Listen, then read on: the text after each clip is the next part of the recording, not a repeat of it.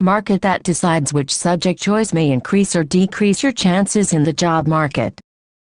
The third and fourth advice complicate the matter even more. It is not just our personal effort or just the job market that makes a difference. Our gender and family or social background also matter. Individual efforts matter a great deal but do not necessarily define outcomes. As we saw, there are other social factors that play an important role in the final outcome.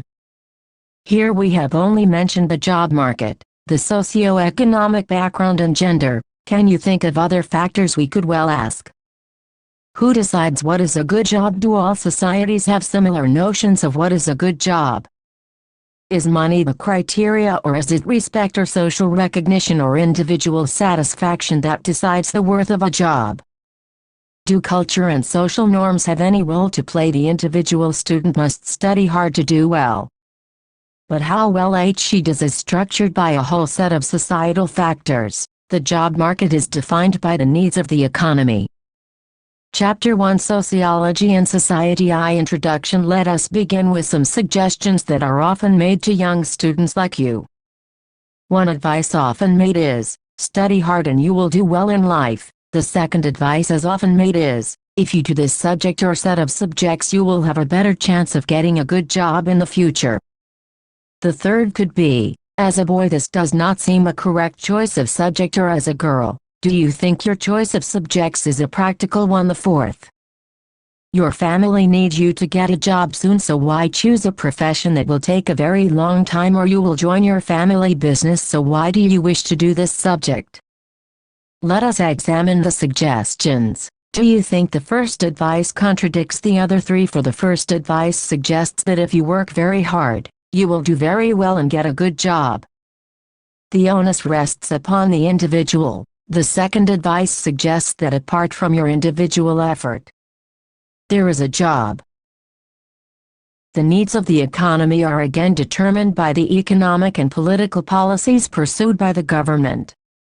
The chances of the individual student are affected both by these broader political and economic measures as well as by the social background of his family. This gives us a preliminary sense of how sociology studies human society as an interconnected whole, and how society and the individual interact with each other. The problem of choosing subjects in the senior secondary school is a source of personal worry for the individual student. That this is a broader public issue, affecting students as a collective entity, is self-evident. One of the tasks of sociology is to unravel the connection between a personal problem and a public issue. This is the first theme of this chapter. We have already seen that a good job means different things to different societies. The social esteem that a particular kind of job has or does not have for an individual depends on the culture of his or relevant society. What do we mean by relevant society? Does it mean the society the individual belongs to? Which society does the individual belong to? Is it the neighborhood? Is it the community? Is it the caste or tribe? Is it the professional circle of the parents? Is it the nation? Second, this chapter therefore looks at how the individual in modern times belongs to more than one society, and how societies are unequal. Third, this chapter introduces sociology as a systematic study of society, distinct from philosophical and religious reflections, as well as our everyday common-sense observation about society. Fourth, this distinct way of studying society can be better understood if we look back historically at the intellectual ideas and material contexts within which sociology was born and later grew. These ideas and material developments were mainly Western but with global consequences. Fifth, we look at this global aspect and the manner in which sociology emerged in India. It is important to remember that just as each of us have a biography, so does a discipline. Understanding the history of a discipline helps understand the discipline. Finally, the scope of sociology and its relationship to other disciplines is discussed. To the sociological imagination, the personal problem and the public issue, we began with a set of suggestions that drew our attention to how the individual and society are dialectically linked. This is a point that sociologists over several generations have been concerned with. C. Wright Mills rests his vision of the sociological imagination precisely in the unraveling of how the personal and public are related. The sociological imagination enables us to grasp history and biography and the relations between the two within society. That is its task and promise. Perhaps the most fruitful distinction with which the sociological imagination works is between the personal troubles of the milieu and the public issues of social structure. Troubles occur within the character of the individual and within the range of his immediate relations with others. They have to do with himself and with those limited areas of social life of which he is directly and personally aware. Issues have to do with matters that transcend these local environments of the individual and the range of his inner life. The facts of contemporary history are also facts about the success and the failure of individual men and women. When a society is industrialized, a peasant becomes a worker, a feudal lord is liquidated or becomes a businessman. When classes rise or fall, a man is employed or unemployed. When the rate of investment goes up or down, a man takes new heart or goes broke. When wars happen, an insurance salesman becomes a rocket launcher, a store clerk, a radar man, a wife lives alone, a child grows up without a father. Neither the life of an individual nor the history of a society can be understood without understanding both. Mills 1959, A Homeless Couple Activity 1. Read the text from Mills carefully, then examine the visual and report below. Do you notice how the visual is of a poor and homeless couple? The sociological imagination helps to understand and explain homelessness as a public issue. Can you identify what could be the causes for homelessness? Different groups in your class can collect information on possible causes, for example, employment possibilities, rural to urban migration, etc. Discuss these. Do you notice how the state considers homelessness as a public issue that requires concrete measures to be taken? For instance, the Indira Awas Yojana, operational east from 1999-2000 is a major scheme by the government's Ministry of Rural Development, Modern Housing and Urban Development Corporation (HUDCO) to construct houses free of cost for the poor and the homeless. Can you think of other issues that show the connection between personal problems and public issues? This question of what to focus in society is indeed central to sociology. We can take Satyajit Ray's comments further and wonder whether his depiction of the village is romantic. It would be interesting to contrast this with a sociologist's account of the Dalit in the village below. The first time I saw him, he was sitting on the dusty road in front of one of the small thatch-roofed tea shops in the village with his glass and saucer placed conspicuously beside him, a silent signal to the shopkeeper that an untouchable wanted to buy some tea. Muley was a gaunt 40-year-old with beetle-blackened teeth who wore his long hair swept back. Freeman 1978. A quote from Amartya Sen perhaps illustrates well how inequality is central to differences among societies. Some Indians are rich, most are not. Some are very well educated, others are illiterate. Some lead easy lives of luxury, others toil hard for little reward. Some are politically powerful, others cannot influence anything. Some have great opportunities for advancement in life, others lack them altogether. Some are treated with respect by the police, others are treated like dirt. These are different kinds of inequality, and each of them requires serious attention. Sen 2005, 210-11. 3. Pluralities and inequalities among societies. In the contemporary world we belong, in a sense, to more than one society. When amidst foreigners, reference to our society may mean Indian society, but when amongst fellow Indians we may use the term our society to denote a linguistic or ethnic community, a religious or caste or tribal society. This diversity makes deciding which society we are talking about difficult, but perhaps this difficulty of mapping society is not confined to sociologists alone, as the comment below will show.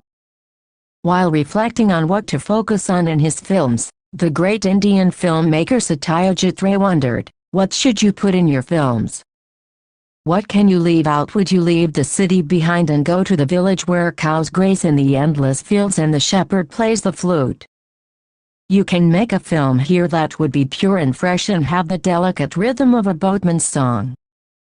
Or would you rather go back in time, way back to the epics, where the gods and demons took sides in the great battle where brothers killed brothers? Or would you rather stay where you are, right in the present, in the heart of this monstrous, teeming, bewildering city, and try to orchestrate its dizzying contrasts of sight and sound and milieu? 5. Sociology and society discuss the visuals. What kind of pluralities and inequalities do they show? Everyday life and also about others' lives, about our own society and also about other society. These are our everyday notions, our common sense in terms of which we live our lives. However, the observations and ideas that sociology as a discipline makes about society is different from both that of philosophical reflections and common sense. Observations of philosophical and religious thinkers are often about what is moral or immoral in human behavior, about the desirable way of living and about a good society. Sociology too concerns itself with norms and values, but its focus is not on norms and values as they ought to be, as goals that people should pursue. Its concern is with the way they function in actual societies. In Chapter 3, you will see how sociology of religion is different from a theological study. Empirical study of societies is an important part of what sociologists do. This, however, does not mean that sociology is not concerned with values. It only means that when a sociologist studies a society, the sociologist is willing to observe and collect findings, even if they are not to his personal liking. Peter Berger makes an unusual but effective comparison to make the point. Activity to the Economic Survey of the Government of India suggests that access to sanitation facilities is just 31%. Find out about other indicators of social inequality, for instance education, health, employment, etc. IV Introducing Sociology. You have already been acquainted with the sociological imagination and the central concern of sociology to study society as an interconnected whole. Our discussion on the individual's choices and the job market showed how the economic, political, familial, cultural, educational institutions are interconnected, and how the individual is both constrained by it and yet can change it to an extent. The next few chapters will elaborate on different institutions as well as on culture. It will also focus on some key terms and concepts in sociology that will enable you to understand society. For sociology is the study of human social life, groups and societies. Its subject matter is our own behavior as social beings. Sociology is not the first subject to do so. People have always observed and reflected upon societies and groups in which they live.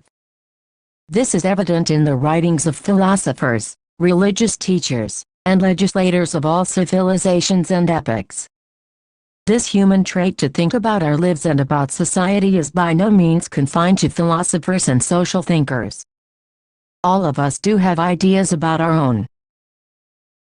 7. Sociology and society. In any political or military conflict, it is of advantage to capture the information used by the intelligence organs of the opposing side. But this is so only because good intelligence consists of information free of bias. If a spy does his/her reporting in terms of the ideology and ambitions of his/her superiors, his/her reports are useless not only to the enemy, if the latter should capture them, but also to the spy's own side. The sociologist is a spy in very much the same way. His/her job is to report as accurately as he/she can about a certain terrain. Berger 1963 hours, and 16 minutes 17. Does this mean that the sociologist has no social responsibility to ask about the goals of his/her study or the work to which the sociological findings will be applied? He/she has such a responsibility, just like any other citizen of society. But this asking is not sociological asking. This is like the biologist whose biological knowledge can be employed to heal or kill. This does not mean the biologist is free of responsibilities to which use as he serves. But this is not a biological question. Sociology has from its beginnings understood itself as a science. Unlike commonsensical observations or philosophical reflections or theological commentaries, sociology is bound by scientific canons of procedure. It means that the statements that the sociologist arrives at must be arrived at through the observations of certain rules of evidence that allow others to check on or to repeat to develop his/her findings further. There has been considerable debate within sociology about the differences between natural science and human science, between quantitative and qualitative research. We need not enter this here, but what is relevant here is that sociology in its observation and analysis has to follow certain rules that can be checked upon by others. In the next section, we compare sociological knowledge to common sense knowledge, which will once again emphasize the role of methods, procedures and rules in the manner in which sociology conducts its observation of society. Chapter 5 of this book will provide you with a sense of what sociologists do and how they go about studying society. An elaboration of the differences between sociology and common sense knowledge will help towards a clearer idea of the sociological approach and method. The sociology and common sense knowledge. We have seen how sociological knowledge is different from theological and philosophical observations. Likewise, sociology is different from common sense observations. The common sense explanations are generally based on what may be called naturalistic and/or individualistic explanation. A naturalistic explanation for behavior rests on the assumption that one can really identify natural reasons for behavior. Knowledge had been made, generally incrementally and only rarely by a dramatic breakthrough. Sociology has a body of concepts, methods and data, no matter how loosely coordinated. This cannot be substituted by common sense. Common sense is unreflective since it does not question its own origins. Or in other words, it does not ask itself, why do I hold this view? The sociologist must be ready to ask of any of our beliefs about ourselves, no matter how cherished. Is this really so? Both the systematic and questioning approach of sociology is derived from a broader tradition of scientific investigation. This emphasis on sociology thus breaks away from both common sense observations and ideas as well as from philosophical thought. It does not always or even generally lead to spectacular results, but meaningful and unsuspected connections can be reached only by sifting through masses of connections. Great advances in sociological contemporary poverty is caused by the structure of inequality in class society and is experienced by those who suffer from chronic irregularity of work and low wages. Jairam 1987, 3. People are poor because they are afraid of work, come from problem families, are unable to budget properly, suffer from low intelligence and shiftlessness. Explanation of naturalistic sociological poverty. Activity 3. An example of poverty has been given below and we also touched upon it in our discussion on the homeless. Think of other issues and how they could be explained in a naturalistic and sociological way. Unsuspected connections in many societies, including in many parts of India, the line of descent and inheritance passes from father to son. This is understood as a patrilineal system, keeping in mind that women tend not to get property rights. The government of India in the aftermath of the Kargil War decided that financial compensation for the death of Indian soldiers should go to their widows so that they were provided for. The government had certainly not anticipated the unintended consequence of this decision. It led to many forced marriages of the widows with their brother-in-law husband's brother or doer. In some cases the brother-in-law then husband was a young child and the sister-in-law then wife a young woman. This was to ensure that the compensation remained with the deceased man's patrilineal family. Can you think of other such unintended consequences of a social action or a state measure? 9. Sociology and society. Scientific procedures can be understood only if we go back in time and understand the context or social situation within which the sociological perspective emerged, as sociology was greatly influenced by the great developments in modern science. Let us have a very brief look at what intellectual ideas went into the making of sociology. 6. The intellectual ideas that went into the making of sociology influenced by scientific theories of natural evolution and findings about pre-modern societies made by early travelers. Colonial administrators, sociologists and social anthropologists sought to categorize societies into types and to distinguish stages in social development. These features reappear in the 19th century in works of early sociologists, Auguste Comte, Karl Marx and Herbert Spencer. Efforts were therefore made to classify different types of societies on that basis, for instance, types of pre-modern societies such as hunters and gatherers, pastoral and agrarian and non-industrial civilizations. Types of modern societies such as the industrialized societies. Such an evolutionary vision assumed that the West was necessarily the most advanced and civilized. Non-Western societies were often seen as barbaric and less developed. The Indian colonial experience has to be seen in this light. Indian sociology reflects this tension, which go far back to the history of British colonialism and the intellectual and ideological response to it. Singh 2004 hours and 19 minutes. Perhaps because of this backdrop, Indian sociology has been particularly thoughtful and reflexive of its practice. Chowdhury 2003.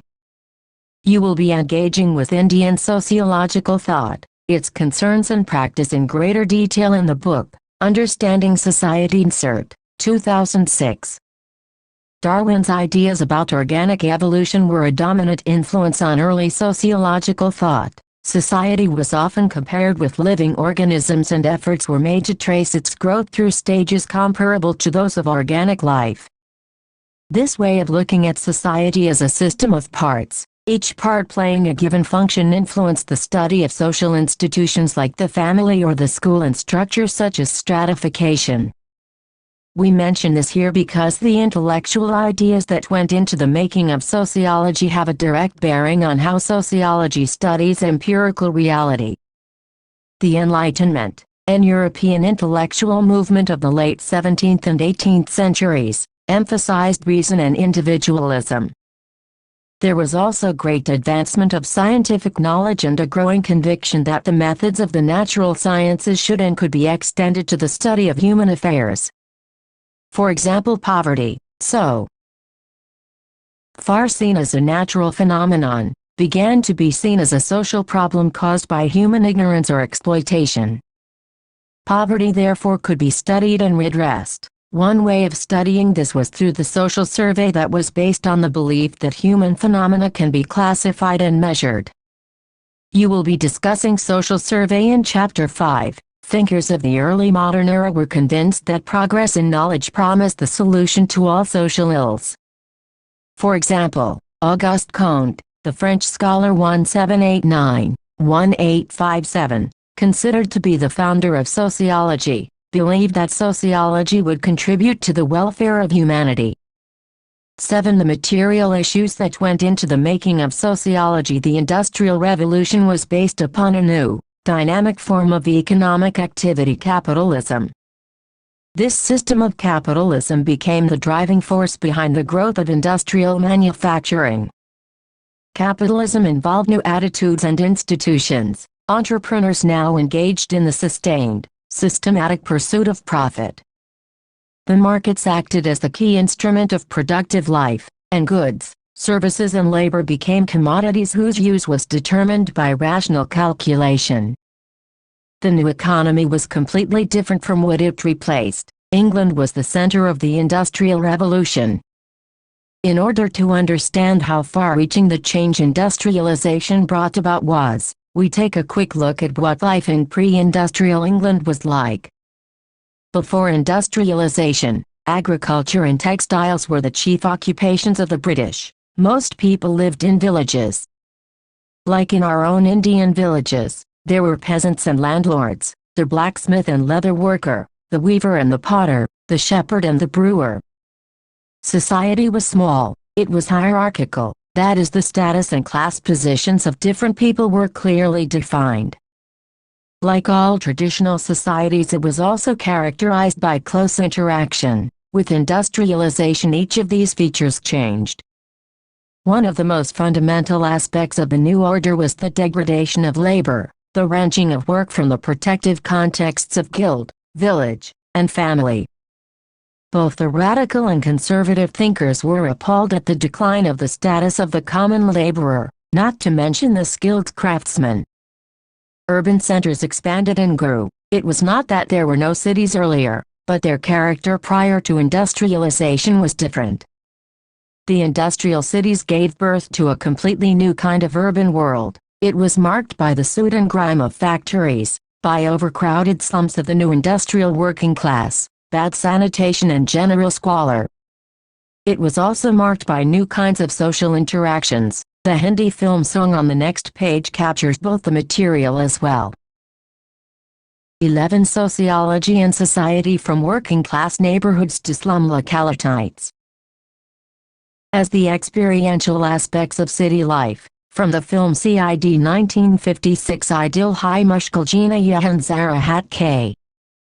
Zara Bak K. Yeh Hai Bombay Mary John Kahan Building Kahan Tram, Kahan Motor Kahan Mil to Hai Yahan Sab Kachak Milton Nahin Dilinsan Khan Ahin Kahan Namonishan Kahan Sada Kahan Pada Kahan Chori Kahan Res Kahan Dhaka Kahan Faka Kahan Thakar Kahan Espikaro Kahan Kai Kam Yahan Beggar Koawara Yahan Kitas Has Kud Kut Gale Sab K Isko Business Ike Cheese Kahan Kai Nam Yahan Gita Bura Duna Iowa Hai Kita Isabola Tu Na Banjo Hai Kartawa, Hai Barda Hai Yahan Kaya Chalan Paraphrase. Dear heart, life is hard here. You must watch where you're going if you want to save yourself. This is Bombay, my dear. You'll find buildings, you'll find trams, you'll find motors, you'll find mills, you'll find everything here except a human heart. There's no trace of humanity here. So much of what is done here is meaningless. It's either power, or it's money, or it's theft, or it's cheating. The rich mock the homeless as vagabonds, but when they cut each other's throats themselves, it's called business. The same action is given various names in this place.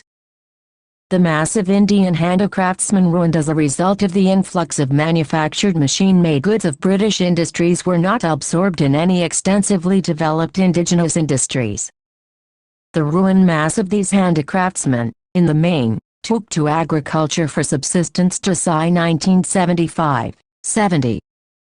The factory and its mechanical division of labor were often seen as a deliberate attempt to destroy the peasant, the artisan, as well as family and local community. The factory was perceived as an archetype of an economic regimentation hitherto known only in barracks and prisons. According to Karl Marx, the factory was oppressive, yet potentially liberating. Here workers learned both collective activity. For note how quickly Britain, the seat of the Industrial Revolution, became an urban from a predominantly rural society. Was this process identical in India? 1810, 20% of the population lived in towns and cities. 1910, 80% of the population lived in towns and cities. Significantly, the impact of the same process was different in India. Urban centers did grow. But with the entry of British manufactured goods, more people moved into agriculture. Functioning as well as concerted efforts for better conditions. Another indicator of the emergence of modern societies was the new significance of clock time as a basis of social organization. A crucial aspect of this was the way in which, in the 18th and 19th centuries, the tempo of agricultural and manufacturing labor increasingly came to be set by the clock and calendar in a way very different from pre-modern forms of work. Prior to the development of industrial capitalism, work rhythms were set by factors such as the period of daylight, the break between tasks, and the constraints of deadlines or other social duties. Factory production implied the synchronization of labor. It began punctually, had a steady pace, and took place for set hours and on particular days of the week. In addition, the clock injected a new urgency to work. For both employer and employee, time is now money. It is not past but spent. 8. Why should we study the beginning and growth of sociology in Europe? Most of the issues and concerns of sociology also date back to a time when European society was undergoing tumultuous changes in the 18th and 19th centuries with the advent of capitalism and industrialization. Many of the issues that were raised then, for example, urbanization or factory production, are pertinent to all modern societies, even though their specific features may vary. Indeed, Indian society with its colonial past and incredible diversity is distinct. The sociology of India reflects this. If this is so, why focus on Europe of that time? Why is it relevant to start there? The answer is relatively simple. For our past, as Indians are closely linked to the history of British capitalism and colonialism. Capitalism in the West entailed a worldwide expansion. The passages in the box on next page represent both two strands in the manner that Western capitalism impacted the world. R.K. Lakshman's travelogue of Mauritius brings home the presence of this colonial and global past. Here Africans and Chinese, Biharis and Dutch, Persians and Tamils, Arabs, French and English all rub merrily with one another. A Tamil, for instance, bears a deceptively South Indian face and a name to go with it to boot. Radhakrishna Activity 5 Find out how work is organized in a traditional village, a factory and a call center. Activity 6 Find out how industrial capitalism changed Indian lives in villages and cities. Govindan is indeed from Madras. I speak to him in Tamil. He surprises me by responding in a frightfully mangled English with a heavy French accent. Mr. Govindan has no knowledge of Tamil and his tongue has ceased curling to produce Tamil sound centuries ago. Laxman 2003. 9. The growth of sociology in India. Colonialism was an essential part of modern capitalism and industrialization. The writings of Western sociologists on capitalism and other aspects of modern society are therefore relevant for understanding social change in India. Yet as we saw with reference to urbanization, colonialism implied that the impact of industrialization in India was not necessarily the same as in the West.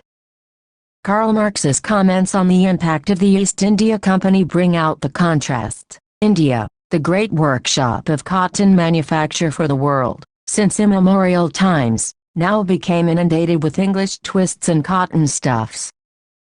After its own produce had been excluded from England, or only admitted on the most cruel terms, British manufactures were poured into it at a small and merely nominal duty, to the ruin of the native cotton fabrics once so celebrated. Marx 1853 cited in July 1975.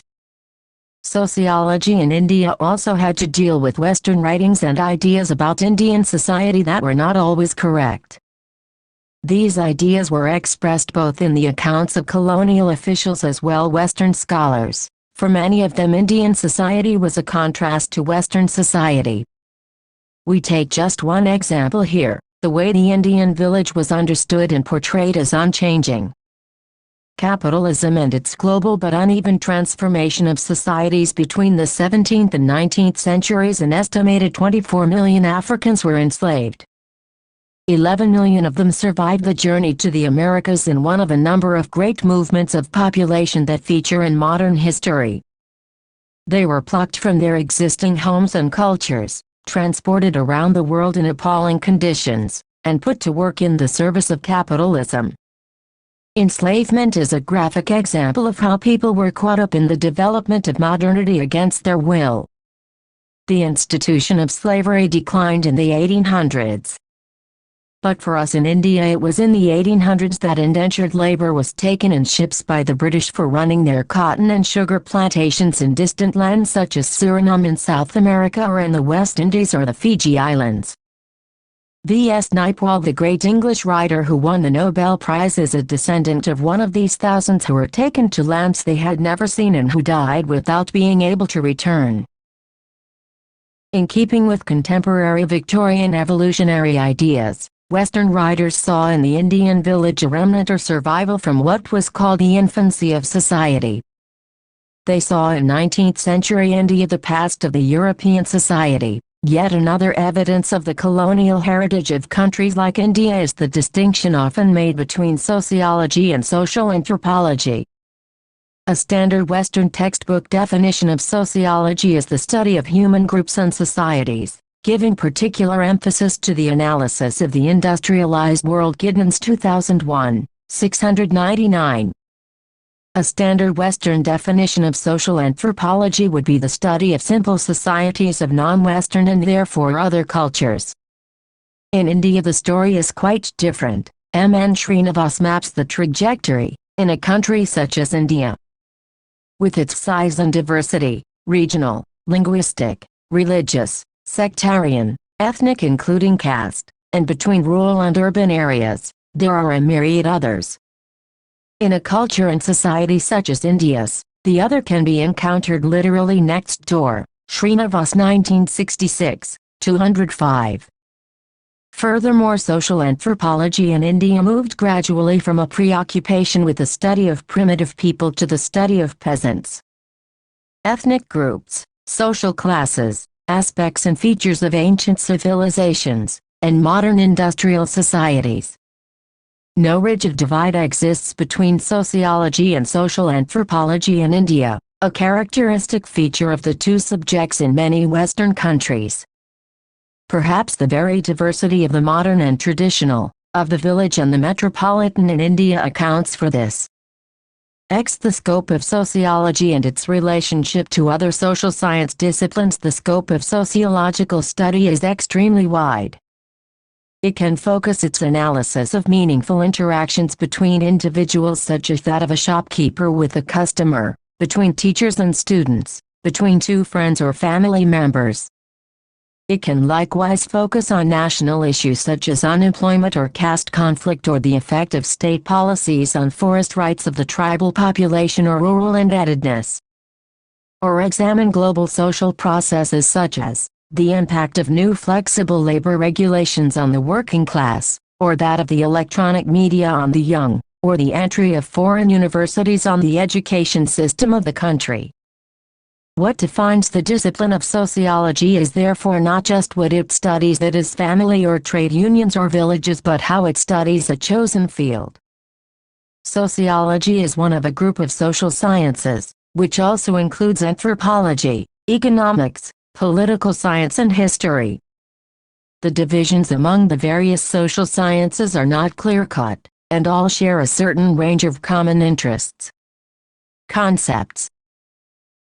16. Introducing sociology. Discuss how you think. History, sociology, political science, economics will study fashion, clothes, marketplaces and city streets, and methods. It is therefore very important to understand that the distinctions of the disciplines are to some extent arbitrary and should not be seen in a straitjacket fashion.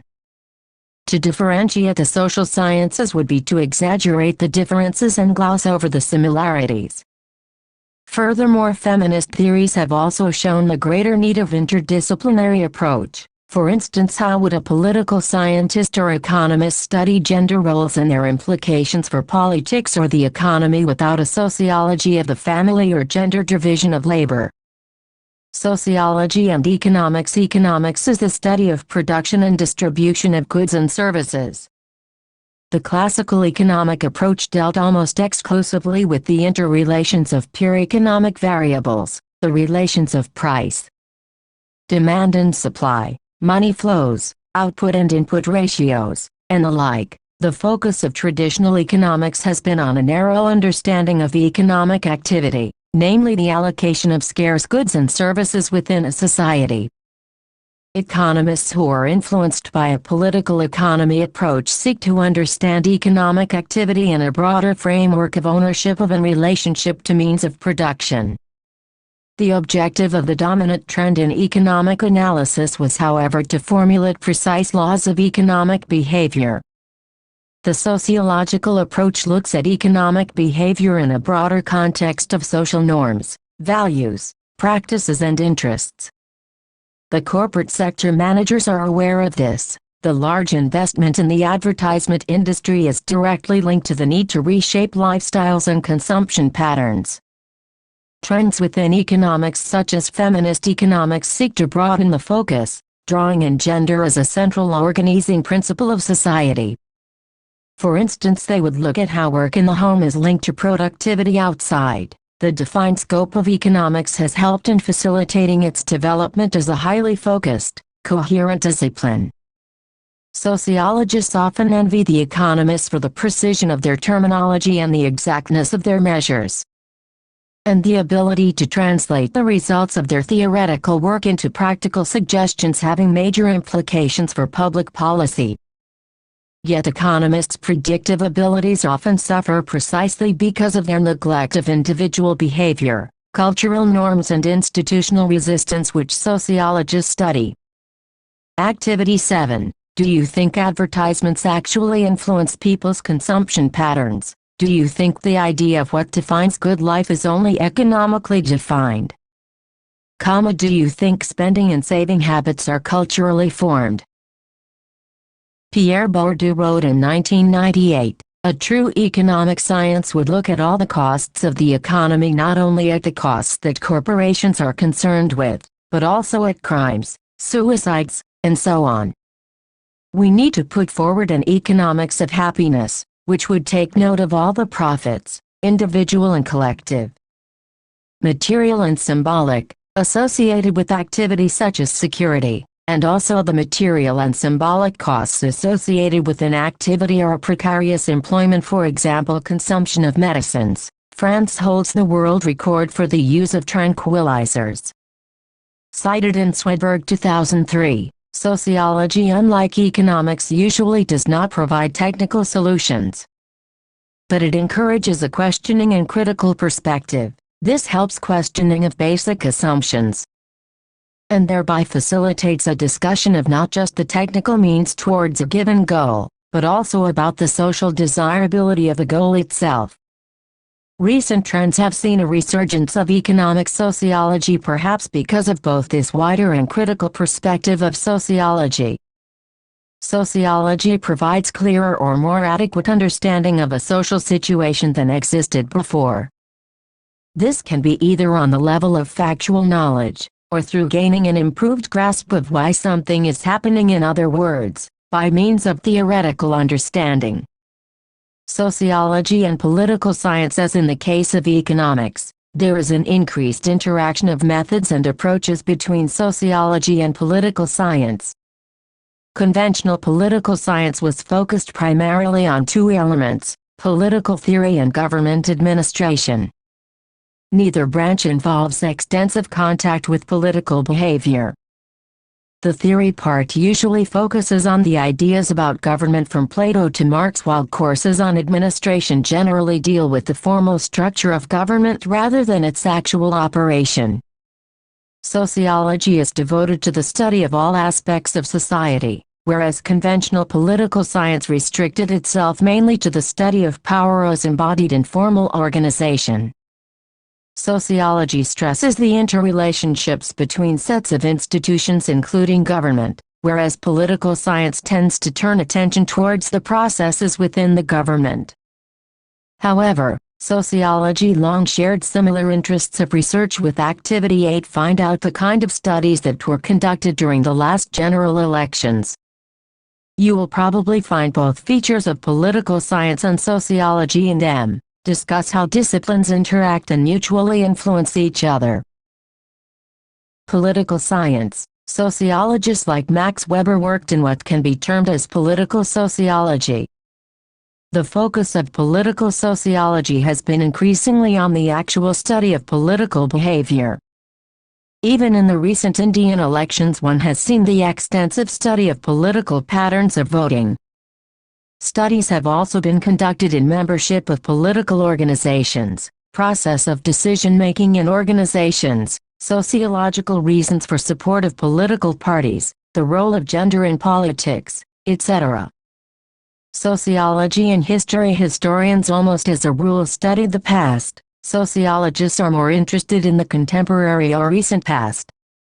Historians earlier were content to delineate the actual events, to establish how things actually happened, while in sociology the focus was to seek to establish causal relationships.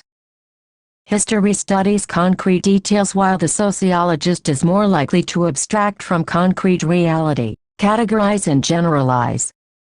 Historians today are equally involved in doing sociological methods and concepts in their analysis. Conventional history has been about the history of kings and war.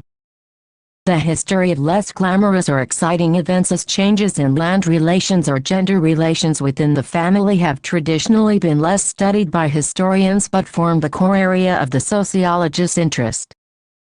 Today, however, history is far more sociological, and social history is the stuff of history. It looks at social patterns, gender relations, mores, customs and important institutions other than the acts of rulers, wars and monarchy. Sociology and psychology. Psychology is often defined as the science of behavior. It involves itself primarily with the individual. It is interested in his intelligence and learning, motivations and memory, nervous system and reaction time, hopes and fears. Social psychology, which serves as a bridge between psychology and sociology, maintains a primary interest in the individual but concerns itself with the way in which the individual behaves in social groups, collectively with other individuals. Sociology attempts to understand behavior as it is organized in society, that is the way in which personality is shaped by different aspects of society. For instance, economic and political system, their family and kinship structure, their culture, norms and values. It is interesting to recall that Durkheim, who sought to establish a clear scope and method for sociology in his well-known study of suicide, left out individual intentions of those who commit or try to commit suicide in favor of statistics. Concerning various activity 9, find out how historians have written about the history of art, of cricket, of clothes and fashion, of architecture and housing styles. Social characteristics of these individuals. Sociology and social anthropology. Anthropology in most countries incorporates archaeology. Physical anthropology, cultural history, many branches of linguistics and the study of all aspects of life in simple societies. Our concern here is with social anthropology and cultural anthropology, for it is that which is close to the study of sociology. Sociology is deemed to be the study of modern, complex societies, while social anthropology was deemed to be the study of simple societies. As we saw earlier, each discipline has its own history or biography. Social anthropology developed in the West at a time when it meant that Western-trained social anthropologists studied non-European societies often thought of as exotic, barbaric and uncivilized. This unequal relationship between those who studied and those who were studied is not remarked upon too often earlier. But times have changed, and we have the erstwhile natives, be they Indians or Sudanese, Nagas or Santals, who now speak and write about their own societies. The anthropologists of the past documented the details of simple societies apparently in a neutral scientific fashion. In practice, they were constantly comparing those societies with the model of the Western modern societies as a benchmark. Other changes have also redefined the nature of sociology and social anthropology. Modernity, as we saw, led to a process whereby the smallest village was impacted by global processes. The most obvious example is colonialism. The most remote village of India under British colonialism saw its land laws and administration change, its revenue extraction alter, its manufacturing industries collapse. Tea pickers in Assam. Contemporary global processes have further accentuated this shrinking of the globe. The assumption of studying a simple society was that it was bounded. We know this is not so today. The traditional study of simple, non-literate societies by social anthropology had a pervasive influence on the content and the subject matter of the discipline. Social anthropology tended to study simple societies in all their aspects, as wholes, insofar as they specialized. It was on the basis of areas, for example the Andaman Islands, the Neurs or Melanesia. Sociologists study complex societies and would therefore often focus on parts of society like the bureaucracy or religion or caste, or a process such as social mobility. Social anthropology was characterized by long fieldwork tradition, living in the community studied and using ethnographic research methods. Sociologists have often relied on survey method and quantitative data using statistics in the questionnaire mode. Chapter 5 will give you a more comprehensive account of these two traditions. Today, the distinction between a simple society and a complex one itself needs major rethinking. India itself is a complex mix of tradition and modernity, of the village and the city, of caste and tribe, of class and community. Villages nestle right in the heart of the capital city of Delhi. Call centers serve European and American clients from different towns of the country. Indian sociology has been far more eclectic in borrowing from both traditions. Indian sociologists often studied Indian societies that were both part of and not of one's own culture. It could also be dealing with both complex differentiated societies of urban modern India as well as the study of tribes in a holistic fashion. It had been feared that with the decline of simple societies, social anthropology would lose its specificity and merge with sociology. However, there have been fruitful interchanges between the two disciplines, and today often methods and techniques are drawn from both. There have been anthropological studies of the state and globalization, which are very different from the traditional subject matter of social anthropology. On the other hand, sociology too has been using quantitative and qualitative techniques, macro and micro approaches for studying the complexities of modern societies. As mentioned before, we will in a sense carry on this discussion in Chapter 5, for in India, sociology and social anthropology have had a very close relationship. Activity 10. Find out where in India did ancestors of the community of Santhal workers who have been working in the tea plantations in Assam come from? When was tea cultivation started in Assam? Did the British drink tea before colonialism? Glossary: Capitalism, a system of economic enterprise based on market exchange. Capital refers to any asset, including money, property and machines, which can be used to produce commodities for sale or invested in a market with the hope of achieving a profit. This system rests on the private ownership of assets and the means of production. Dialectic, the existence or action of opposing social forces, for instance, social constraint and individual will. Empirical investigation, a factual inquiry carried out in any given area of sociological study. Feminist theories, a sociological perspective which emphasizes the centrality of gender in analyzing the social world. There are many strands of feminist theory, but they all share in common the desire to explain gender inequalities in society and to work to overcome them. Macrosociology, the study of large-scale groups, organizations or social systems. Microsociology, the study of human behavior in contexts of face-to-face interaction. Social constraint, a term referring to the fact that the groups and societies of which we are a part exert a conditioning influence on our behavior. Values, ideas held by human individual or groups about what is desirable, proper, good or bad. Differing values represent key aspects of variations in human culture. Exercises 1. Why is the study of the origin and growth of sociology important? 2. Discuss the different aspects of the term society. How is it different from your common sense understanding? 3. Discuss how there is greater give and take among disciplines today. 4. Identify any personal problem that you or your friends or relatives are facing. Attempt a sociological understanding. Wiedensberger, Peter L. 1963, Invitation to Sociology, A Humanistic Perspective, Penguin, Harmondsworth. Bierstadt, Robert 1970, Social Order, Tata MC, Grahill Publishing Company Limited, Mumbai, Baltimore.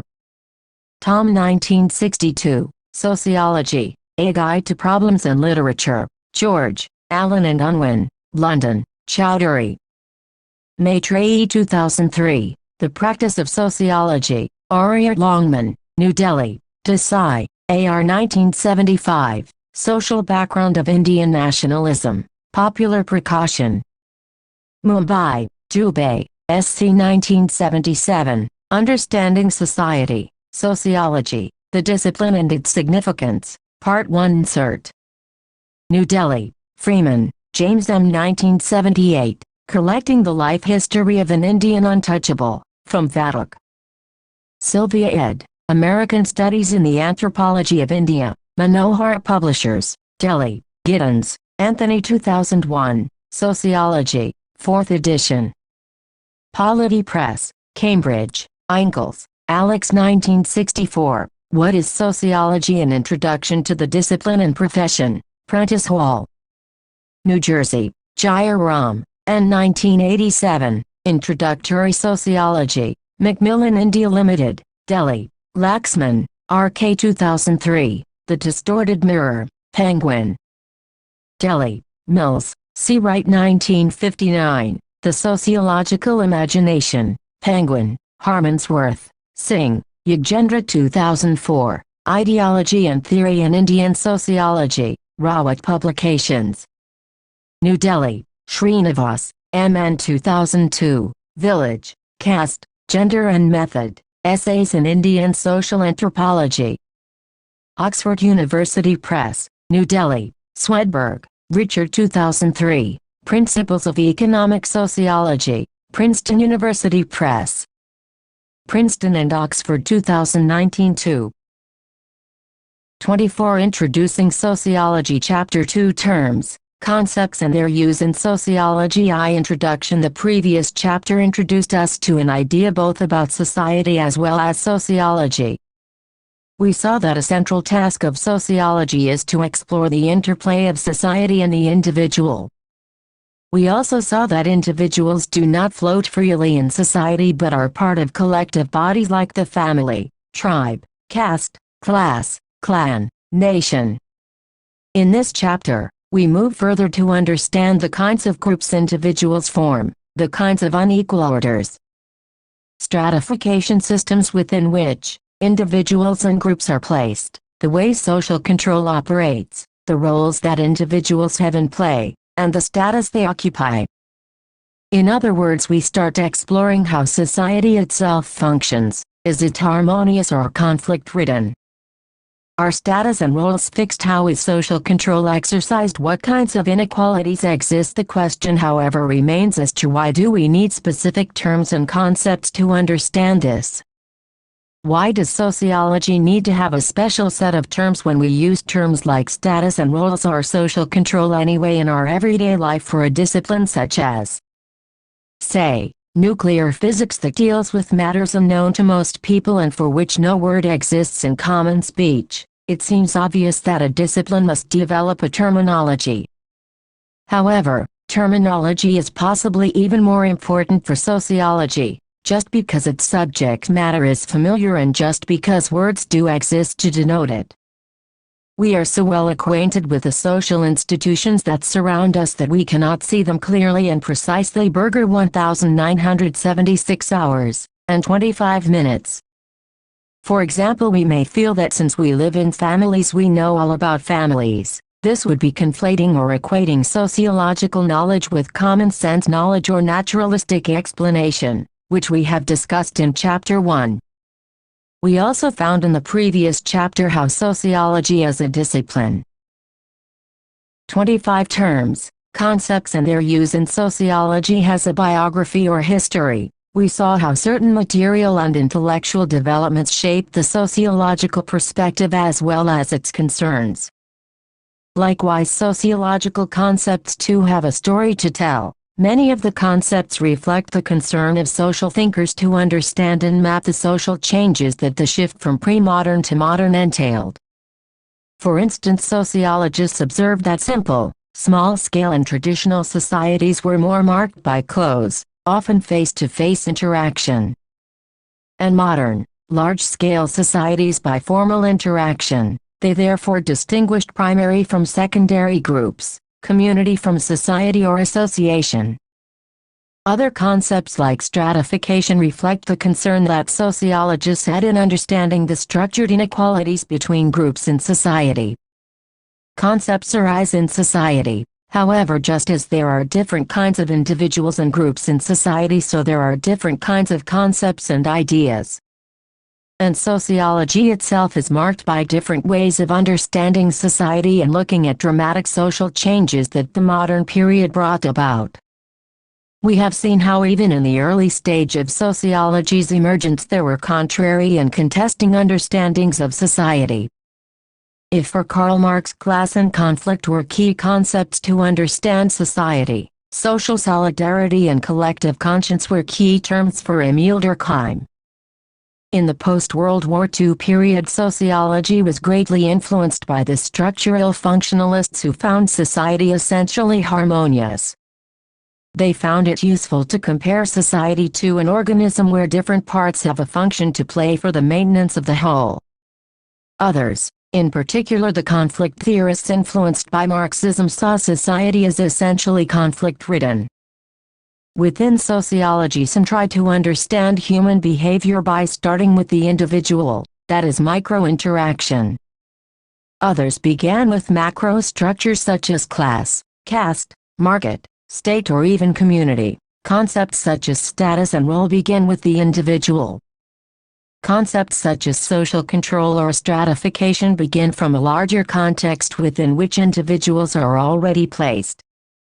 The important point is that these classifications and types that we discuss in sociology help us and are the tools through which we can understand reality.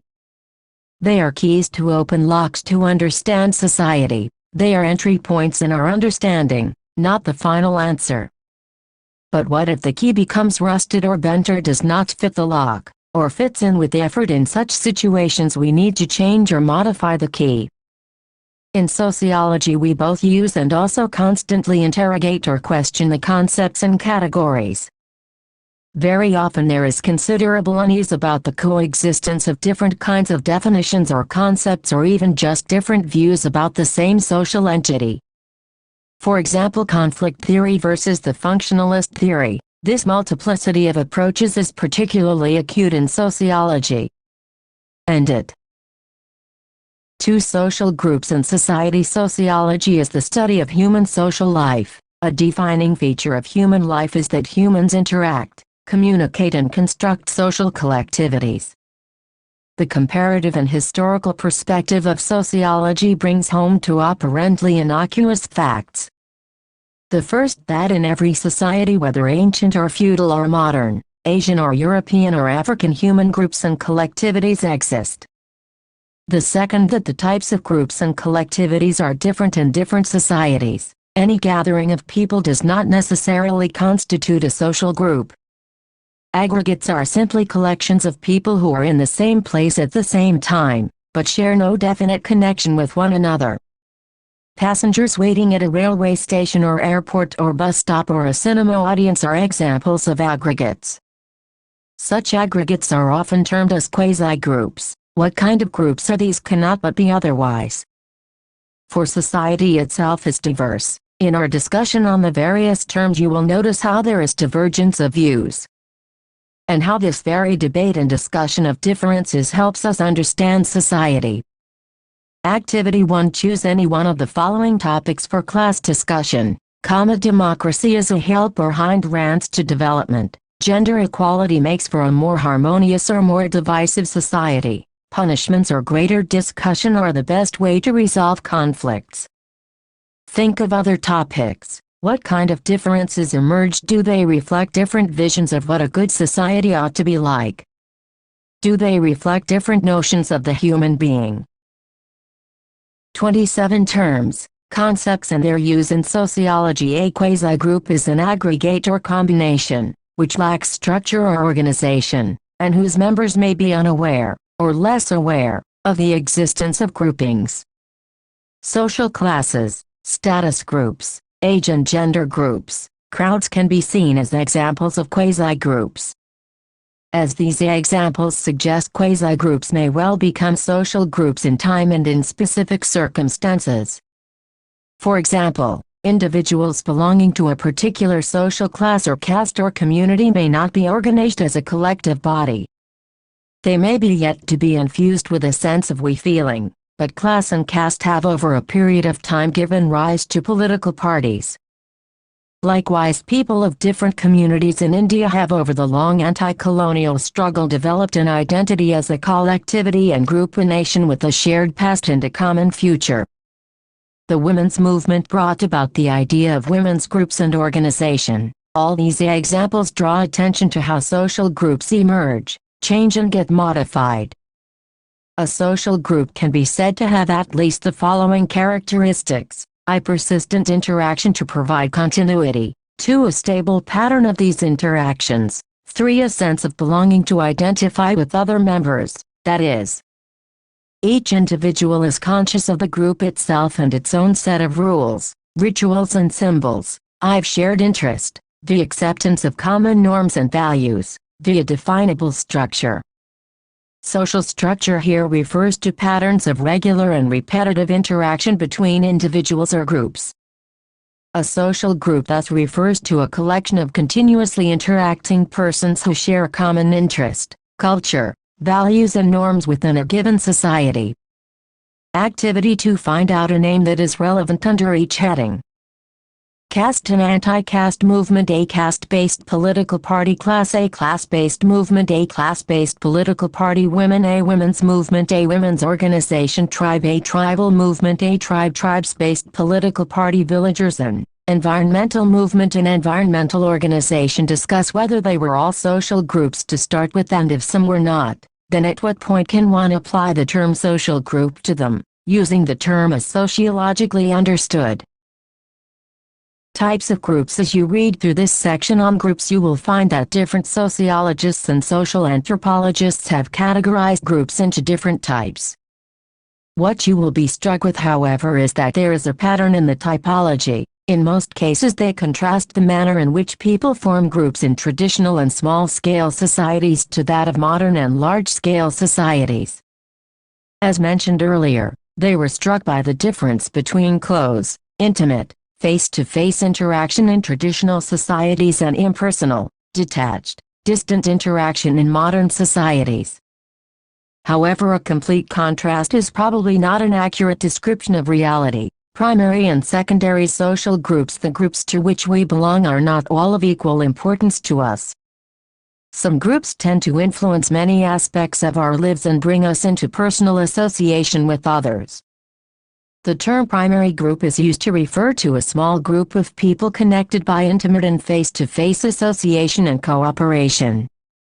The members of primary groups have a sense of belonging. Family, village and groups contrast the two types of groups. Activity 3. Discuss the age group of teenagers. Is it a quasi-group or social group where ideas about teenage and teenagers as a special phase in life always there? In traditional societies, how is the entry of children into adulthood marked in contemporary times? Do marketing strategies and advertisement have anything to do with the strengthening or weakening of this group, quasi-group? Identify an advertisement that targets teenagers or preteens. Read the section on stratification and discuss how teenage may mean very different life experiences for the poor and rich, for the upper and lower class, for the discriminated and privileged caste. Of friends are examples of primary groups. Secondary groups are relatively large in size, maintain formal and impersonal relationships. The primary groups are person-oriented, whereas the secondary groups are goal-oriented: schools, government offices, hospitals, students' associations, etc. Are examples of secondary groups. Community and society or association. The idea of comparing and contrasting the old traditional and agrarian way of life with the new modern and urban one in terms of their different and contrasting social relationships and lifestyles dates back to the writings of classical sociologists. The term community refers to human relationships that are highly personal, intimate and enduring, those where a person's involvement is considerable if not total, as in the family, with real friends or a close-knit group. Society or association refers to everything opposite of community, in particular the apparently impersonal, superficial and transitory relationships of modern urban life. Commerce and industry require a more calculating, rational and self-interesting approach to one's dealings with others. We make contracts or agreements rather than getting to know one another. You may draw a parallel between the community with the primary group and the association with the secondary group. In-groups and out-groups, a sense of belonging marks an in-group. This feeling separates us or we from them or they. Children belonging to a particular school may form an in-group as against those who do not belong to the school. Can you think of other such groups? An out-group, on the other hand, is one to which the members of an in-group do not belong. The members of an out-group can face hostile reactions from the members of the in-group. Migrants are often considered as an out-group. However, even here the activity for collect a copy of a memorandum of any association that you know of or can find out about, for example a resident welfare association, a women's association, Mahila Samiti, a sports club. You will find clear information about its goals, objectives, membership and other rules that govern it. Contrast this with a large family gathering. You may find that many a time that interaction among members of a formal group over time becomes closes, and just like family and friends, this brings home the point that concepts are not fixed and frozen entities. They are indeed keys or tools for understanding society and its changes. Actual definition of who belongs and who does not changes with time and social contexts. The well-known sociologist M.N. Srinivas observed while he was carrying out a census in Rampura in 1948 how distinctions were made between recent and later migrants.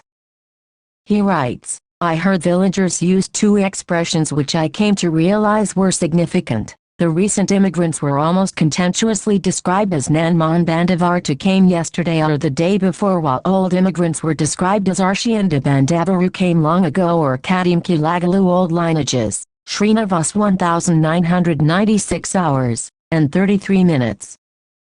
But we do identify ourselves with that group. Reference groups are important sources of information about culture, lifestyle, aspiration and goal attainments.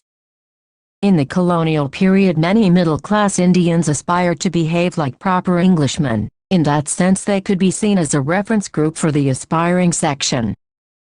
But this process was gendered. That is, it had different implications for men and women. Often Indian men wanted to dress and dine like the British men but wanted the Indian women to remain Indian in their ways. Or aspired to be a bit like the proper English woman but also not quite like her. Do you still find this valid today? Peer groups. This is a kind of primary group, usually formed between individuals who are either of similar age or who are in a common professional group. Peer pressure refers to the social pressure exerted by one's peers on what one ought to do or not. Reference group. For any group of people there are always other groups whom they look up to and aspire to be like.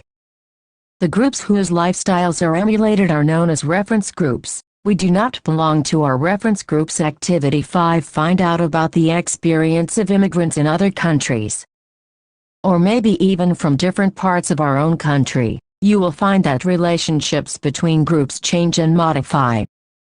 People once considered members of an out-group become in-group members. Can you find out about such processes in history?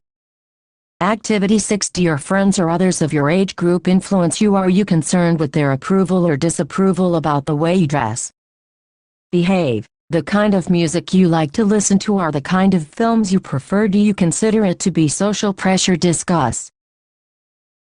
31 Terms, concepts and their use in sociology. Social stratification. Social stratification refers to the existence of structured inequalities between groups in society, in terms of their access to material or symbolic rewards. Thus, stratification can most simply be defined as structural inequalities between different groupings of people.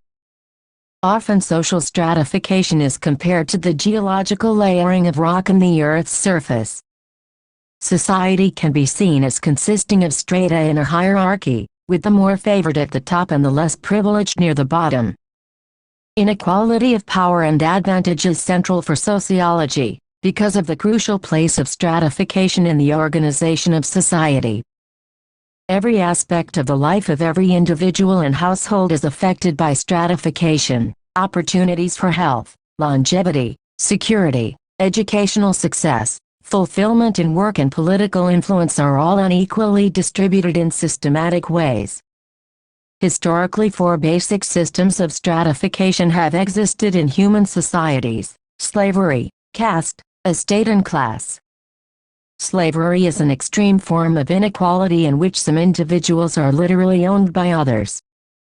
It has existed sporadically at many times and places, but there are two major examples of a system of slavery: ancient Greece and Rome and the southern states of the USA in the 18th and 19th centuries.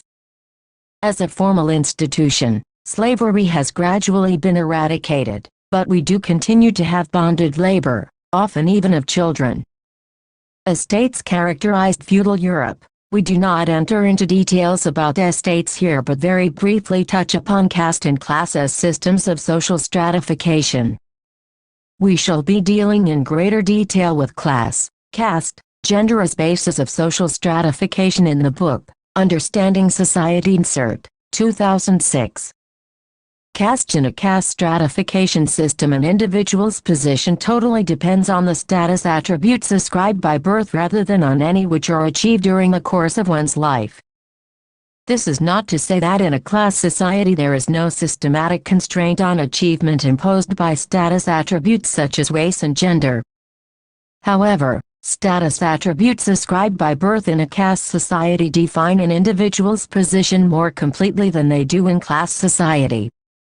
In traditional India, different castes formed a hierarchy of social precedence. Each position in the caste structure was defined in terms of its purity or pollution relative to others.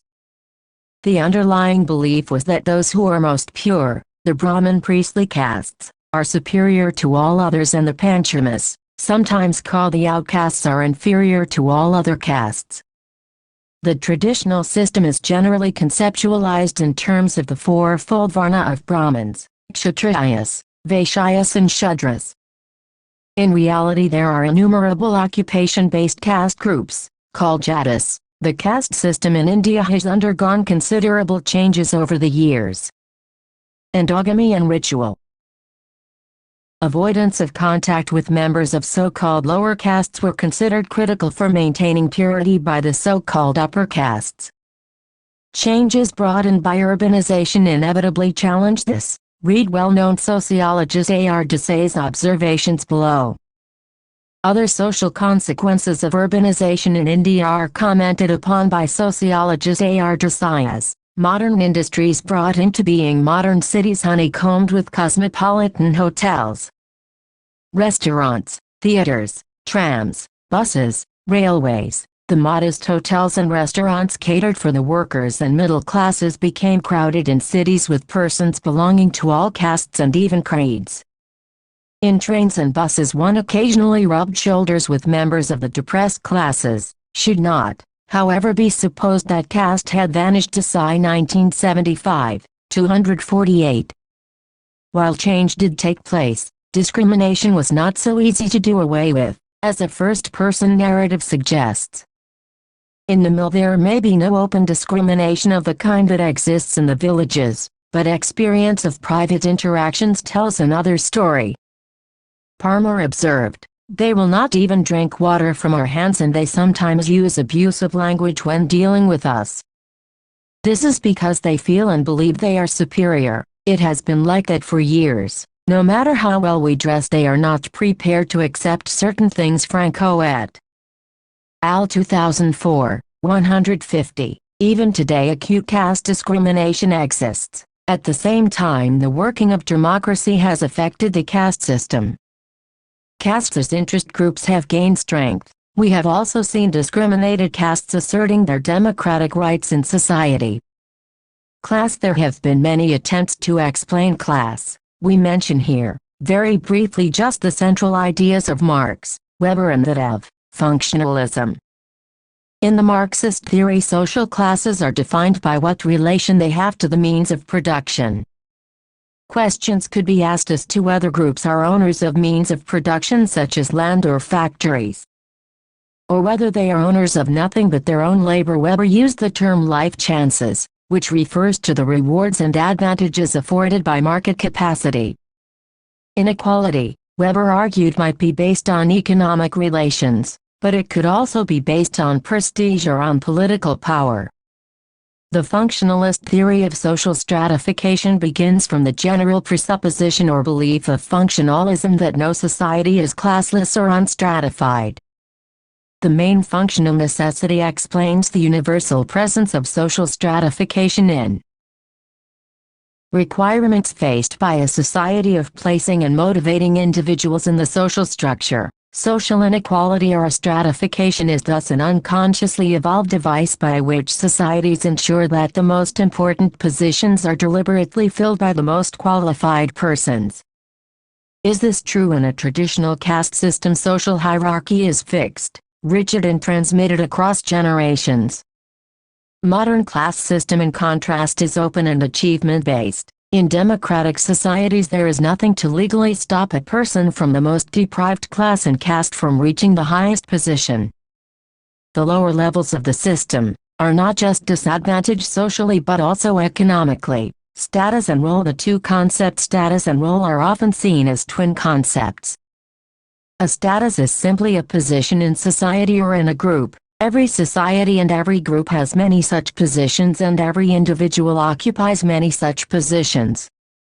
Status thus refers to the social position with defined rights and duties assigned to these positions. To illustrate, mother occupies a status, which has many norms of conduct as well as certain responsibilities and prerogatives. A role is the dynamic or the behavioral aspect of status. Status is occupied, but roles are played. We may say that a status is an institutionalized role. It is a role that has become regularized, standardized and formalized in the society at large or in any of the specific associations of society. It must be apparent that each individual in a modern complex society such as ours occupies many different kinds of status during the course of his/her life. You as a school student may be a student to your teacher, a customer to your grocer, a passenger to the bus driver, a brother or sister to your sibling and a patient to the doctor. Needless to say, we could keep adding to the list. The smaller and simpler the such stories of achievement do exist and are sources of immense inspiration. Yet for the most part the structure of the class system persists. Sociological studies of social mobility, even in Western societies, are far removed from the ideal model of perfect mobility. Sociology has to be sensitive to both the challenges to the caste system as well as the persistence of discrimination. Significantly, those at Activity 7 find out more about the life of the late President K.R. Narayanan, discuss the concept of ascription and achieved status. Caste and class in this context. Society. The fewer the kinds of status that an individual can have. In a modern society, an individual, as we saw, occupies multiple status, which is sociologically termed a status set. Individuals acquire different status at various stages of life. A son becomes a father, a grandfather, and then great-grandfather and so on. This is called a status sequence, for it refers to the status, which is attained in succession or sequence at various stages of life. An ascribed status is a social position, which a person occupies because of birth, or assumes involuntarily. The most common basis for ascribed status are age, caste, race and kinship. Simple and traditional societies are marked by ascribed status. An achieved status, on the other hand, refers to a social position that a person occupies voluntarily by personal ability, achievements, virtues and choices. The most common basis for achieved status are educational qualifications, income, and professional expertise. Modern societies are characterized by achievements. Its members are accorded prestige on the basis of their achievements. How often you would have heard the phrase "you have to prove yourself." In traditional societies, your status was defined and ascribed at birth. However, as discussed above, even in modern achievement-based societies, ascribed status matters. Status and prestige are interconnected terms. Every status is accorded certain rights and values. Values are attached to the social position, rather than to the person who occupies it or to his/her performance or to his/her actions. The kind of value attached to the status or to the office is called prestige. People can rank status in terms of their high or low prestige. The prestige of a doctor may be high in comparison to a shopkeeper, even if the doctor may earn less. It is important to keep in mind that ideas of what occupation is considered prestigious varies across societies and across periods. People perform their roles according to social expectations, that is role-taking and role-playing. A child learns to behave in accordance with how her behavior will be seen and judged by others. Role conflict is the incompatibility among roles corresponding to one or more status. It occurs when contrary expectations arise from two or more roles. A common example is that of the activity 8. What kinds of jobs are considered prestigious in your society? Compare these with your friends. Discuss the similarities and differences. Try and understand the causes for the same. Activity 9. Find out how a domestic worker or a construction laborer faces role conflict. Middle-class working woman who has to juggle her role as mother and wife at home and that of a professional at work. It is a commonplace assumption that men do not face role conflict. Sociology, being both an empirical and comparative discipline, suggests otherwise. Quasi-matrilony generates intense role conflict for men. They are torn between their responsibilities to their natal house on the one hand and to their wife and children on the other. They feel deprived of sufficient authority to command their children's loyalty and lack the freedom to pass on after death even their self-acquired property to their children. The strain affects quasi women, in a way, more intensely. A woman can never be fully assured that her husband does not find his sister's house more congenial place than her own house. Nongri 2003, 190. Role stereotyping is a process of reinforcing some specific role for some member of the society. For example, men and women are often socialized in stereotypical roles, as breadwinner and homemaker respectively. Social roles and status are often wrongly seen as fixed and unchanging. It is felt that individuals learn the expectations that surround social positions in their particular culture and perform these roles largely as they have been defined. Through socialization, individuals internalize social roles and learn how to carry them out. This view, however, is mistaken. It suggests that individuals simply take on roles, rather than creating or negotiating them. In fact, socialization is a process in which humans can exercise agency. They are not simply passive subjects waiting to be instructed or programmed. Individuals come to understand and assume social roles through an ongoing process of social interaction. This discussion perhaps will make you reflect upon the relationship between the individual and society, which we had studied in Chapter 1. Roles and status are not given and fixed. People make efforts to fight against discrimination roles and status, for example those based on caste or race or gender. At the same time, there are sections in society who oppose such changes. Likewise, individual violation of roles are often punished. Society thus functions not just with roles and status but also with social control. Society and social control. Social control is one of the most generally used concepts in sociology. It refers to the various means used by a society to bring its recalcitrant or unruly members back into line. Activity 10. Collect newspaper reports where dominant sections of society seek to impose control and punish those whom they consider to have transgressed or violated socially prescribed roles. 36. Introducing sociology. You will recall how sociology has different perspectives and debates about the meaning of concepts. You will also recall how functionalist sociologists understood society as essentially harmonious and conflict theorists saw society as essentially unequal, unjust and exploitative. We also saw how some sociologists focused more on the individual and society, others on collectivities like classes, races and castes. For a functionalist perspective, social control refers to the use of force to regulate the behavior of the individual and groups, and also refers to the enforcing of values and patterns for maintaining order in society. Social control here is directed to restrain deviant behavior of individuals or groups on the one hand, and on the other, to mitigate tensions and conflicts among individuals and groups to maintain social order and social cohesion. In this way, social control is seen as necessary to stability in society. Conflict theorists usually would see social control more as a mechanism to impose the social control of dominant social classes on the rest of society. Stability would be seen as the writ of one section over the other. Likewise, law would be seen as the formal writ of the powerful and their interests on society. Social control refers to the social process, techniques and strategies by which behaviors of individual or a group are regulated. It refers both to the use of force to regulate the behavior of the individual and groups. The ultimate and, no doubt, the oldest means of social control is physical violence. Even in the politely operated societies of modern democracies, the ultimate argument is violence. No state can exist without a police force or its equivalent in armed might.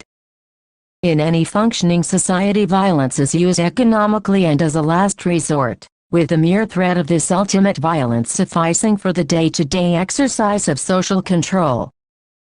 Where human beings live or work in compact groups, in which they are personally known and to which they are tied by feelings of personal loyalty, the kind that sociologists call primary groups, very potent and simultaneously very subtle mechanisms of control are constantly brought to bear upon the actual or potent deviant. One aspect of social control that ought to be stressed is the fact that it is frequently based on fraudulent claims. A little boy can exercise considerable control over his peer group by having a big brother who, if need be, can be called upon to beat up any opponents. In the absence of such a brother, however, it is possible to invent one. It will then be a question of the public relations talents of the little boy as to whether he will succeed in translating his invention into actual control. Burger 8490. Have you ever seen or heard a young child threaten another with "I will tell my elder brother"? Can you think of other examples?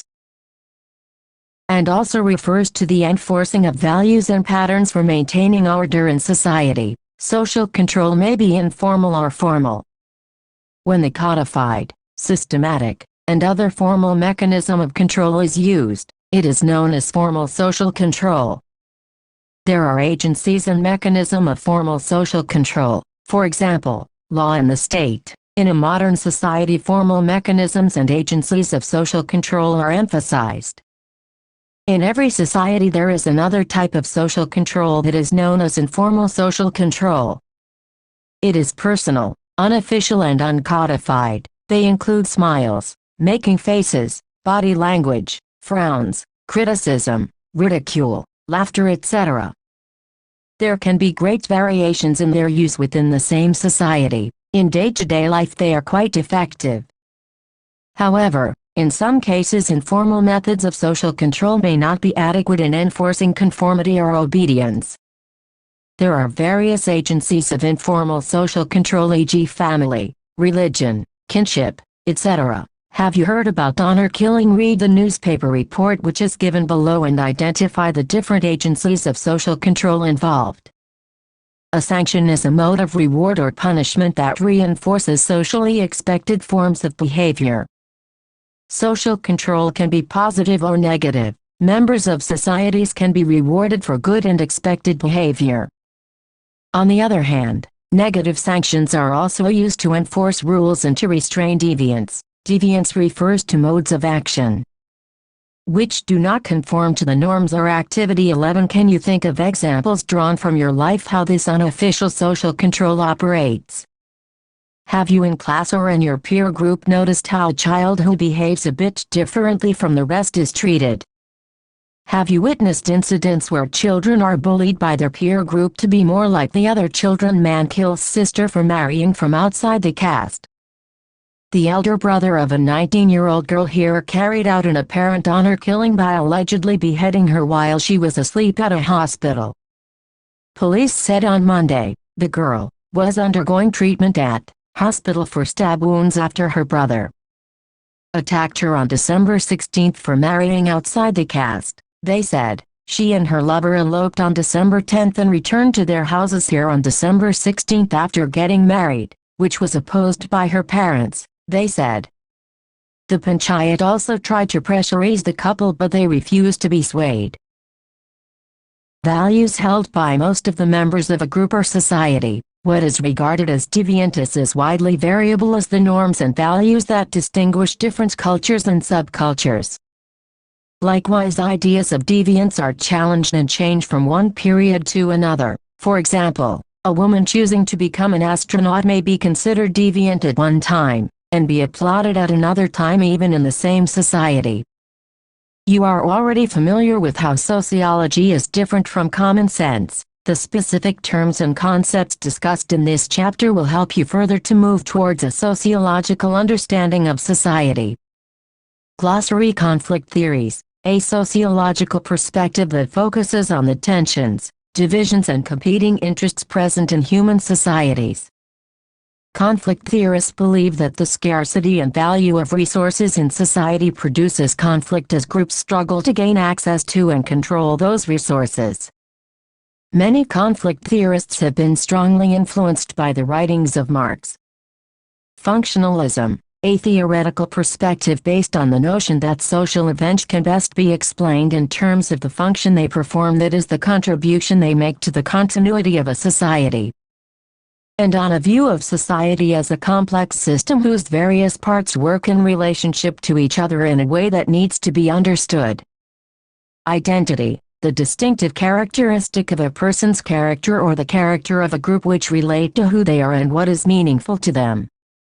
Some of the main sources of identity include gender, nationality or ethnicity, social class, means of production, the means whereby the production of material goods is carried on in a society, including not just technology but the social relations between producers. Microsociology and macrosociology, the study of everyday behavior in situations of face-to-face interaction, is usually called microsociology. In microsociology, analysis occurs at the level of individuals or small groups. It differs from macrosociology, which concerns itself with large-scale social systems, like the political system or the economic order.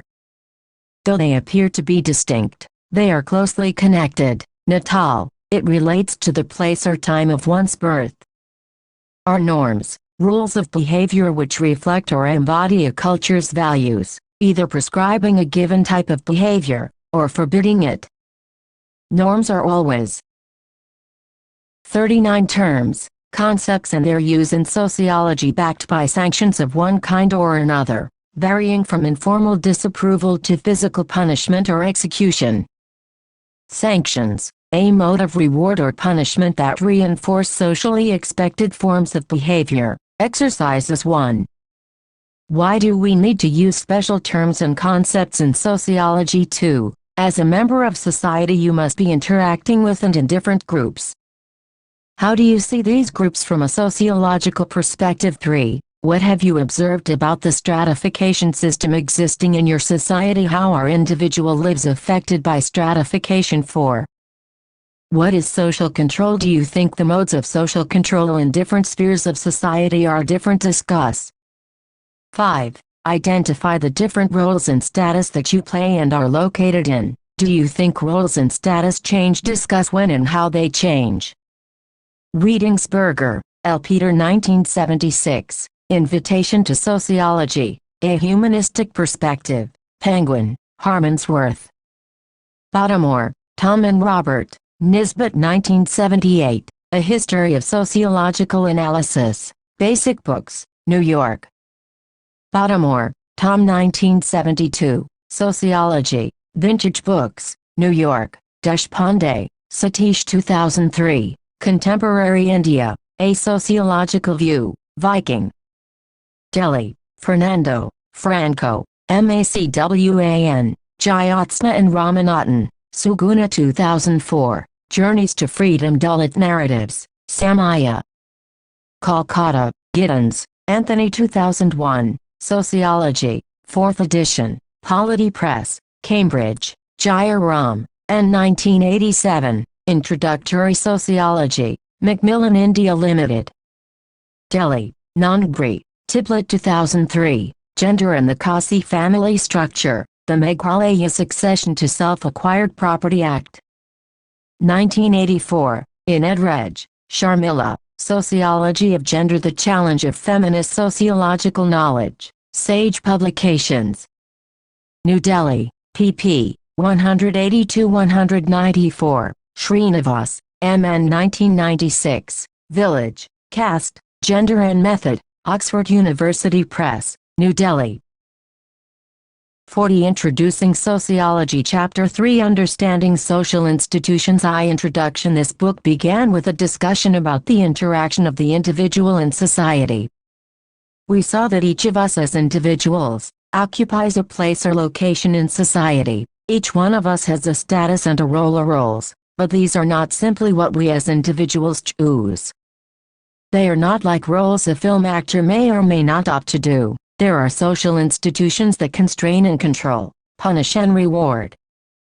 They could be macro-social institutions like the state or micro ones like the family. Here in this chapter we are introduced to social institutions, and also to how sociology, social anthropology studies them. This chapter puts forth a very brief idea of some of the central areas where important social institutions are located, namely, I. Family, marriage and kinship, 2. Politics, 3. Economics, I. Religion, and V. Education. In the broadest sense, an institution is something that works according to rules established or at least acknowledged by law or by custom, and whose regular and continuous operation cannot be understood without taking those rules into account. Institutions impose constraints on individuals. They also provide him or her with opportunities. An institution can also be viewed as an end in itself. Indeed, people have viewed family, religion, state or even education as an end in itself. We have already seen that there are conflicting and different understandings of concepts within sociology. We have also been introduced to the functionalist and conflict perspective, and seen how differently they saw the same thing, for instance, stratification or social control. Not surprisingly, therefore, there are different forms of understanding of social institutions as well. Activity 1. Think of examples of how people sacrifice for family, for religion or for the state. A functionalist view understands social institutions as a complex set of social norms, beliefs, values and role relationship that arise in response to the needs of society. Social institutions exist to satisfy social needs. Accordingly, we find informal and formal social institutions in societies. Institutions such as family and religion are examples of informal social institutions, while law and formal education are formal social institutions. A conflict view holds that all individuals are not placed equally in society. All social institutions, whether familial, religious, political, economic, legal or educational, will operate in the interest of the dominant sections of society, be it class, caste, tribe or gender. The dominant social section not only dominates political and economic institutions but also ensures that the ruling class ideas become the ruling ideas of a society. This is very different from the idea that there are general needs of a society. As you go about reading this chapter, see whether you can think of examples to show how social institutions constrain and also offer opportunities to individuals. Notice whether they impact different sections of society unequally. For instance, we could ask, how does the family constrain as well provide opportunities to men and women, or how do political or legal institutions affect the privileged and dispossessed to family? Marriage and kinship. Perhaps no other social entity appears more natural than the family. Often we are prone to assume that all families are like the ones we live in. No other social institution appears more universal and unchanging. Sociology and social anthropology have over many decades conducted field research across cultures to show how the institutions of family, marriage and kinship are important in all societies, and yet their character is different in different societies. They have also shown how the family, the private sphere, is linked to economic, political, cultural and educational, the public spheres. This may remind you of why there is a need to share and borrow from different disciplines, which we have discussed in Chapter 1. According to the functionalists, the family performs important tasks, which contribute to society's basic needs and helps perpetuate social order. The functionalist perspective argues that modern industrial societies function best if women look after the family and men earn the family livelihood. In India, studies however suggest that families need not become nuclear in an industrial pattern of economy. Singh 1993-83. This is but one example to show how trends based on experiences of one society cannot necessarily be generalized.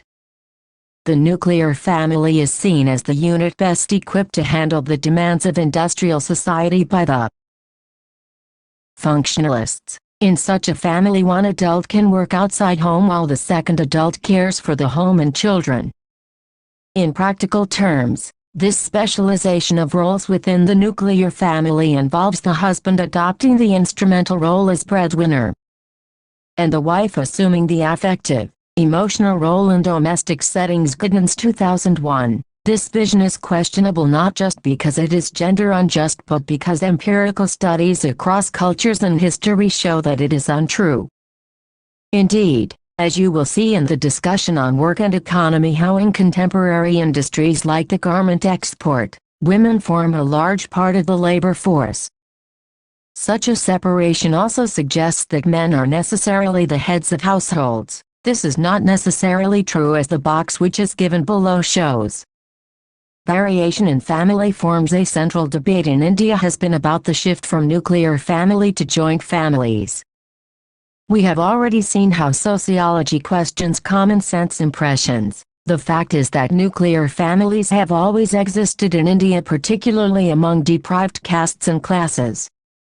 The sociologist A. M. Shah remarks that in post-independent India the joint family has steadily increased. The contributing factor is the increasing life expectancy in India. According to him, it has increased from 32.5 to 55.4 years for men and from 31.7 to 55.7 years for women during the period 1941-50 to 1981-85. Consequently, the proportion of aged people 60 years and above in the total population has increased.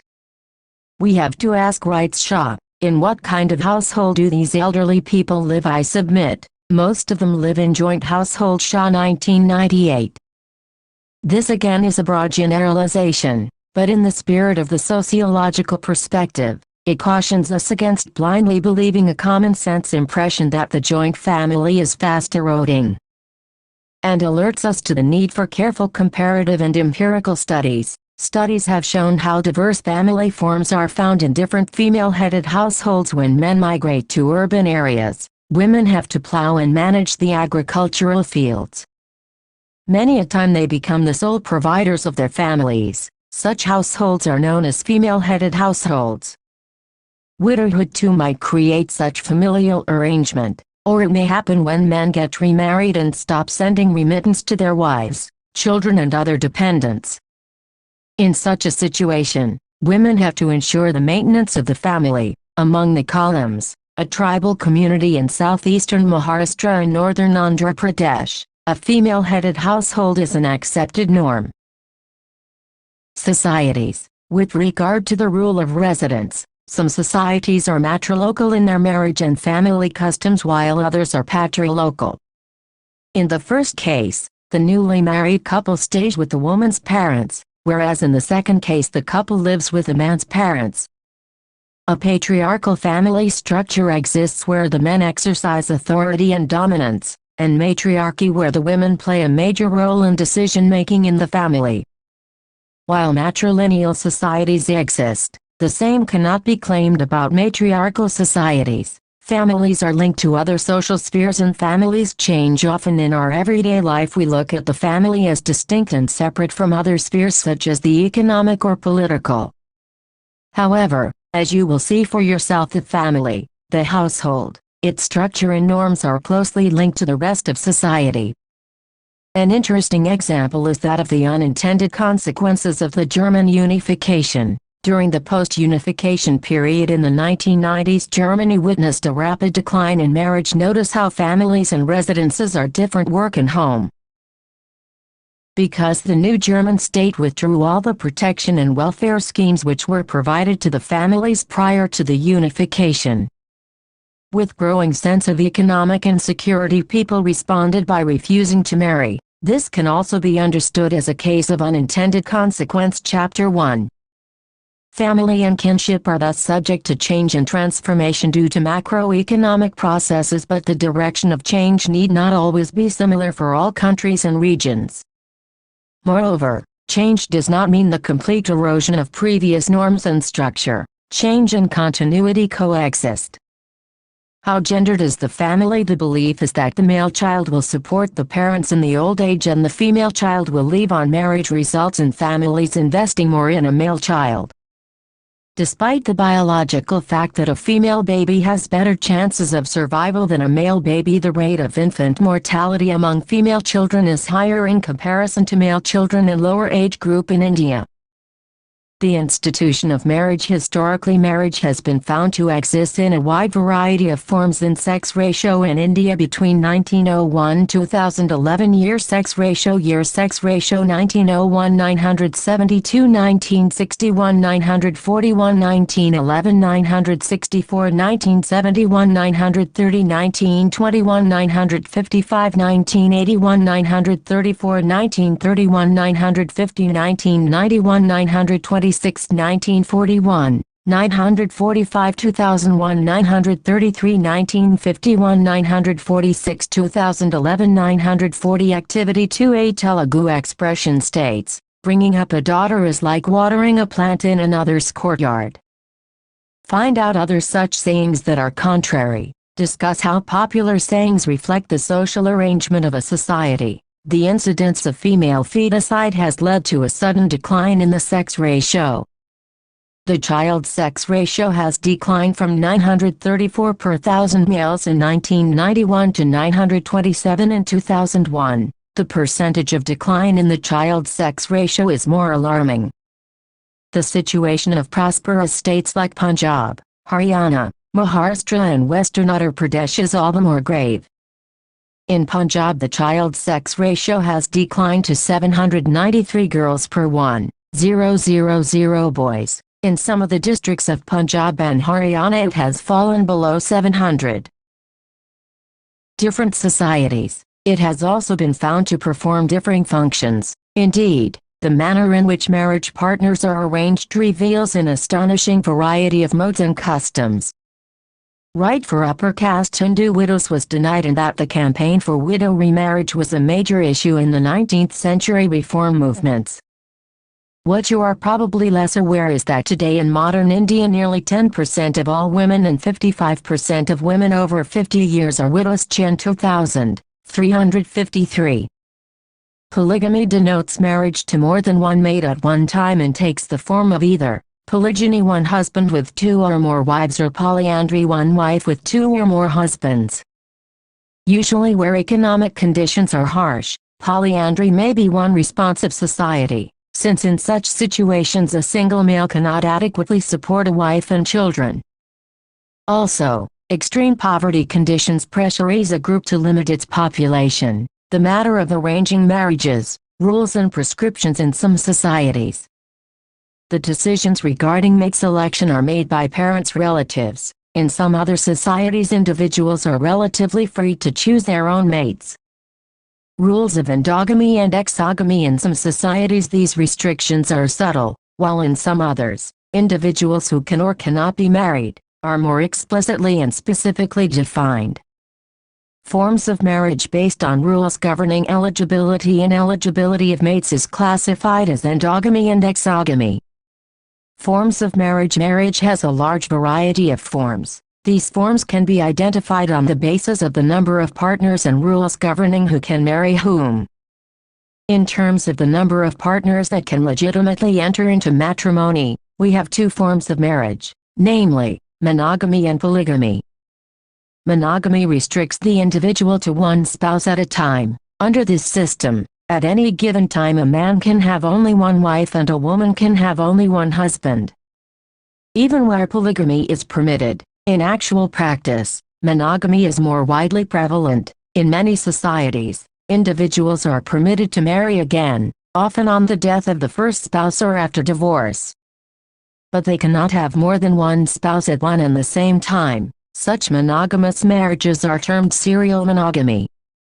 Remarriages on the death of a wife have been a norm for men for the most part, but as all of you are aware that the activity I3 find out about the different ways that different societies go about finding marriage partners. 46. Introducing sociology activity 4. Collect different wedding songs and discuss how they reflect the social dynamics of marriages and of gender relations. Activity 5. Have you ever seen matrimonial advertisements? Divide your class into groups and look at different newspapers, magazines and the internet.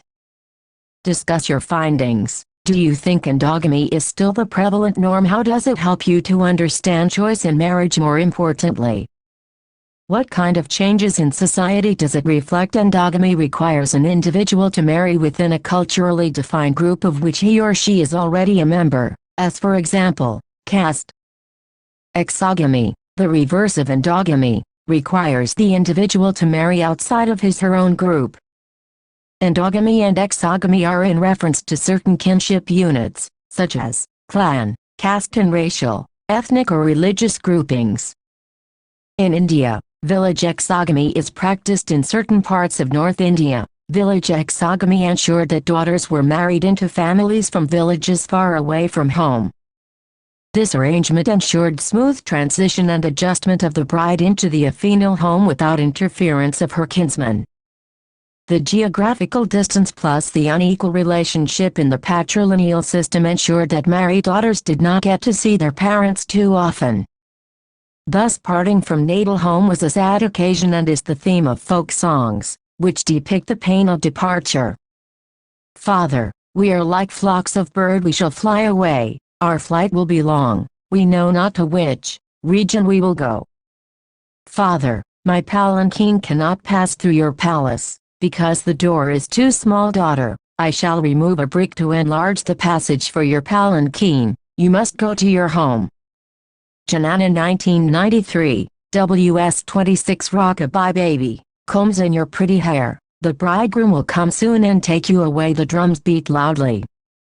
The shene is playing softly. A stranger son has come to fetch me. Come my playmates, come with our toys, let us play, for I shall never play again when I go off to the stranger's house.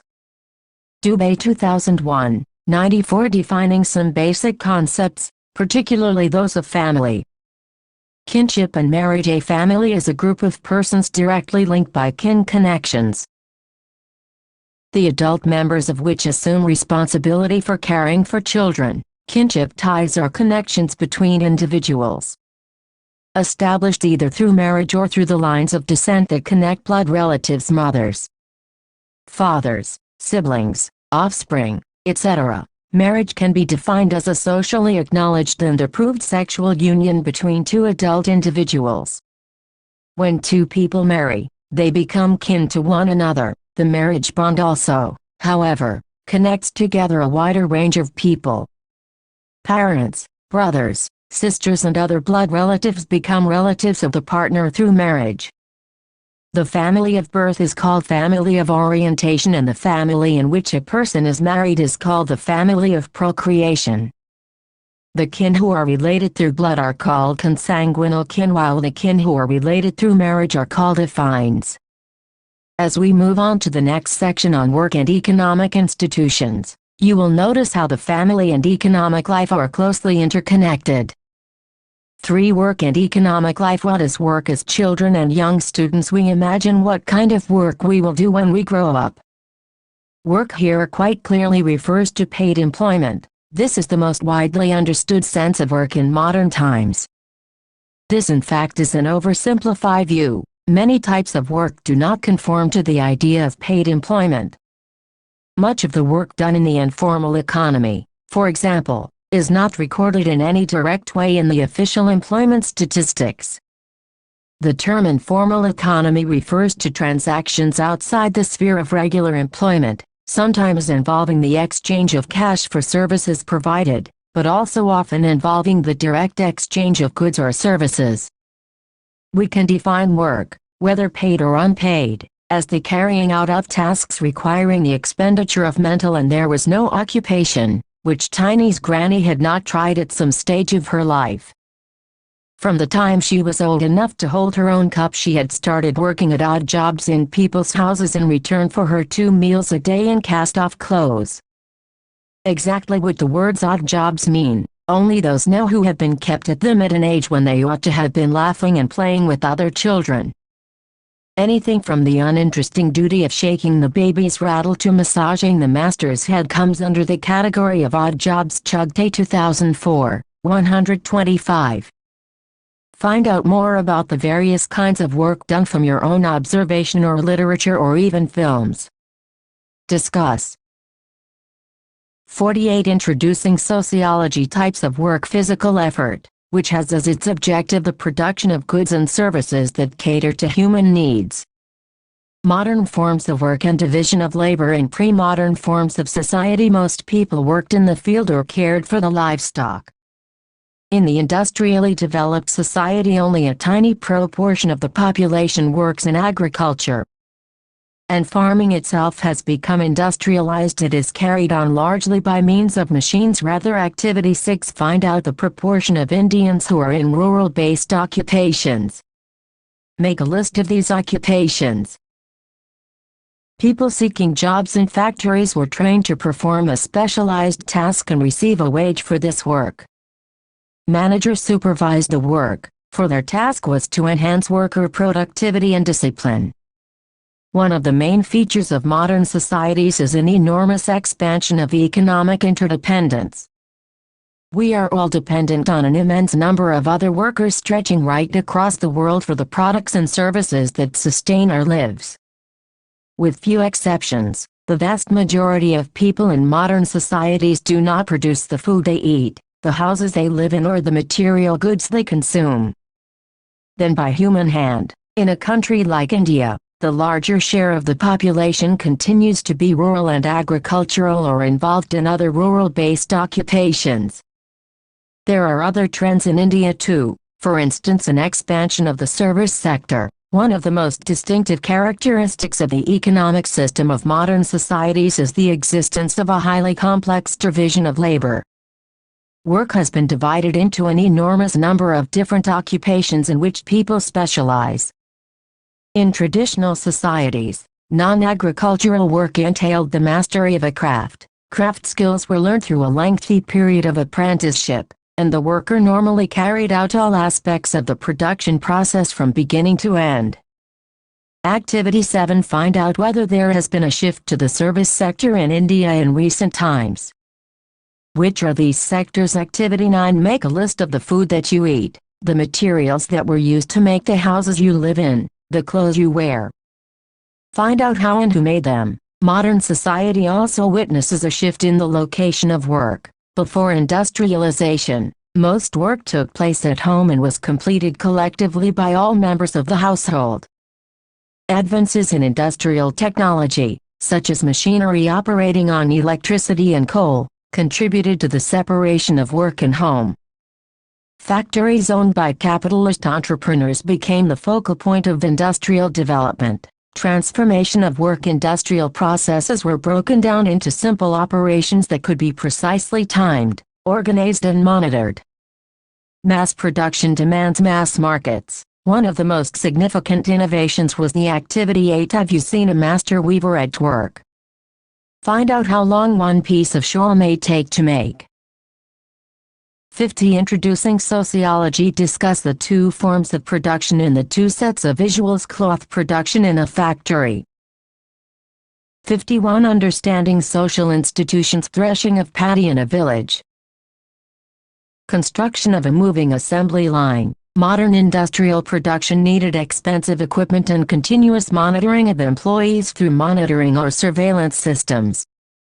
Over the last decade there has been a shift to what is often called flexible production and decentralization of work. It is argued that in this period of globalization, It is the growing competition between firms and countries that makes it essential for firms to organize production suiting the changing market conditions.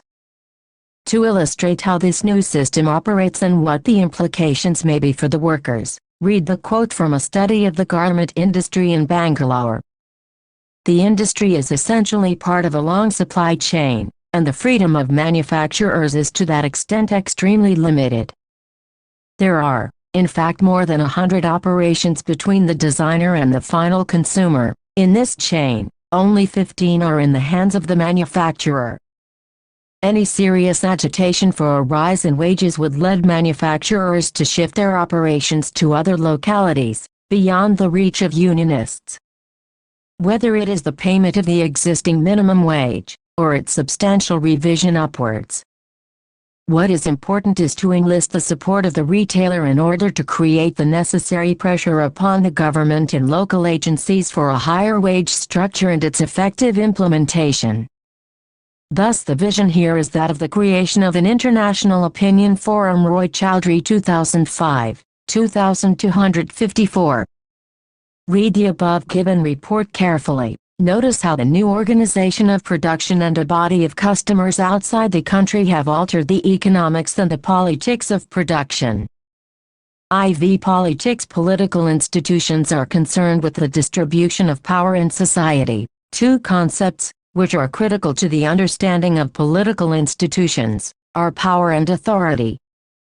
Power is the ability of individuals or groups to carry out their will even when opposed by others. It implies that those who hold power do so at the cost of others. There is a fixed amount of power in a society, and if some wield power others do not.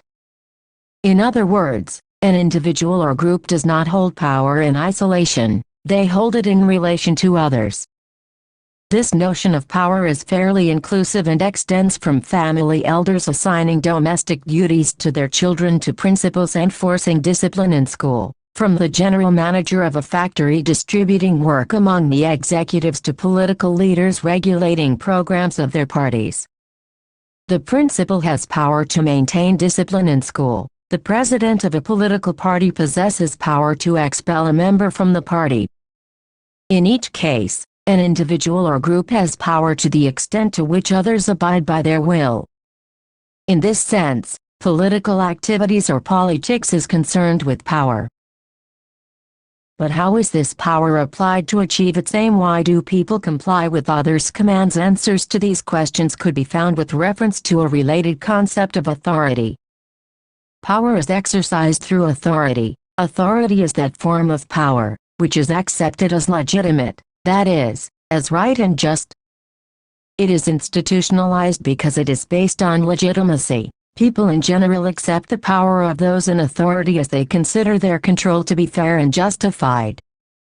Often ideologies exist that help this process of legitimation. Stateless societies. Empirical studies of stateless societies by social anthropologists over 60 years ago demonstrated how order is maintained without a modern governmental apparatus. There was instead a balanced opposition between parts, cross-cutting alliances, based on kinship, marriage and residence, rites and ceremonies involving the participation of friends and foes.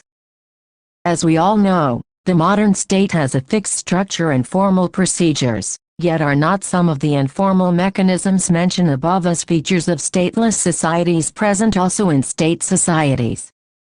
The concept of the state. A state exists where there is a political apparatus of government institutions like a parliament or congress, plus civil service officials ruling over a given territory. Government authority is backed by a legal system and by the capacity to use military force to implement its policies. The functionalist perspective sees the state as representing the interests of all sections of society. The conflict perspective sees the state as representing the dominant sections of society. Modern states are very different from traditional states. These states are defined by sovereignty, citizenship and, most often, ideas of nationalism. Sovereignty refers to the undisputed political rule of a state over a given territorial area. The sovereign state was not, at first, one in which citizenship carried with it rights of political participation. These were achieved largely through struggles, which limited the power of monarchs, or actively overthrew them. The French Revolution and our own Indian independence struggle are two instances of such movements. Citizenship rights include civil, political and social rights. Civil rights involve the freedom of individuals to live where they choose, freedom of speech and religion, the right to own property, and the right to equal justice before the law. Political rights include the right to participate in elections and to stand for public office. In most countries, governments were reluctant to admit the principle of universal franchise. In the early years, not only women, but a large section of the male population was excluded, as holding a certain amount of property was an eligibility criterion.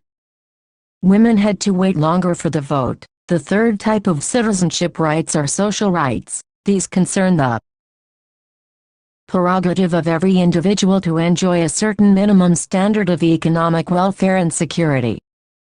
They include such rights as health benefits, unemployment allowance, setting of minimum level of wages.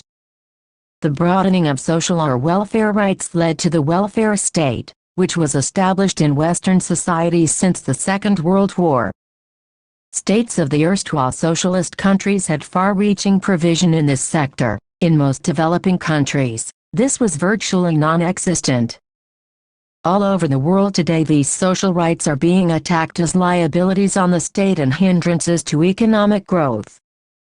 Nationalism can be defined as a set of symbols and beliefs providing the sense of being part of a single political community. Thus, individuals feel a sense of pride and belonging in being British, Indian, Indonesian or French. Probably people have always felt some kind of identity with social groups of one form or another, for example, their family, clan or religious community. Nationalism, however, only made its appearance with the development of the modern state. Contemporary world is marked both by a rapid expansion of the global market as well as intense nationalist feelings and conflicts.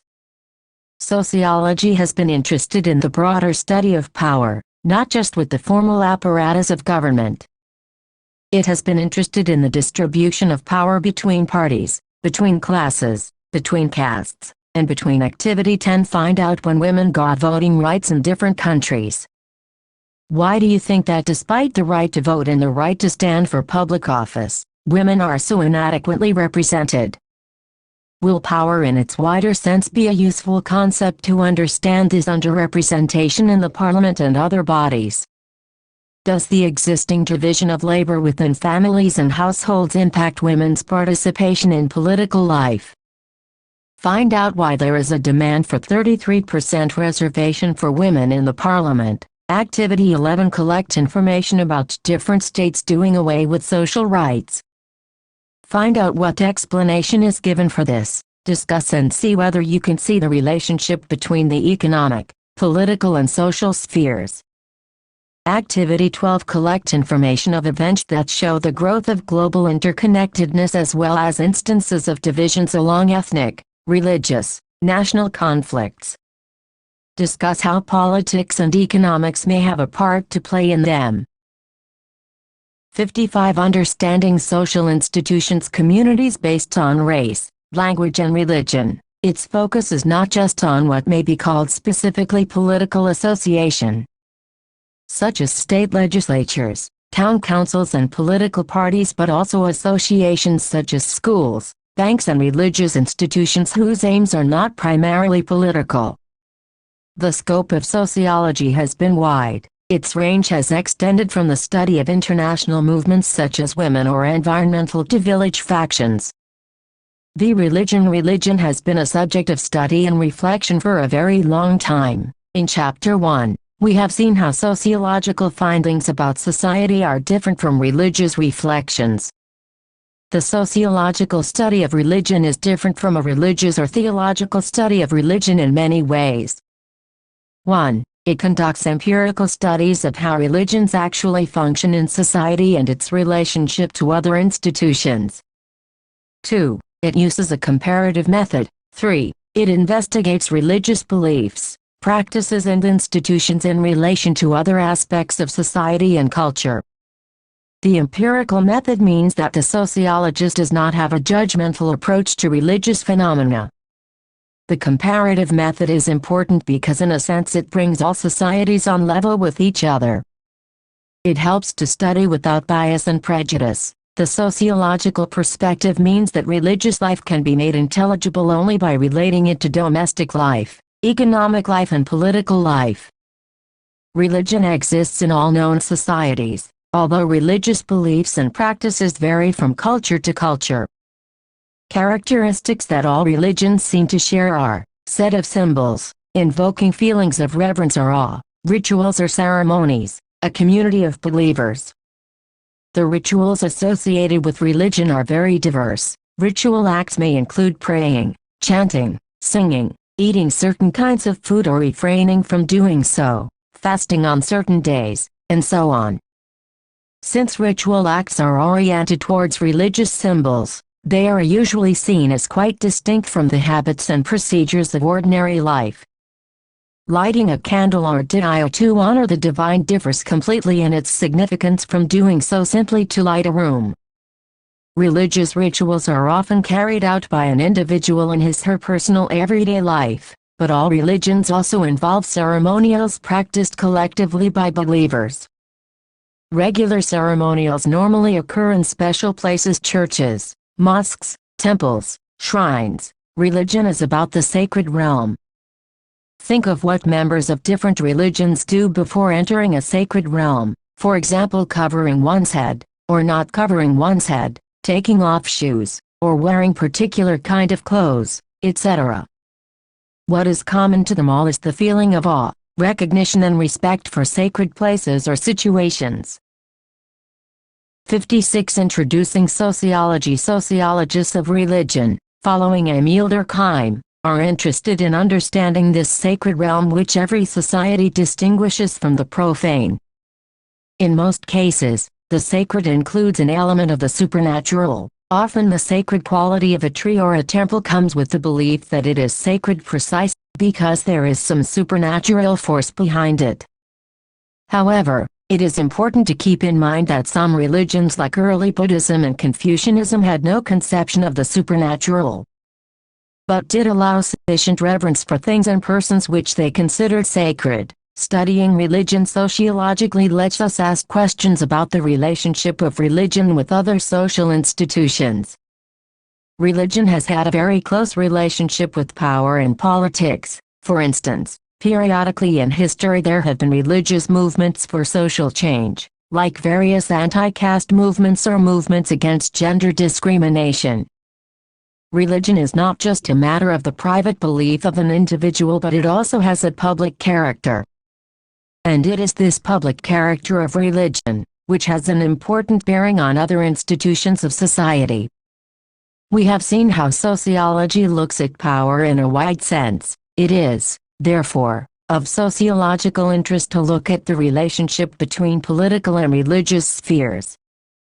Classical sociologists believe that as societies modernized, religion would become less influential over various spheres of life. The concept secularization describes this process. Contemporary events suggest a persisting role of religion in various aspects of society.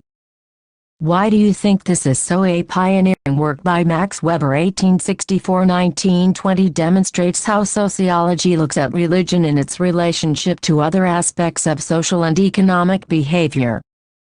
Weber argues that Calvinism, a branch of Protestant Christianity, exerted an important influence on the emergence and growth of capitalism as a mode of economic organization.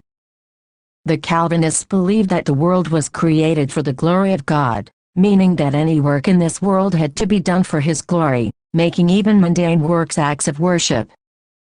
More importantly, however, the Calvinists also believed in the concept of predestination, which meant that whether one will go to heaven or hell was preordained. Since there was no way of knowing whether one has been assigned heaven or hell, people sought to look for signs of God's will in this world, in their own occupations. Thus, if a person in whatever profession was consistent and successful in his or her work, it was interpreted as a sign of God's happiness. The money earned was not to be used for worldly consumption, Rather, the ethics of Calvinism was to live frugally. This meant that investment became something like a holy creed. At the heart of capitalism is the concept of investment, which is about investing capital to make more goods, which create more profit, which in turn creates more capital. Thus Weber was able to argue that religion, in this case Calvinism, does have an influence on economic development. Religion cannot be studied as a separate entity. Social forces always and invariably influence religious institutions. Political debates, economic situations and gender norms will always influence religious behavior. Conversely, religious norms influence and sometimes even determine social understanding. Women constitute half of the world's population. Sociologically, therefore, it becomes important to ask what relationship this vast segment of human population has with religion. Religion is an important part of society and is inextricably tied to other parts. The task of sociologists is to unravel these various interconnections. In traditional societies, religion usually plays a central part in social life. Religious symbols and rituals are often integrated with the material and artistic culture of society. Read the extract which is given below in the box to get a sense of how sociology studies religion. 6. Education. Education is a lifelong process, involving both formal and informal institutions of learning. Here we are, however, confining ourselves only to school education. We are all aware how important getting admission into a school is. We also know, for many of us, school is a step towards higher education and finally employment. For some of us it may mean acquiring some necessary social skills. What is common in all cases is that there is a felt need for education. Sociology understands this need as a process of transmission communication of group heritage that is common to all societies.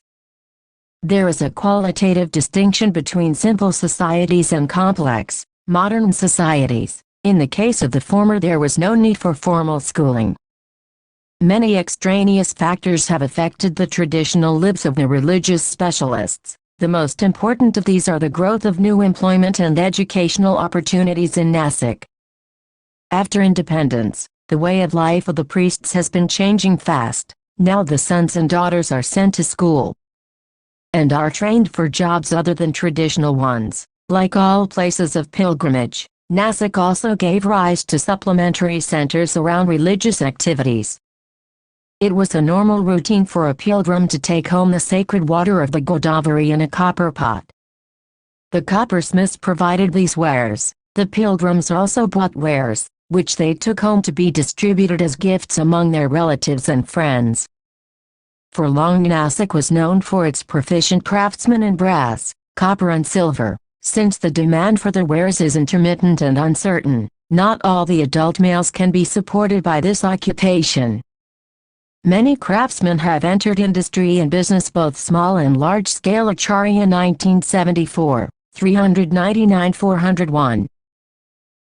Children learn customs and the broader way of life by participating in activities with their adults. In complex societies, we saw there is an increasing economic division of labor, separation of work from home, need for specialized learning and skill attainment, rise of state systems, nations and complex sets of symbols and ideas. How do you get educated informally in such context? How would parents or other adults informally communicate all that has to be known to the next generation? Education in such social context has to be formal and explicit. Furthermore, modern complex societies, in contrast to simple societies, rest on abstract universalistic values.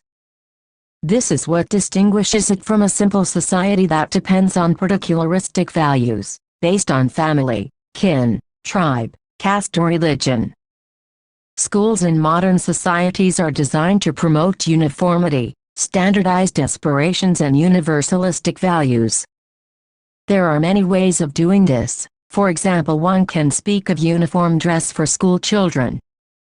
Can you think of other features that promote standardization for Emil Durkheim? No society can survive without a common base, a certain number of ideas. sentiments and practices which education must inculcate in all children indiscriminately, to whatever social category they belong. Durkheim 1956, 69. Education should prepare the child for a special occupation, and enable the child to internalize the core values of society. The functionalist sociologist thus speaks in terms of general social needs and social norms. For the functionalists, education maintains and renews the social structure, transmits and develops culture. The educational system is an important mechanism for the selection and allocation of individuals and their future roles in the society. It is also regarded as the ground for proving one's ability and hence selective agency for different status according to their abilities. Recall our discussion on the functionalist understanding of roles and stratification in Chapter 2. For the sociologist who perceive society as unequally differentiated, education functions as the main. Discuss the visuals. 2 types of schools. Stratifying agent, and at the same time the inequality of educational opportunity is also a product of social stratification. In other words, we go to different kinds of schools depending on our socio-economic background, and because we go to some kind of schools, we acquire different kind of privileges and finally opportunities. For instance, some argue that schooling intensifies the existing divide between the elite and the masses. Children going to privileged schools learn to be confident while children deprived of that may feel the opposite. Podoc 2002, 151. However, there are many more children who simply cannot attend school or drop out. For instance, a study reports, you are seeing some children in the school now. If you come during the cultivation season you may see almost zero attendance from the SC and ST children. They all take some household responsibilities while the parents are out to work, and the girl children of these communities seldom attend school as they do various kinds of work, both domestic and income generating. A 10-year-old girl picks dry cow dung to sell, for example. Prodigy 2002, 60. The report indicates how gender and caste discrimination impinge upon the chances of education. Recall how we began this book in Chapter 1 about a child's chances for a good job being shaped by a host of social factors. Your understanding of the way social institutions function should help you analyze the process better now. Discuss the visual activity. 13A study of a kindergarten suggested that children learn that work activities are more important than play activities. Work includes any and all teacher-directed activities. Work is compulsory and free time activities are called play. Apple 1979, 102. What do you think? Discuss. Glossary. Citizen, a member of a political community, having both rights and duties associated with that membership. Division of labor, the specialization of work tasks, by means of which different occupations are combined within a production system.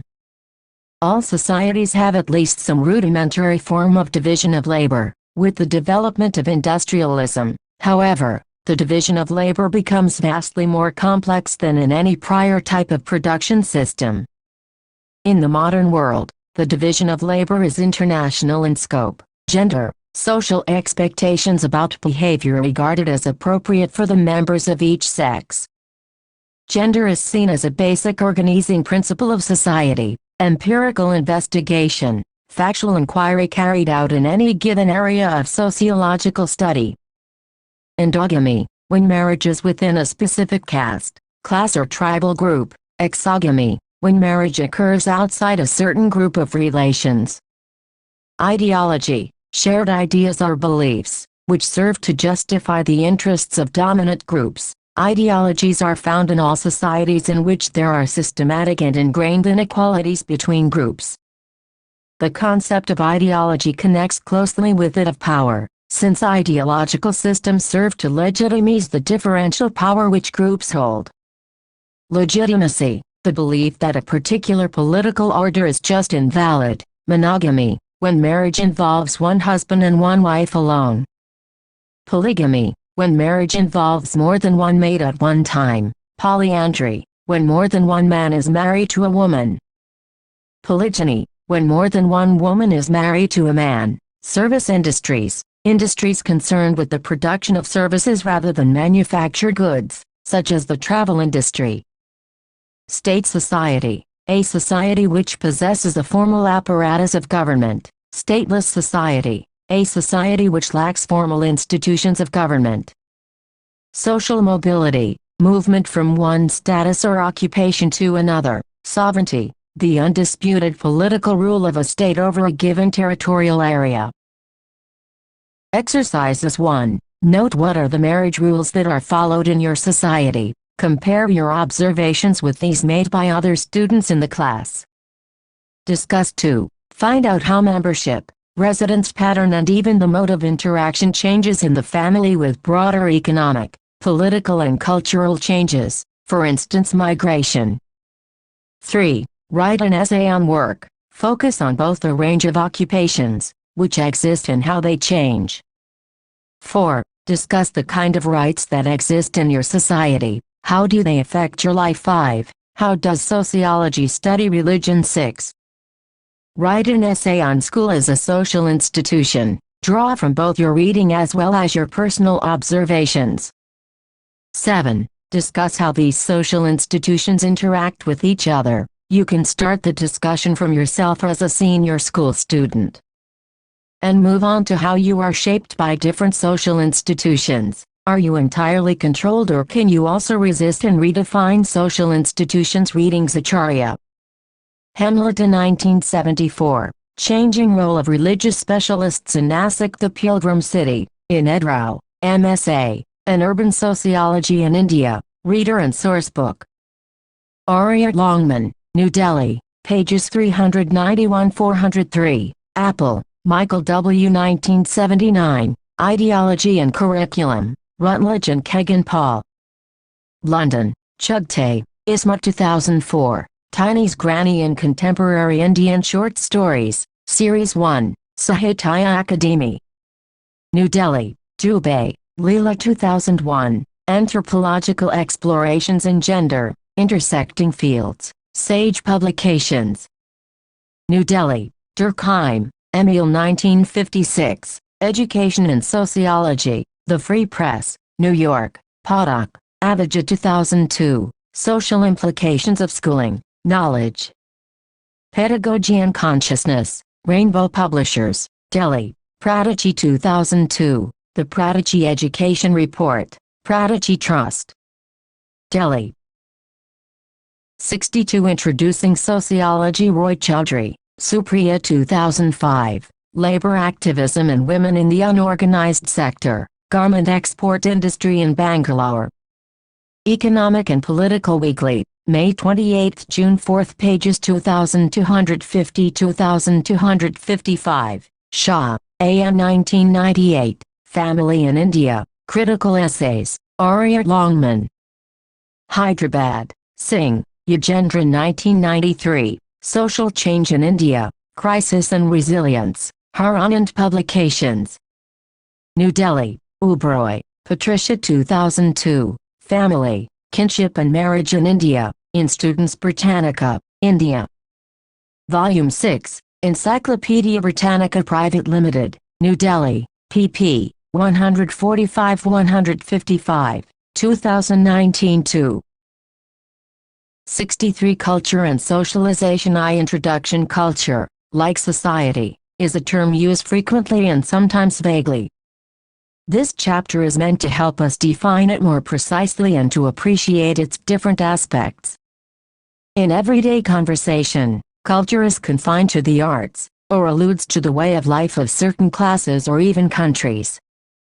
Sociologists and anthropologists study the social contexts within which culture exists. They take culture apart to try and understand the relations between its various aspects. Just like you need a map to navigate over a known space or territory, you need culture to conduct or behave yourself in society. Culture is a common understanding, which is learned and developed through social interaction with others in society. A common understanding within a group demarcates it from others and gives it an identity, but cultures are never finished products. They are always changing and evolving. Elements are constantly being added, deleted, expanded, shrunk and rearranged.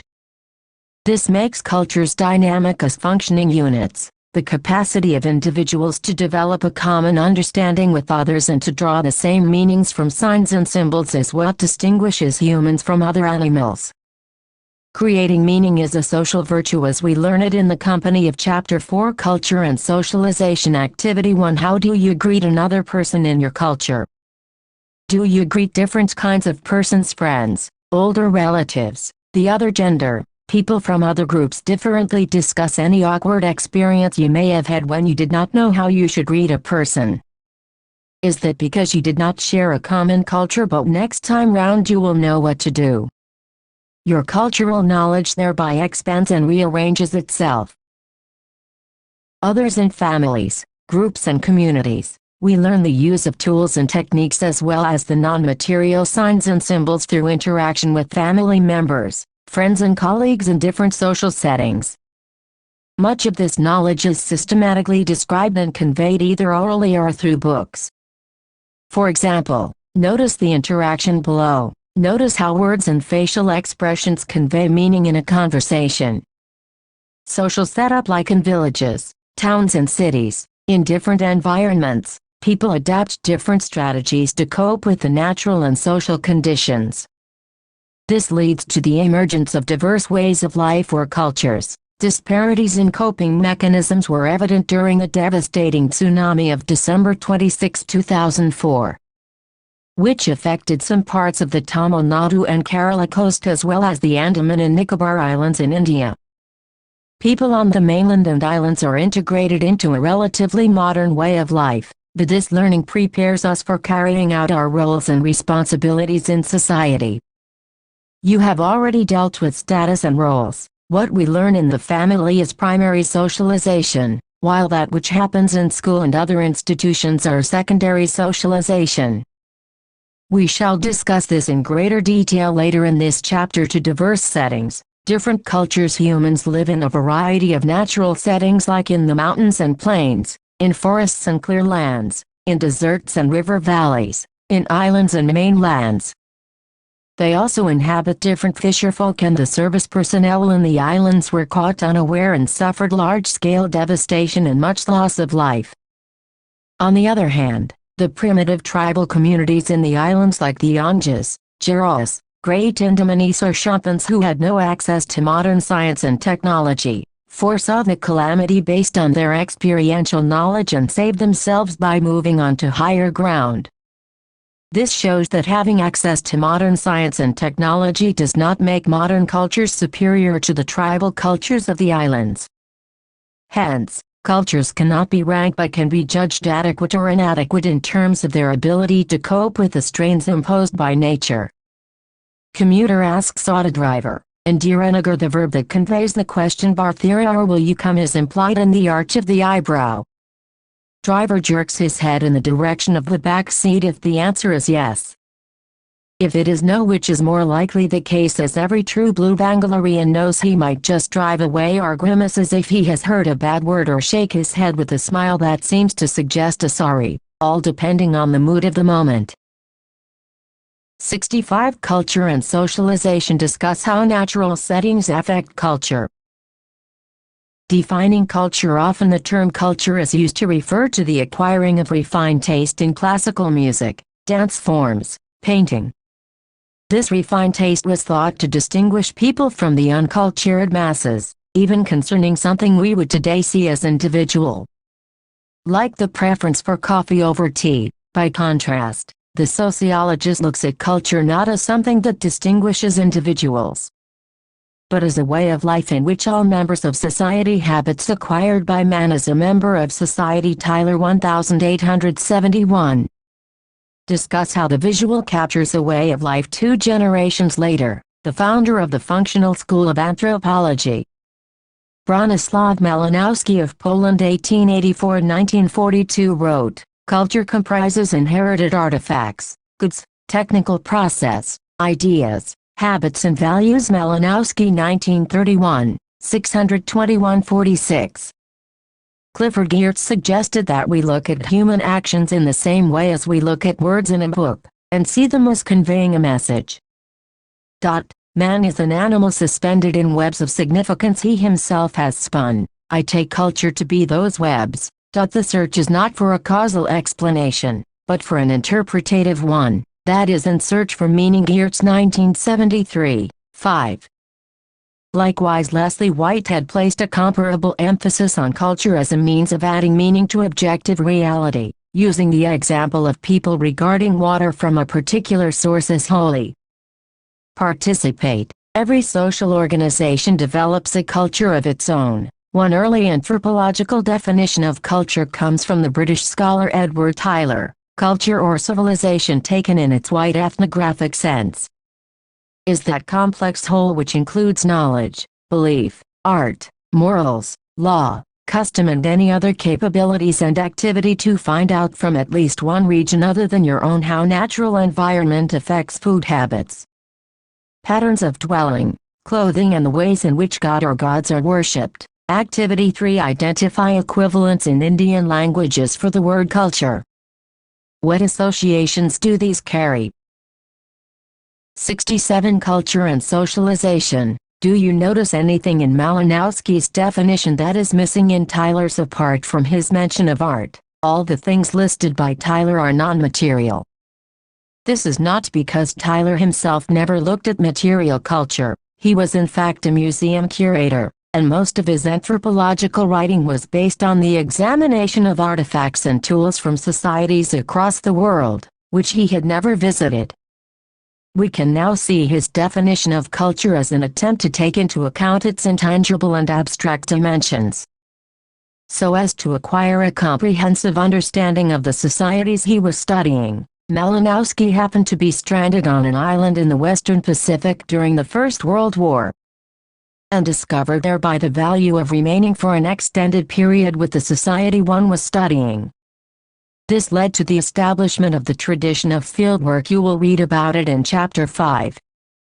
The multiple definitions of culture in anthropological studies led Alfred Kroeber and Clyde Cluckin, anthropologists from the United States, to publish a comprehensive survey entitled Culture, A Critical Review of Concepts and Definitions in 1952.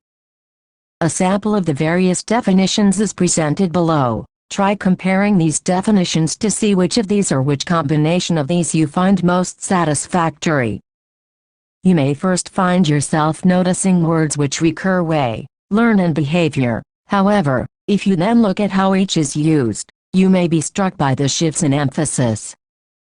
The first phrase refers to mental way, but the second to the total way of life. Definitions D, E and F lay stress on culture as what is shared and passed on among a group and down the generations.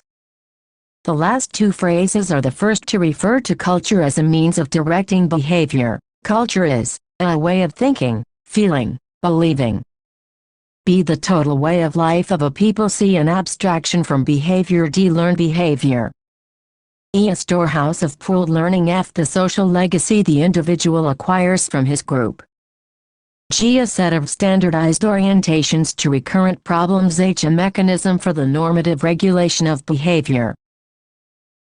Make a list of phrases you have heard containing the word culture. Ask your friends and family what they mean by culture. What criteria do they use to distinguish among cultures? It may have occurred to you that our understanding of material culture, especially art, is incomplete without knowledge acquired from the cognitive and normative areas.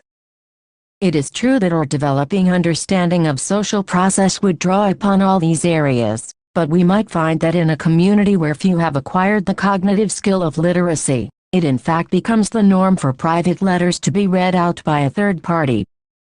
But as we see below, to focus on each of these areas separately provides many important insights. Cognitive aspects of culture. The cognitive aspects of one's own culture are harder to recognize than its material aspects, which are tangible or visible or audible, and its normative aspects, which are explicitly stated. Cognition refers to understanding, how we make sense of all the information coming to us from our environment. In literate societies, ideas are transcribed in books and documents and preserved in libraries, institutions or archives. but in non-literate societies legend or lore is committed to memory and transmitted orally. There are specialist practitioners of oral tradition who are trained to remember and narrate during ritual or festive occasions.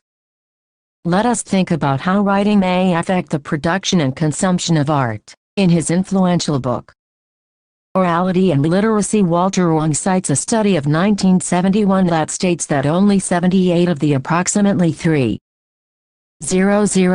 dimensions of culture, 3 dimensions of culture have been distinguished. Cognitive. This refers to how we learn to process what we hear or see, so as to give it meaning. Identifying the ring of a cell phone as ours, recognizing the cartoon of a politician. 2. Normative. This refers to rules of conduct, not opening other people's letters, performing rituals at death. 3. Material. This includes any activity made possible by means of materials. Materials also include tools or machines. Examples include internet chatting, using rice flour paste to design column on floors. Activity 4. Compare these definitions to see which of these or combination of these you find most satisfactory. You could do this by listing familiar uses of the word culture: the culture of 18th century Lucknow, the culture of hospitality, or the much used term Western culture. Which of the definitions best captures the impressions conveyed by each? 69. Culture and socialization. Existing languages possess a literature. Ong suggests that material that is not written down has certain specific characteristics. There is a lot of repetition of words. To make it simpler to remember, the audience of an oral performance is likely to be more receptive and involved than would be readers of a written text from an unfamiliar culture. Texts become more elaborate when they are written. In societies like ours, historically, literacy has been made available only to the more privileged. Sociological studies are often concerned with investigating how literacy can be made relevant to the lives of people whose families have never gone to school. This can lead to unexpected responses, like a vegetable seller who asked why he needed to know the alphabet when he could mentally calculate what his customers owed him. The contemporary world allows us to rely far more on written, audio and visual records. Yet students of Indian classical music are still discouraged from writing down what they learn rather than carrying it in their memory. We still do not know enough about the impact of the electronic media, of multiple channels, of instant accessing and surfing. Do you think these new forms impact our attention span and cognitive culture? Normative aspects of culture. The normative dimension consists of folkways, mores, customs, conventions and laws. These are values or rules that guide social behavior in different contexts. We most often follow social norms because we are used to doing it, as a result of socialization. All social norms are accompanied by sanctions that promote conformity. We have already discussed social control in Chapter 2. While norms are implicit rules, laws are explicit rules. Pierre Bourdieu, the French sociologist, has reminded us that when we try to understand another culture's norms, we must remember that there are certain implicit understandings. For example, if a person wants to show gratitude for something he has been given, he should not offer or return gifts too quickly, or it seems like an attempt to get rid of a debt, not a friendly gesture. A law is a formal sanction defined by government as a rule or principle that its citizens must follow. Laws are explicit, they are applicable to the whole society, and a violation of the law attracts penalties and punishment. If in your home children are not allowed to stay outdoors after sundown, that is a norm. It is specific to your family and may not be applicable to all families. However, if you are caught stealing a gold necklace from someone else's home, you have violated the universally accepted law of private property and can be sent to jail after trial as punishment. Laws, which derive from the authority of the state, are the most formal definitions of acceptable behavior. While different schools may establish different norms for students, laws would apply to all those accepting the authority of the state. Unlike laws, norms can vary according to status. Dominant sections of society apply dominant norms. Often these norms are discriminating. For example, norms that did not allow Dalits from drinking water from the same vessel or even source, or women from moving freely in the public sphere. Material aspects of culture. The material aspect refers to tools, technologies, machines, buildings and modes of transportation, as well as instruments of production and communication. In urban areas, the widespread use of mobile phones, music systems, cars and buses, ATMs, automated teller machines, refrigerators and computers in everyday life indicates the dependence on technology.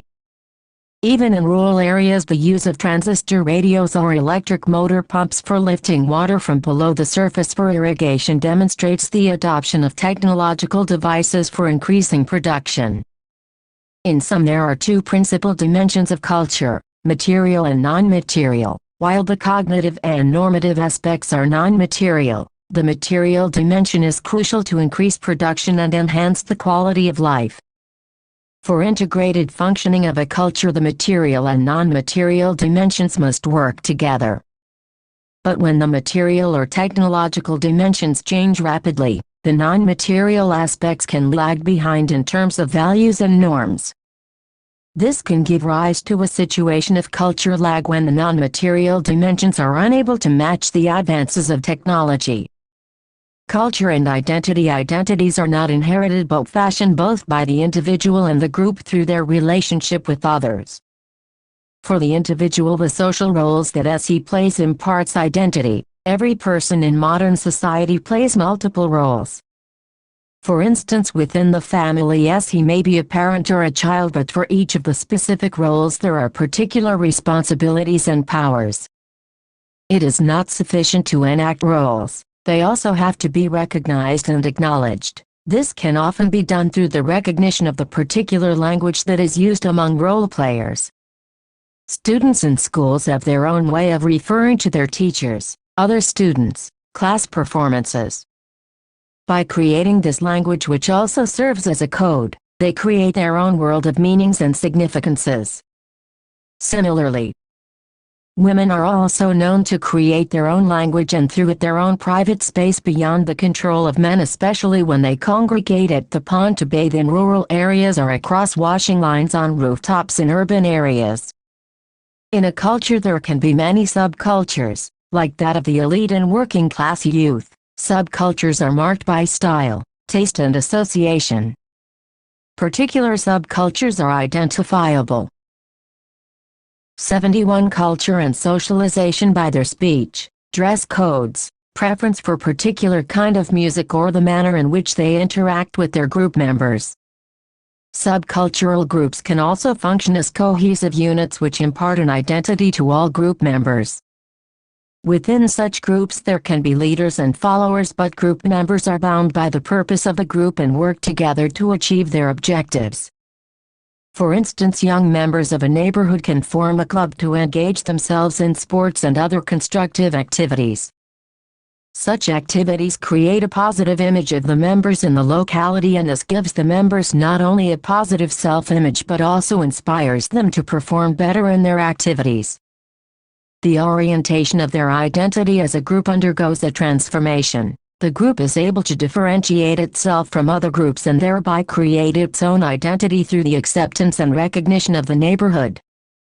Cultural values projected as the standard or norm are considered superior to that of the beliefs and values of other cultures. We have seen in Chapter 1 and in Chapter 3, particularly in the discussion on religion, how sociology is an empirical and not a normative discipline. Underlying ethnocentric comparisons is a sense of cultural superiority clearly demonstrated in colonial situations. Thomas Babington Macaulay's famous Minute on Education 1835 to the East India Company in India exemplifies ethnocentrism when he says, "We must at present do our best to form a class who may be interpreters between us and the millions whom we govern. A class of persons Indian in blood and color but English in tastes, in opinions, morals and intellect," quoted in Mukherjee 1948-1979, 87, emphasis added. Ethnocentrism is the opposite of cosmopolitanism, which values other cultures for their difference. A cosmopolitan outlook does not seek to evaluate the values and beliefs of other people according to one's own. It celebrates and accommodates different cultural propensities within its fold and promotes cultural exchange and borrowings to enrich one's own culture. The English language has emerged as a leading vehicle of international communication through its constant inclusion of foreign words into its vocabulary. Again, the popularity of Hindi film music can be attributed to its borrowings from Western pop music as well as from different traditions of activity. 5. Are you aware of any subcultural group in your locality? How are you able to identify them? Ethnocentrism. It is only when cultures come into contact with one another that the question of ethnocentrism arises. Ethnocentrism is the application of one's own cultural values in evaluating the behavior and beliefs of people from other cultures. This means that the Indian folk and semi-classical forms like the Bhangra and Ghazal, a modern society is appreciative of cultural difference and does not close its doors to cultural influences from abroad.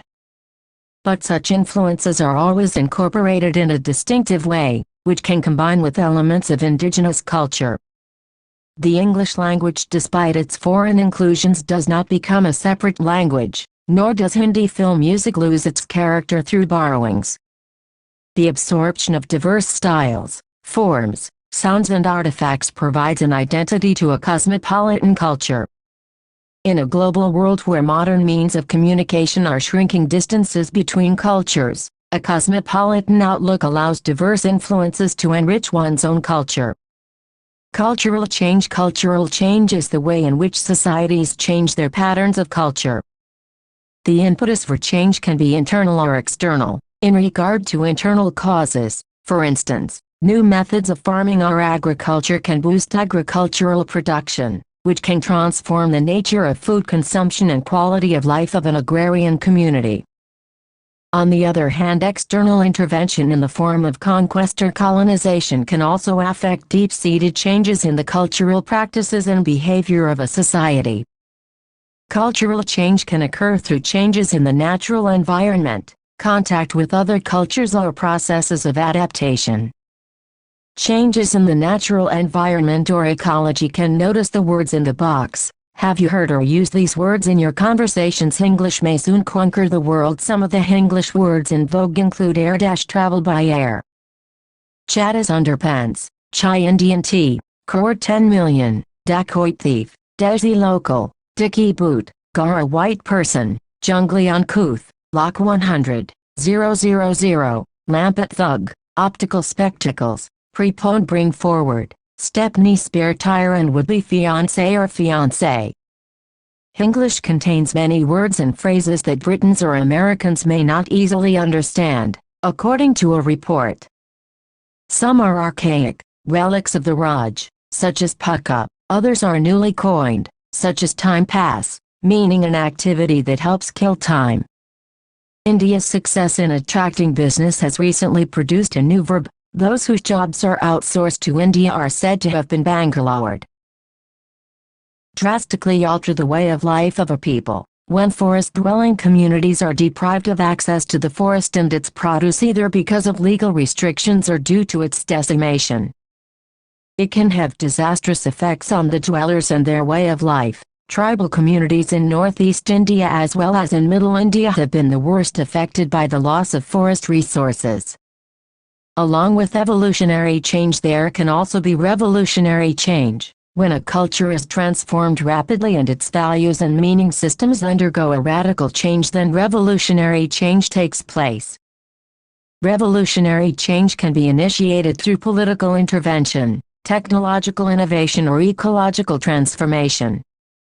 The French Revolution 1789 transformed French society by destroying the estate system of ranking, abolishing the monarchy, and inculcating the values of liberty, equality and fraternity among its citizens.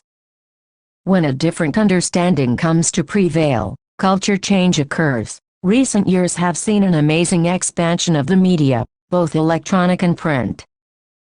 Do you think the media has brought about an evolutionary or revolutionary change? We are familiar with the various dimensions of culture now. To return to the point we started with in Chapter 1 about the interplay between the individual and society, we now move on to the concept of socialization.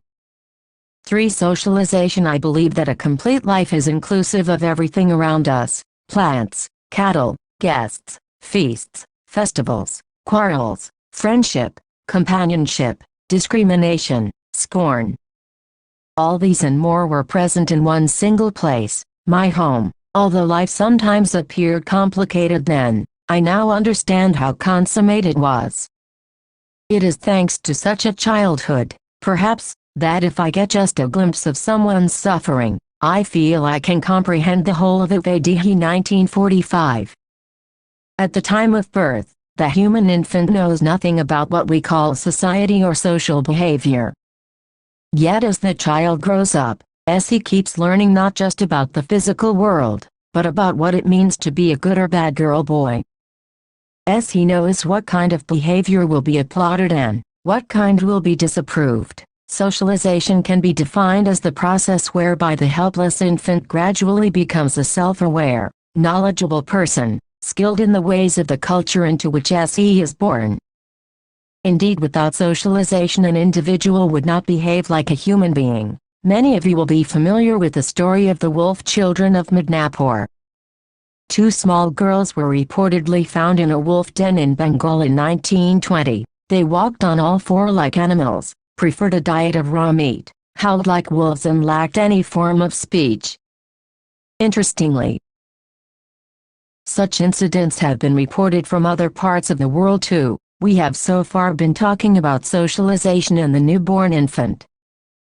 But the birth of a child also alters the lives of those who are responsible for its upbringing. They too undergo new learning experiences. Becoming grandparents and parenting involves a whole set of activities and experiences. Older people still remain parents when they become grandparents, of course, thus forging another set of relationships connecting different generations with each other. Likewise, the life of a young child changes with the birth of a sibling. Socialization is a lifelong process, even though the most critical process happens in the early years, the stage of primary socialization. Secondary socialization, as we saw, extends over the entire life of a person. While socialization has an important impact on individuals, it is not a kind of cultural programming in which the child absorbs passively the influences with which he or she comes into contact. Even the most recent newborn can assert his will. He will cry when hungry, and keep crying until those responsible for the infant's care respond. You may have seen how normal, everyday schedules of the family get completely reorganized with the birth of a child. You have already been introduced to the concepts of status role, social control, groups and social stratification. You are also acquainted with what culture, norms and values are. All these concepts will help us understand how the process of socialization takes place. A child, in the first instance, is a member of a family, but he is also a member of a larger kin group, the fratry, khandan, a clan, etc., consisting of brothers, sisters and other relatives of the parents. The family into which he is born may be a nuclear or extended family. It is also a member of a larger society such as a tribe or subcaste, a clan or a fratry, a religious and linguistic group. Membership of these groups and institutions imposes certain behavioral norms and values on each member. Corresponding to these memberships there are roles that are performed, e.g. that of a son, a daughter, a grandchild or a student. These are multiple roles, which are performed simultaneously. The process of learning the norms, attitudes, values or behavioral patterns of these groups begins early in life and continues throughout one's life. The norms and values may differ within a society and different families belonging to different castes, regions or social classes or religious groups according to whether one lives in a village or a city or one belongs to a tribe, and if to a tribe, to which tribe. Indeed, the very language that one speaks depends on the region one comes from. Whether the language is closer to a spoken dialect or to a standardized written form depends on the family and the socio-economic and cultural profile of the family. Agencies of socialization. The child is socialized by several agencies and institutions in which 75 culture and socialization he participates, viz. Family, school, peer group, neighborhood, occupational group, and by social class, caste, region, religion. Family. Since family systems vary widely, the infant's experiences are by no means standard across cultures. While many of you may be living in what is termed a nuclear family with your parents and siblings, others may be living with extended family members. In the first case, parents may be key socializing agents, but in the others, grandparents, an uncle or a cousin may be more significant. Families have varying locations within the overall institutions of a society. In most traditional societies, the family into which a person is born largely determines the individual's social position for the rest of his/her life. Even when social position is not inherited at birth in this way, the region and social class of the family into which an individual is born affect patterns of socialization quite sharply. Children pick up ways of behavior characteristic of their parents or others in their neighborhood or community. Of course, few children simply take over in an unquestioning way the outlook of their parents. This activity 6 suggests ways in which the child of a domestic worker would feel herself different from the child whose family her mother works for. Also, what are the things they might share or exchange? To start with the obvious, one would have more money spent on clothes.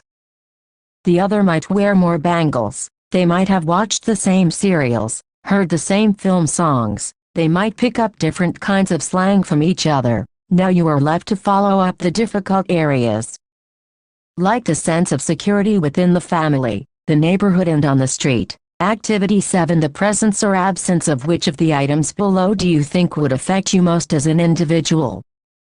Possessions: television set, music system, space, a room of your own, time having to balance school with household or other work opportunities, travel, music classes, people around you.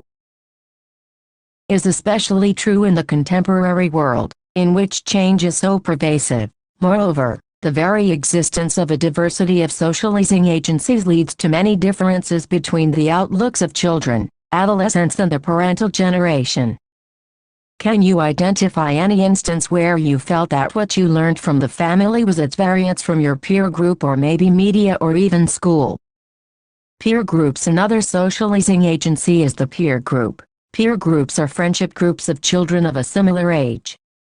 In some cultures, particularly small traditional societies, peer groups are formalized as age grades.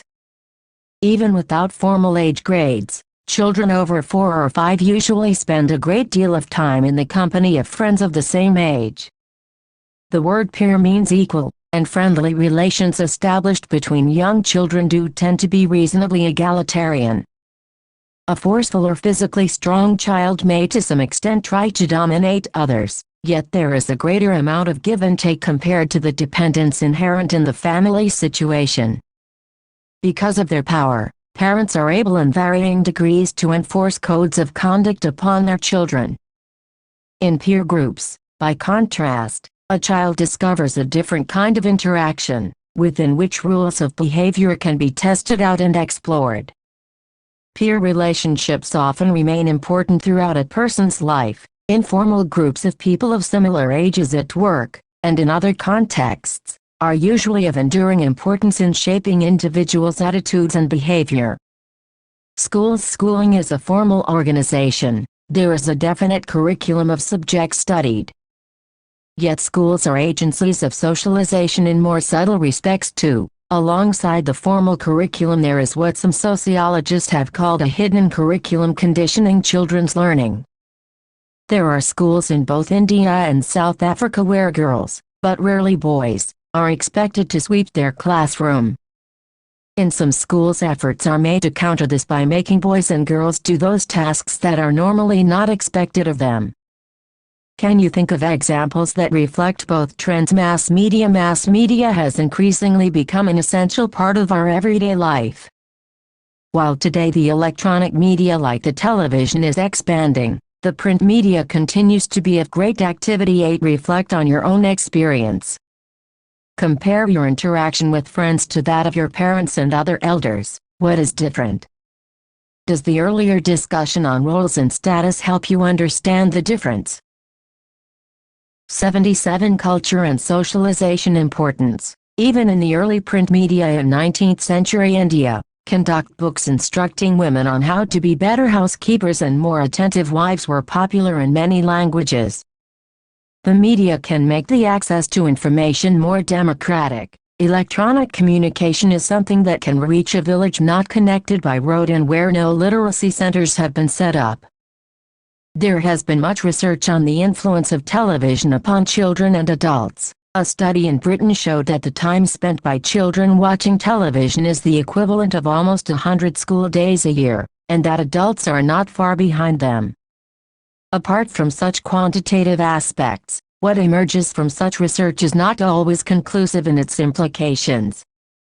The link between on-screen violence and aggressive behavior among children is still debated. If one cannot predict how media influences people, what is certain is the extent of the influence, in terms of both information and exposure to areas of experience distant from one's own. There is a sizable audience for Indian television serials and films in countries like Nigeria, Afghanistan and among émigrés from Tibet. The televised Mahabharat was aired after dubbing in Tashkent, but even without dubbing was watched in London by children who spoke only English. Other socializing agencies besides the socializing agencies mentioned. There are other groups, or social contexts, in which individuals spend large parts of their lives. Work is, in all cultures, an important setting within which socialization processes operate, although it is only in industrial societies that large numbers of people go out to work, that is, go each day to places of work quite separate from the home. In traditional communities many people till the land close to where they lived or had look at the report and discuss how mass media influences children. Activity 9. You might want to explore how people relate to serials set in surroundings unlike their own. Or if children are watching television with their grandparents, are there disagreements about which programs are worth watching? And if so, what differences in viewpoint emerge? These differences gradually modify the Shaktiman serial telecast a few years ago had children trying to dive down buildings resulting in fatal accidents.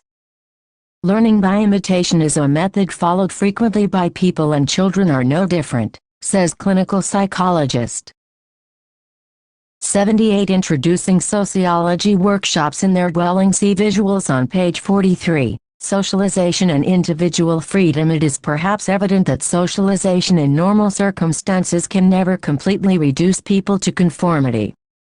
Many factors encourage conflict. There may be conflicts between socializing agencies, between school and home, between home and peer groups. However, since the cultural settings in which we are born and come to maturity so influence our behavior, it might appear that we are robbed of any individuality or free will. Such a view is fundamentally mistaken. The fact that from birth to death we are involved in interaction with others certainly conditions our personalities, the values we hold, and the behavior in which we engage. Yet socialization is also at the origin of our very individuality and freedom. In the course of socialization each of us develops a sense of self-identity, and the capacity for independent thought and action. How gendered is socialization? We boys use the streets for so many different things: as a place to stand around watching, to run around and play, try out the maneuverability of our bikes. Not so for girls, as we noticed all the time. For girls the street was simply a means to get straight home from school. And even for this limited use of the street they always went in clusters. Perhaps because behind their purposeful demeanor they carry the worst fears of being assaulted. Kumar 1986. Activity 11. We have completed 4 chapters. Read the text of the next page carefully and discuss the following themes: the relation between individual and society and the girl's rebellion against grown-ups. How the normative dimensions of culture are different in town and village. The question of ascribed status in that the priest's daughter is permitted to touch. Conflict between socializing agencies. For example, in the text note, thankful none of her school friends could see her like this. Can you find any other sentence that illustrates this? Gendered combing hair, escort not playing football, punishment tight-lipped silence, conspicuous absence of papillons. An unusual sense of excitement pervaded her visit to the temple this evening. There had been an argument over lunch, between her and the grown-ups, when she had announced her decision to ring the bell in front of the sanctuary. If Thangam can ring it, so can I, she debated hotly. They protested in shocked voices. Thangam is the daughter of the temple priest. She is permitted to touch the bell. She responded angrily that Thangam came over to play hide-and-seek every afternoon and behaved no differently from any of them. Besides, she added, goading them deliberately, we are equal in the eyes of God. She was not quite sure whether they had heard this bit, for they had already turned away in disgust. But, after lunch, she caught them whispering about that horrid English school she goes to, which meant that they had heard. She was sure they had not taken her seriously. That was the trouble with grown-ups. They always presumed that if they told her that she would understand everything when she was older, she would accept their wisdom and authority unquestioningly and not dream of going against them. Oh well, she would show them, this time. Back again at the house, she had to endure the intensely uncomfortable ritual of hairdressing. Her grandmother soothed her hair with what felt like a whole jar of oil, separated each shining strand till it hung limp and straight and lifeless down her back, then tied it up in a tight, skin-stretching knot on the top of her head. She was thankful none of her school friends could see her like this. Why wouldn't they understand how ridiculous she felt? Being escorted, she had reminded her mother many times that she walked alone to school every day when they were back in town. As he noticed that the football game had already begun on the courtyard beside the temple of Krishna. She enjoyed watching the players, particularly since her obvious delight in the vigor of the game, and in the raucously voiced comments irritated Questionaire profoundly. She came hurriedly upon the crowded main sanctuary. Before she could regret her decision or go back upon it, she elbowed herself quickly through the circle of women, nearly floundering on the slippery steps. The sight of the big bell above her touched her with a heady excitement. She could distinguish Questionaire's frantically whispered threats, but she reached up, rang the bell with one resounding clang and was down the steps before he realized what was happening. Dimly she was aware of dark looks and subdued murmurs pursuing her as she permitted Questionaire to drag her away. She was in dire disgrace. Their tight-lipped silence was infinitely more eloquent than speech, as was the conspicuous absence of her favorite tiny pappadums at dinner. From the Bell, by Gita Krishnakutty. Glossary: Cultural evolutionism. It is a theory of culture, which argues that just like natural species, culture also evolves through variation in natural selection.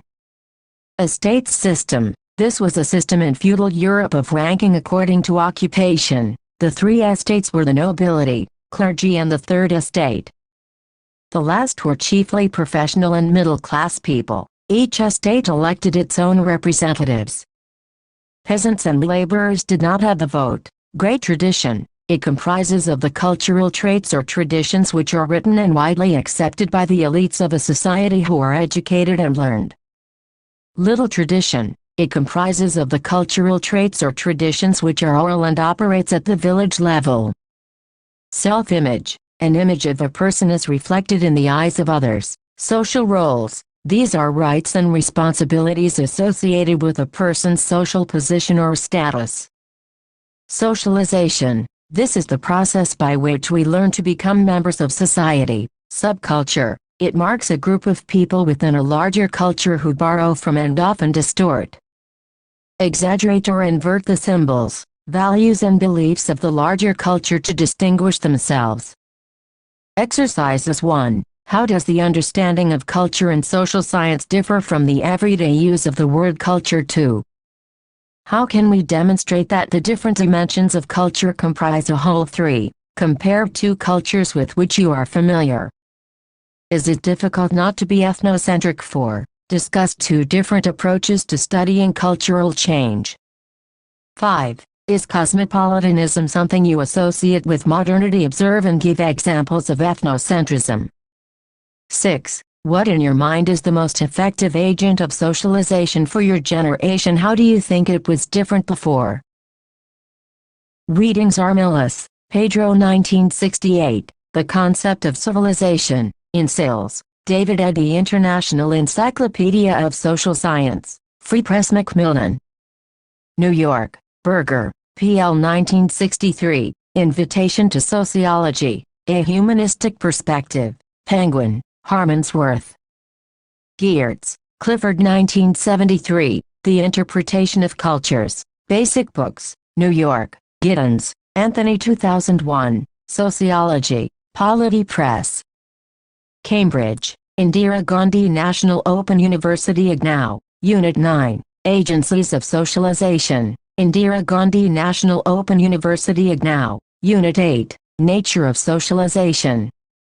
Kotak, Conrad P. 1994, Anthropology, The Exploration of Human Diversity, 6th edition, McGraw-Hill, New York. Kumar, Krishna 1986, Growing Up Male, in Seminar No. 318, February, Larkin, Brian 2002, Indian Films and Nigeria Lovers. Media and the Creation of Parallel Modernities, in Ed Xavier, Jonathan and Rosaldo, Renato, The Anthropology of Globalization, A Reader, Blackwell. Malden, Malinowski, Bronislaw 1931, Culture, in Seligman et Encyclopedia of the Social Sciences, Macmillan. New York, Mukherjee, D.P. 1948-1979, Sociology of Indian Culture, Rawat Publications, Jaipur, Tyler. Edward B. 1871-1958, Primitive Culture, Researches onto the Development of Mythology, Philosophy, Religion, Art and Custom. 2 volumes. Volume 1, Origins of Culture, Volume 2, Religion and Primitive Culture, Gloucester, Mass., Smith. Vogt, Evans E. 1968, Culture Change, in Sales, David Eddy International Encyclopedia of Social Science, Free Press Macmillan. New York, Williams, Raymond 1976, Keywords, A Vocabulary of Culture and Society, Fontana Croomhelm. London.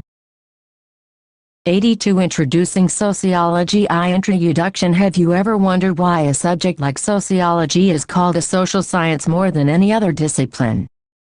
Sociology deals with things that are already familiar to most people. All of us live in society, and we already know a lot about the subject matter of sociology: social groups, institutions, norms, relationships and so on through our own experience. It seems fair, then, to ask what makes the sociologist different from other members of society. Why should he be called a social scientist? As with all scientific disciplines, the crucial element here is method, or the procedures through which knowledge is gathered. For in the final analysis, sociologists can claim to be different from laypersons not because of how much they know or what they know, but because of how they acquire their knowledge. This is one reason for the special importance of method in sociology. As you have seen in the previous chapters, sociology is deeply interested in the lived experience of people.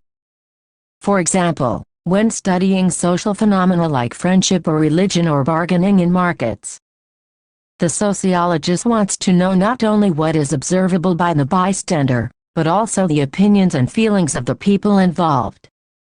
Sociologists try to adopt the point of view of people they study, to see the world through their eyes.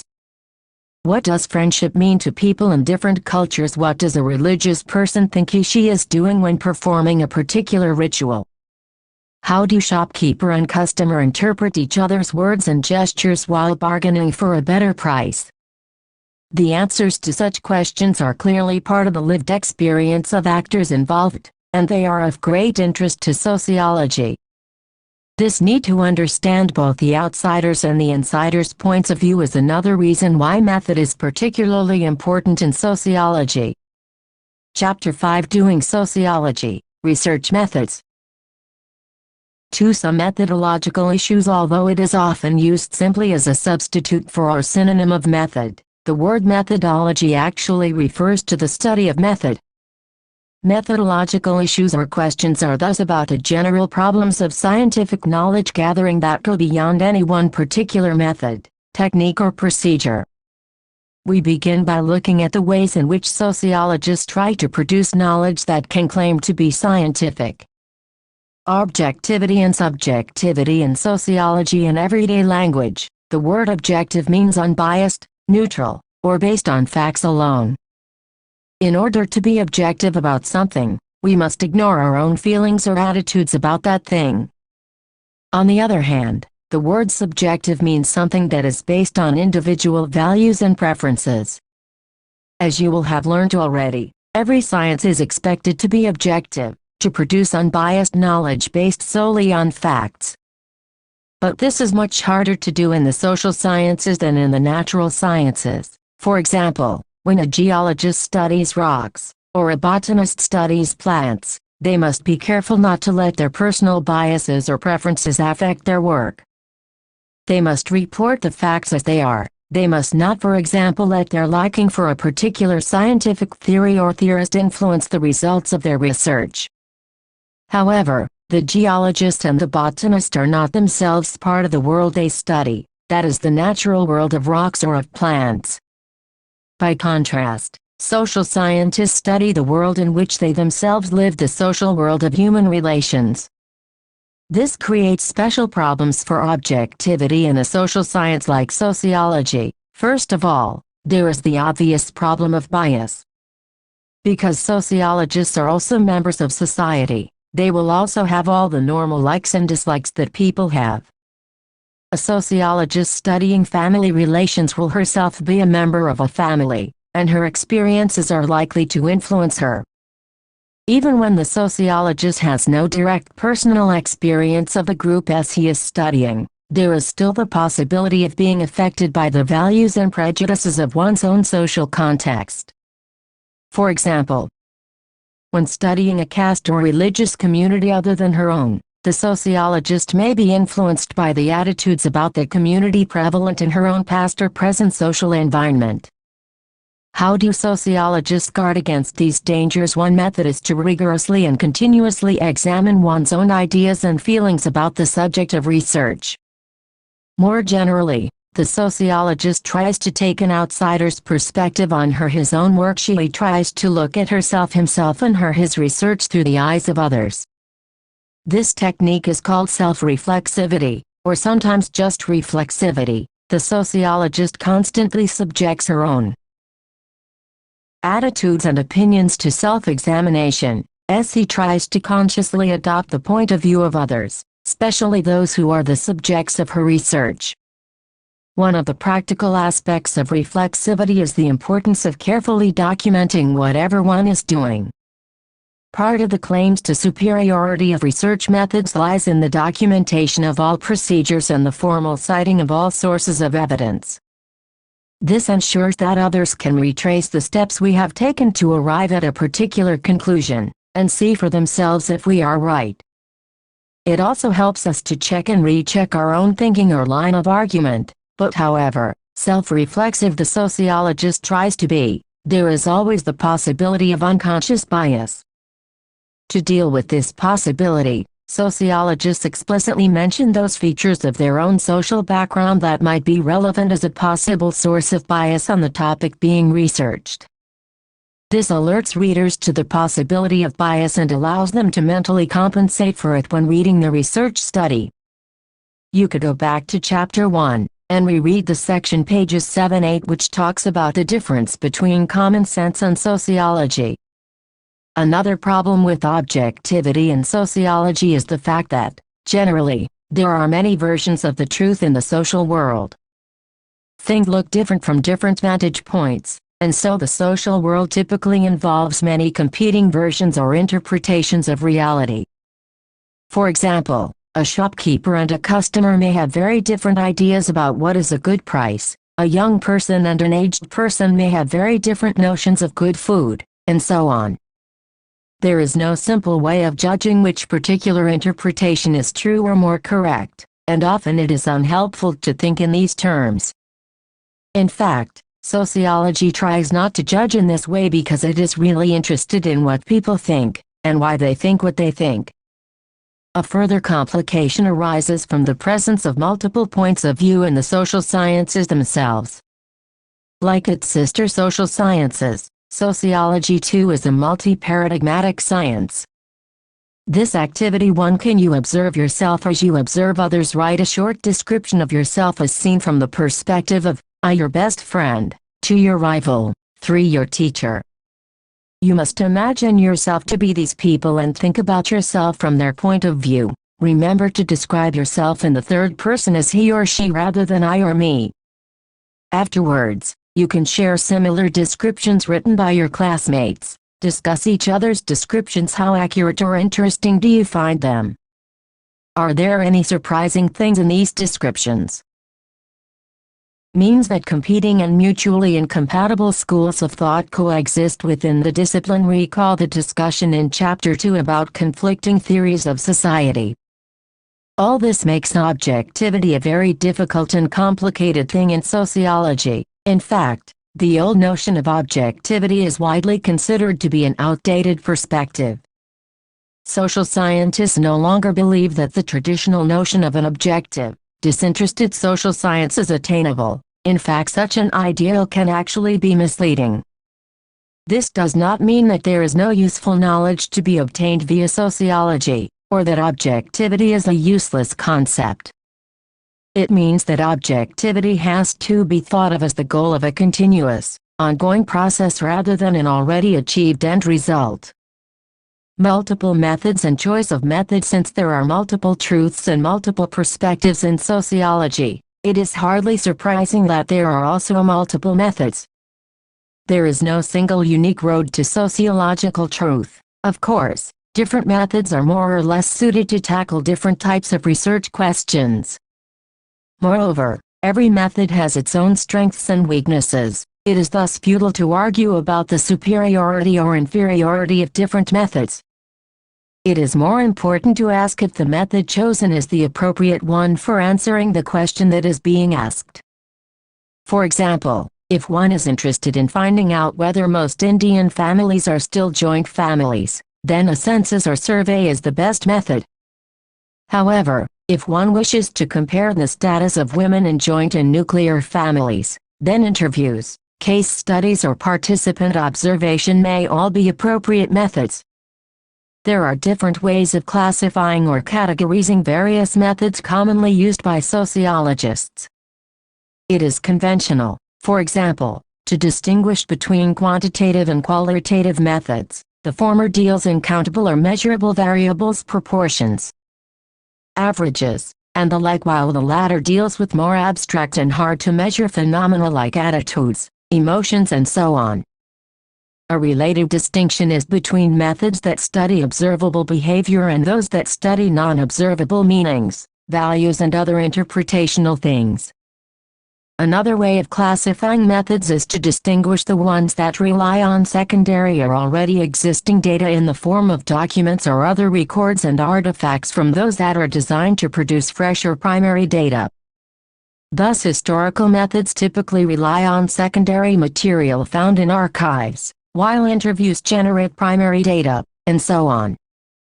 Yet another way of categorization is to separate micro from macro methods. The former are designed to work in small intimate settings, usually with a single researcher. Thus the interview and participant observation are thought of as micro methods. Macro methods are those that are able to tackle large-scale research involving large numbers of respondents and investigators. Survey research is the most common example of a macro method, although some historical methods can also tackle macro phenomena. Whatever the mode of classification, it is important to remember that it is a matter of convention. The dividing line between different kinds of methods need not be very sharp. It is often possible to convert one kind of method into another, or to supplement one with another. The choice of method is usually dictated by the nature of the research question being addressed, by the preferences of the researcher, and by the constraints of time and/or resources. The recent trend in social science is to advocate the use of multiple methods to bear on the same research problem from different vantage points. This is sometimes referred to as triangulation, that is, a process of reiterating or pinpointing something from different directions. In this way, different methods can be used to complement each other to produce a much better result than what might have been possible with each method by itself. Because the methods most distinctive of sociology are those that are designed to produce primary data, these are the ones stressed here. Even within the category of fieldwork-based methods, we shall introduce you to only the most prominent, namely the survey, interview and participant observation. Participant observation, popular in sociology and especially social anthropology. Participant observation refers to a particular method by which sociologist learns about society, culture and people that she is studying. Recall the discussion on sociology and social anthropology from Chapter 1. This method is different from others in many ways. Unlike other methods of primary data collection like surveys or interviews, fieldwork involves a long period of interaction with the subjects of research. Typically, the sociologist or social anthropologist spends many months, usually about a year or sometimes more, living among the people being studied as one of them. As a non-native outsider, the anthropologist is supposed to immerse himself or herself in the culture of the natives by learning their language and participating intimately in their everyday life in an effort to acquire all the explicit and implicit knowledge and skills of the insider. Although the sociologist or anthropologist usually has specific areas of interest, the overall goal of participant observation fieldwork is to learn about the whole way of life of a community. Indeed, the model is that of the child. Sociologists and anthropologists are supposed to learn everything about their adoptive communities in just the holistic way that small children learn about the world.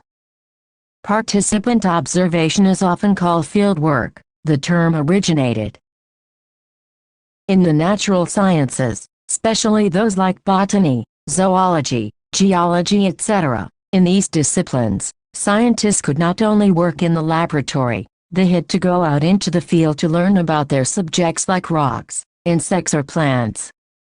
3. Fieldwork in social anthropology. Fieldwork as a rigorous scientific method played a major role in establishing anthropology as a social science. The early anthropologists were amateur enthusiasts interested in exotic primitive cultures. They were armchair scholars who collected and organized information about distant communities which they had never themselves visited, available from the reports and descriptions written by travelers, missionaries, colonial administrators, soldiers and other men on the spot. For example, James Fraser's famous book, The Golden Bough, which inspired many early anthropologists, was based entirely on such second-hand accounts, as was the work of Emile Durkheim on primitive religion. Towards the end of the 19th and in the first decade of the 20th century, many early anthropologists, some of whom were natural scientists by profession, began to carry out systematic surveys and first-hand observation of tribal languages, customs, rituals and beliefs. Reliance on second-hand accounts began to be thought of as unscholarly, and the good results obtained from first-hand work helped cement this growing prejudice. See box on next page.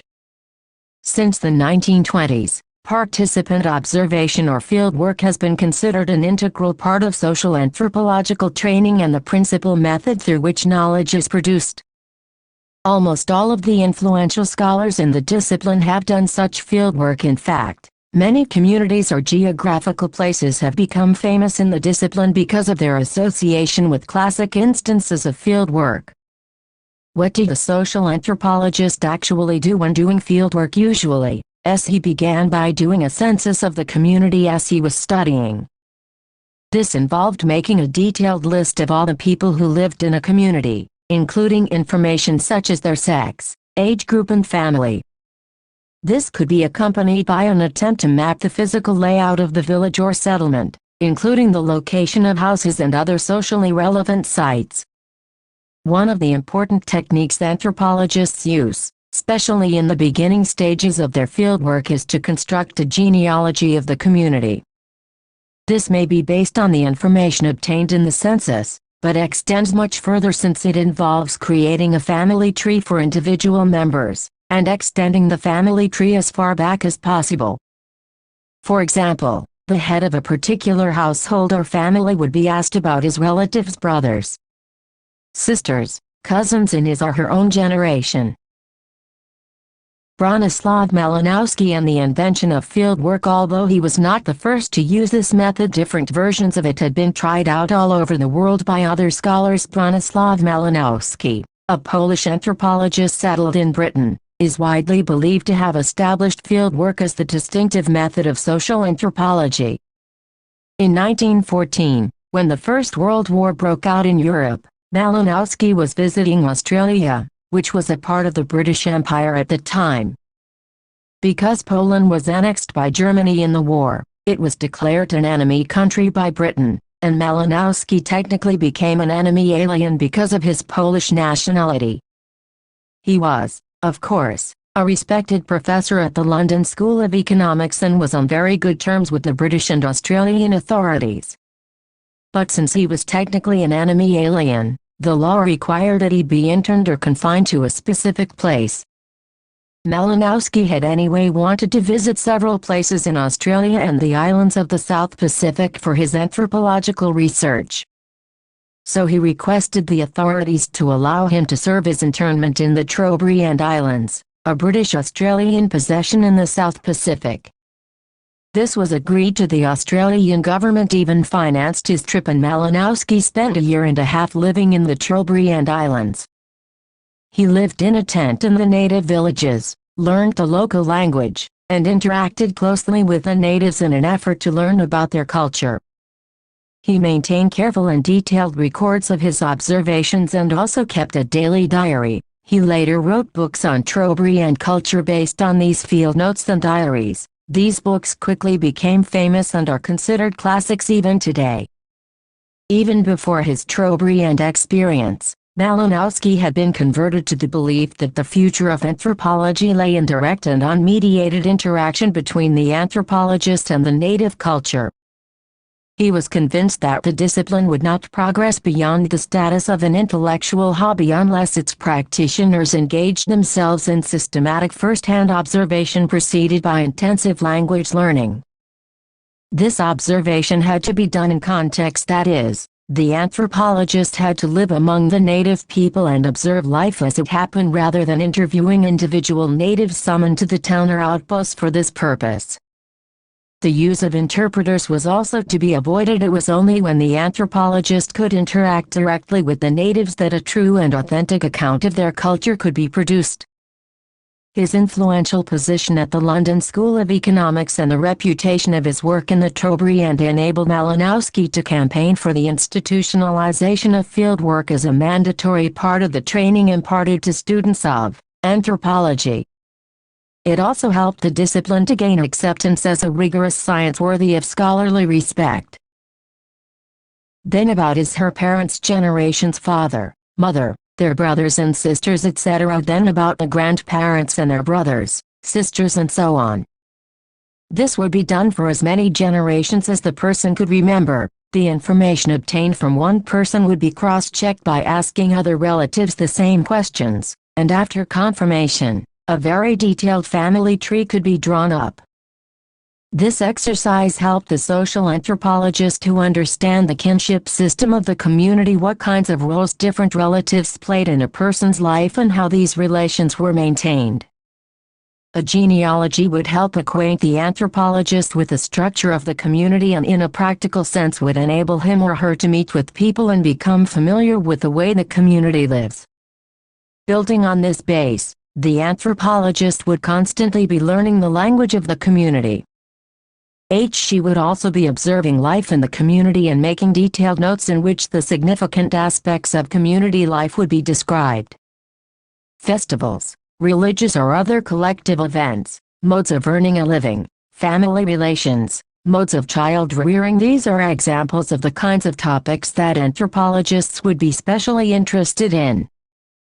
Learning about these institutions and practices requires the anthropologist to ask endless questions about things that are taken for granted by members of the community. This is the sense in which the anthropologist would be like a child, always asking why, what and so on. In doing this, the anthropologist usually depends on one or two people for most of the information. Such people are called informants or principal informants. In the early days the term native informant was also used. Informants act as the anthropologist's teachers and are crucially important actors in the whole process of anthropological research. Equally important are the detailed field notes that the anthropologist keeps during field work. These notes have to be written up every day without fail, and can be supplemented by, or take the form of, a daily diary. Activity 2. Some famous instances of fieldwork include the following: Radcliffe Brown on the Andaman Nicobar Islands, Evans Pritchard on the Neuer in the Sudan, Franz Boas on various Native American tribes in the USA, Margaret Mead on Samoa, Clifford Geertz on Bali, etc. Locate these places on a map of the world. What do these places have in common? What would it have been like for an anthropologist to live in these places in a strange culture? What could be some of the difficulties they faced? Fieldwork in sociology. More or less the same techniques are used by sociologists when they do fieldwork. Sociological fieldwork differs not so much in its content, what is done during fieldwork, but in its context, where it is done, and in the distribution of emphasis across different areas or topics of research.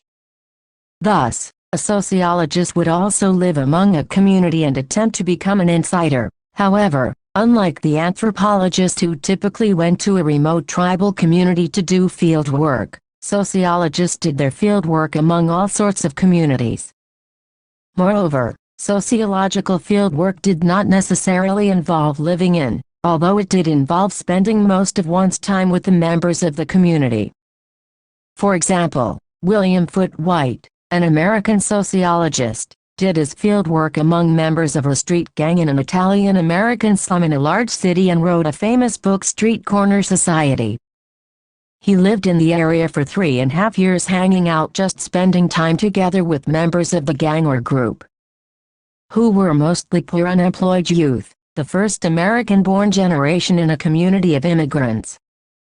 While this example of sociological fieldwork is very close to anthropological fieldwork, there are important differences. See box. But sociological fieldwork need not only be this kind, it can take different forms, as in the work of Michael Bureau. For example, another fieldwork in sociology, some difficulties compared to the anthropologist who studies a primitive tribe in a remote part of the world. The student of a modern American community faces distinctly different problems. In the first place, he is dealing with illiterate people. It is certain that some of these people, and perhaps many of them, will read his research report. If he disguises the name of the district as I have done, many outsiders apparently will not discover where the study was actually located. The people in the district, of course, know it is about them, and even the changed names do not disguise the individuals for them. They remember the researcher and know the people with whom he associated, and know enough about the various groups to place the individuals with little chance of error. In such a situation, the researcher carries a heavy responsibility. He would like his book to be of some help to the people of the district, at least. He wants to take steps to minimize the chances of it doing any harm, fully recognizing the possibility that certain individuals may suffer through the publication. William Foote White, Street Corner Society, page 342. American sociologist who worked for several months as a machinist in a Chicago factory and wrote about the experience of work from the perspective of workers.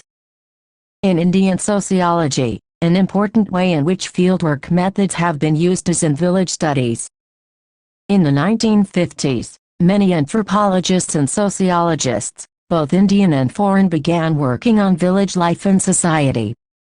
The village acted as the equivalent of the tribal community studied by the earlier anthropologists. It was also a bounded community, and was small enough to be studied by a single person, that is, the sociologist could get to know almost everyone in the village, and observe life there. Moreover, anthropology was not very popular with nationalists in colonial India because of its excessive concern with the primitive. Many educated Indians felt that disciplines like anthropology carried a colonial bias because they emphasized the non-modern aspects of colonized societies rather than their progressive or positive side. So, studying villages and villagers seemed much more acceptable and worthwhile for a sociologist than studying tribes only. Questions were also being asked about the links between early anthropology and colonialism. After all, the classic instances of field work like that of Malinowski, Evans Pritchard and countless others were made possible by the fact that the places and people where field work was done were part of colonial empires ruled by the countries from where the Western anthropologists came. However, more than the methodological reasons, village studies were important because they provided Indian sociology with a subject that was of great interest in newly independent India. The government was interested in developing rural India. The national movement and especially Mahatma Gandhi had been actively involved in Activity 3. If you live in a village, try to describe your village to someone who has never been there. What would be the main features of your life in the village that you would want to emphasize? You must have seen villages as they are shown in films or on television. What do you think of these villages, and how do they differ from yours? Think also of the cities you have seen which are shown in film or on television. Would you want to live in them? Give reasons for your answer. If you live in a town or a city, try to describe your neighborhood to someone who has never been there. What would be the main features of your life in the neighborhood that you would want to emphasize?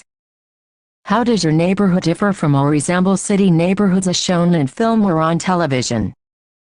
You must have seen villages being shown in film or on television. Would you want to live in them? Give reasons for your answer. What were called village uplift programs, and even urban educated Indians were very interested in village life because most of them retained some family and recent historical links to villages. Above all, villages were the places where most Indians lived and still do. For these reasons, village studies became a very important part of Indian sociology, and fieldwork methods were very well suited for studying village society.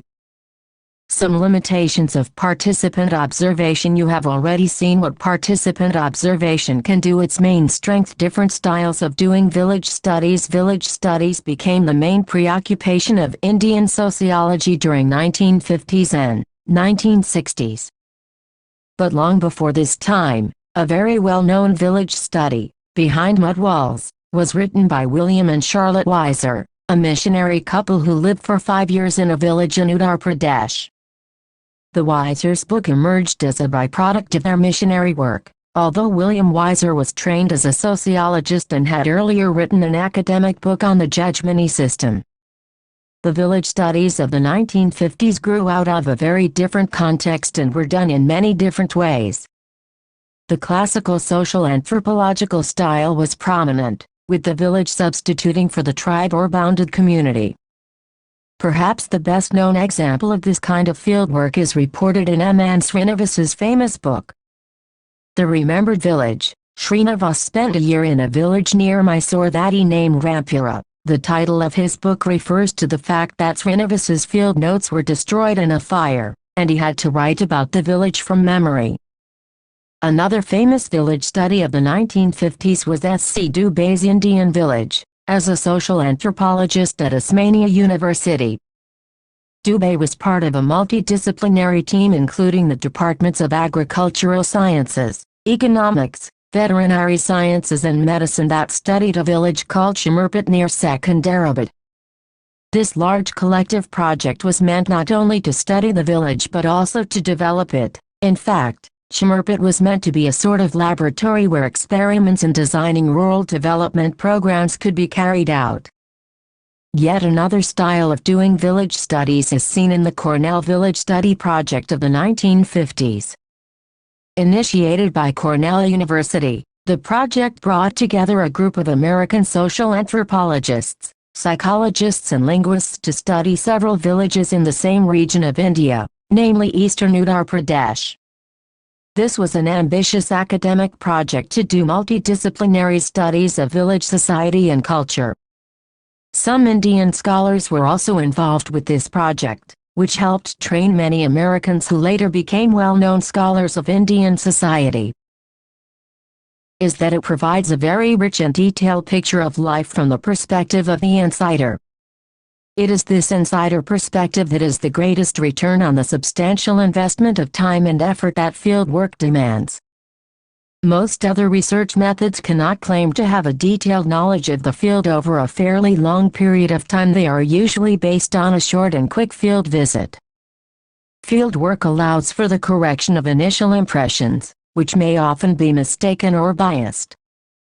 It also permits the researcher to track changes in the subject of interest, and also to see the impact of different situations or contexts.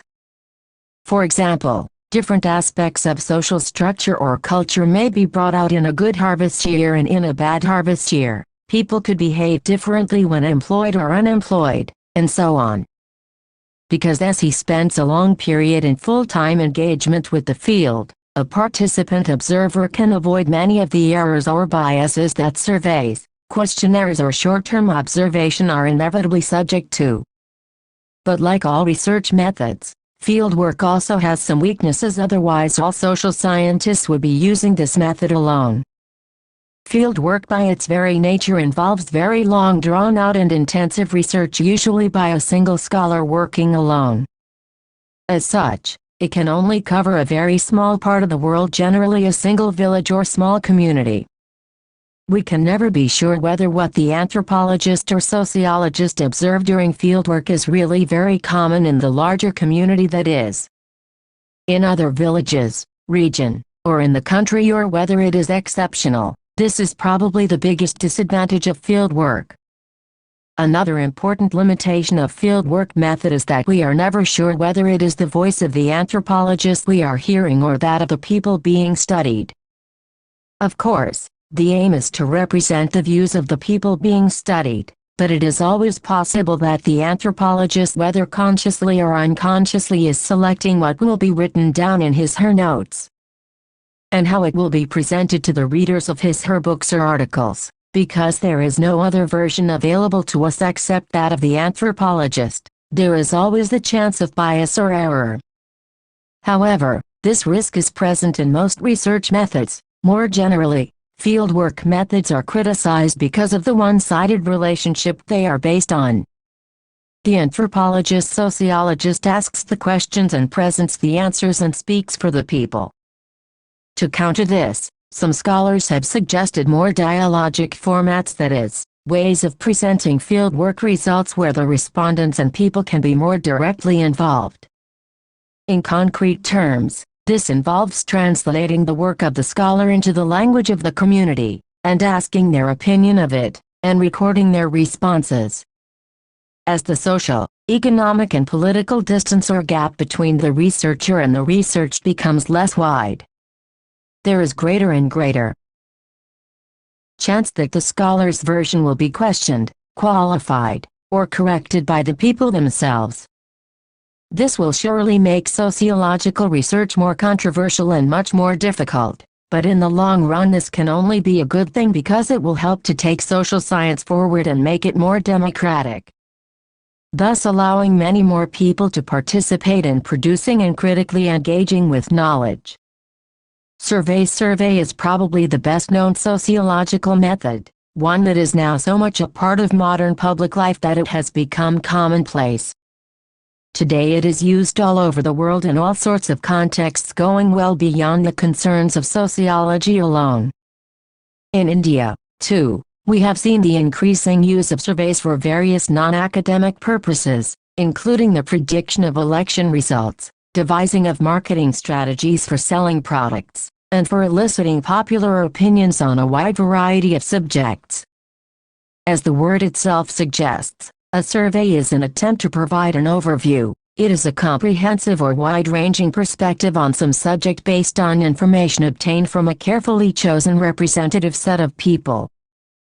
Such people are usually referred to as respondents. They respond to questions asked to them by the researchers. Survey research is usually done by large teams consisting of those who plan and design the study, the researchers and their associates and assistants. The latter are called investigators or research assistants. The survey questions may be asked and answered in various forms. Often, they are asked orally during personal visits by the investigator, and sometimes through telephone conversations. Responses may also be sought in writing, to questionnaires brought by investigators or sent through the post. Finally, with the increasing presence of computers and telecommunication technology, these days it is also possible for surveys to be conducted electronically. In this format, the respondent receives and responds to questions by email, the internet, or similar electronic medium. The survey's main advantage as a social scientific method is that it allows us to generalize results for a large population while actually studying only a small portion of this population. Thus, a survey makes it possible to study large populations with the manageable investment of time, effort and money. That is why it is such a popular method in the social sciences and other fields. The sample survey is able to provide a generalizable result despite being selective by taking advantage of the discoveries of a branch of statistics called sampling theory. The key element enabling this shortcut is the representativeness of the sample. How do we go about selecting a representative sample from a given population? Broadly speaking, the sample selection process depends on two main principles. The first principle is that all the relevant subgroups in the population should be recognized and represented in the sample. Most large populations are not homogeneous, they belong to distinct subcategories. This is called stratification. Note that this is a statistical notion of stratification which is different from the sociological concept of stratification that you have studied in Chapter 4. For example, when considering the population of India, we must take account of the fact that this population is divided into rural and urban sectors which are very different from each other. When considering the rural population of any one state, we have to allow for the fact that this population lives in villages of different sizes. In the same way, the population of a single village may be stratified by class, caste, gender, age, religion or other criteria. In short, the notion of stratification tells us that the representativeness of a sample depends on its being able to reflect the characteristics of all the relevant strata in a given population. Which kinds of strata are considered relevant depends on the specific objectives of the research study. For example, when doing research on attitudes towards religion, it would be important to include members of all religions. When the Census and the National Sample Survey Organization, the population census of India conducted every 10 years, is the largest such exercise in the world. China, the only country with the larger population, does not conduct a regular census. It involves literally lakhs of investigators and a stupendous amount of logistical organization, not to speak of the huge expenditure incurred by the government of India. However, in return for this outlay, we get a genuinely comprehensive survey in which every household in India and every one of the more than 1 billion people living in India gets included. Obviously, it is not possible to conduct such a gigantic survey very often. In fact, many developed countries no longer conduct a full census. Instead, they depend on sample surveys for their population data, because such surveys have been found to be very accurate. In India, the National Sample Survey Organization (NSSO) conducts sample surveys every year on the levels of poverty and unemployment and other subjects. Every 5 years it also conducts a bigger survey involving about 1.2 lakh households covering more than 6 lakh persons all over India. In absolute terms, this is considered a large sample, and the NSSO surveys are among the biggest regularly conducted surveys in the world. However, since the total population of India is over 100 crore, you can see that the 5-yearly survey of the NSSO involves a sample that is only about 0.06% or just over 1/20th of 1% of the Indian population. but because it is scientifically selected to be representative of the total population. The NSSO sample is able to estimate population characteristics despite being based on such a tiny proportion. Researching attitudes towards trade unions, it would be important to consider workers, managers and industrialists, and so on. The second principle of sample selection is that the actual unit, that is person or village or household, should be based purely on chance. This is referred to as randomization, which itself depends on the concept of probability. You may have come across the idea of probability in mathematics course. Probability refers to the chance or the odds of an event happening. For example, when we toss a coin, it can fall with the head side up or the tail side up. With normal coins, the chance or probability of heads or tails appearing is exactly the same, that is 50% each.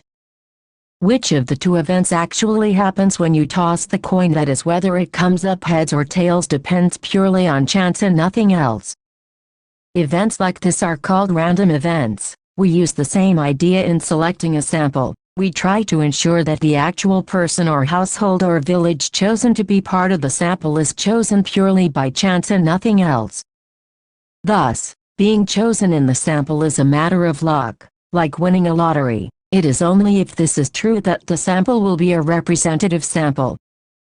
If a survey team chooses only villages that are near the main highway in their sample, then the sample is not a random or chance sample but a biased one. Similarly, if we choose mostly middle-class households, or households that we know, then the sample is again likely to be biased. The point is that after the relevant strata in a population are identified, the actual choosing of sample households or respondents should be a matter of pure chance. This can be ensured in various ways. Different techniques are used to achieve this, the common ones being drawing of lots or lottery, rolling of dice, the use of random number tables specially produced for this purpose, and more recently, random numbers generated by calculators or computers. To understand how a survey sample is actually selected, let us take a concrete example. Suppose we wish to examine the hypothesis that living in smaller and more intimate communities produces greater intercommunity harmony than living in larger, more impersonal communities. For the sake of simplicity, let us suppose we are interested only in the rural sector of a single state in India. The simplest possible sample selection process would begin with a list of all villages in the state along with their population. Such a list could be obtained from the census data. Then we would decide on the criteria for defining small and large villages. From the original list of villages we now eliminate all the medium villages, that is, those that are neither small nor big. Now we have a revised list stratified by size of village. Given our research question, we want to give equal weightage to each of the strata, that is, small and big villages, so we decide to select 10 villages from each. To do this, we number the list of small and big villages and randomly select 10 numbers from each list by drawing lots. We now have our sample, consisting of 10 big and 10 small villages from the state, and we can proceed to study those villages to see if our initial hypothesis was true or false. Of course, this is an extremely simple design. Actual research studies usually involve more complicated designs, with the sample selection process being divided into many stages and incorporating many strata. But the basic principles remain the same. A small sample is carefully selected such that it is able to represent or stand for the entire population. Then the sample is studied and the results obtained for it are generalized to the entire population. The statistical properties of a scientifically selected sample ensure that the characteristics of the sample will closely resemble the characteristics of the population it is drawn from. There may be small differences, but the chance of such deviations occurring can be specified. This is known as the margin of error, or sampling error. It arises not due to any mistakes made by researchers but because we are using a small sample to stand for a large population. When reporting the results of sample surveys, Researchers must specify the size and design of their sample and the margin of error. The main strength of the survey method is that it is able to provide a broad overview representative of a large population with relatively small outlays of time and money. The bigger the sample, the more chance it has of being truly representative. The extreme case here is that of the census, which includes the entire population. In practice, sample sizes may vary from 30-40 to many thousands. See the box on the National Sample Survey. It is not only the size of the sample that matters, its mode of selection is even more important. Of course, decisions on sample selection can often be based on practical considerations. In situations where a census is not feasible, the survey becomes the only available means of studying the population as a whole. The unique advantage of the survey is that it provides an aggregated picture, that is, activity for discuss among yourselves some of the surveys you have come across. These may be election surveys, or other small surveys by newspapers or television channels, when the results of the survey were reported. Was the margin of error also mentioned? Were you told about the size of the sample and how it was selected? You must always be suspicious of surveys where these aspects of the research method are not clearly specified. Because without them, it is not possible to evaluate the findings. Survey methods are often misused in the popular media. Big claims are made on the basis of biased and unrepresentative sample. You could discuss some specific surveys you have come across from this point of view. Activity 5. How would you go about selecting a representative sample for a survey of all students in your school if the objective of the survey were to answer the following questions? Do students with many brothers and sisters do better or worse in studies compared to those with only one brother or sister or none? 2. What is the most popular break time activity for students in the primary school classes IV? Middle school classes 6-8, secondary school classes 9x and senior secondary school classes I-12. 3. Is a student's favorite subject likely to be the subject taught by the favorite teacher? Is there any difference between boys and girls in this regard? Note: make different sample designs for each of these questions. Aggregate statistics. The alarming decline in the sex ratio. You have read about the sharp fall in the sex ratio in Chapter 3. In recent decades, fewer and fewer girls are being born relative to the number of boys, and the problem has reached worrying levels in states such as Punjab, Haryana, Delhi and Himachal Pradesh. The juvenile, or child sex ratio is expressed as the number of girls per 1,000 boys in the age group of 0-6 years. This ratio has been falling steadily over the decades, both for India as a whole and for many states in particular. Here are some of the average juvenile sex ratios for India and selected states as recorded in the census of 1991 and 2000. Number of girls per 1,000 boys in the age group of 0-6 years.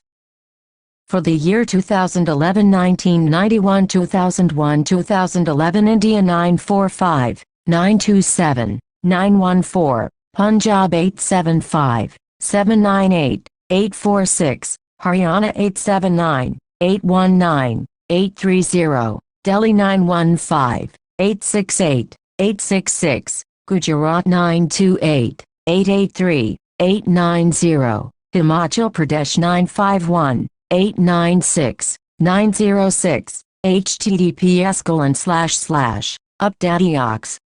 India child sex ratio in India state-wise data. This source is secure. The child sex ratio is an aggregator macro variable that only becomes visible when you collate or put together statistics for large populations.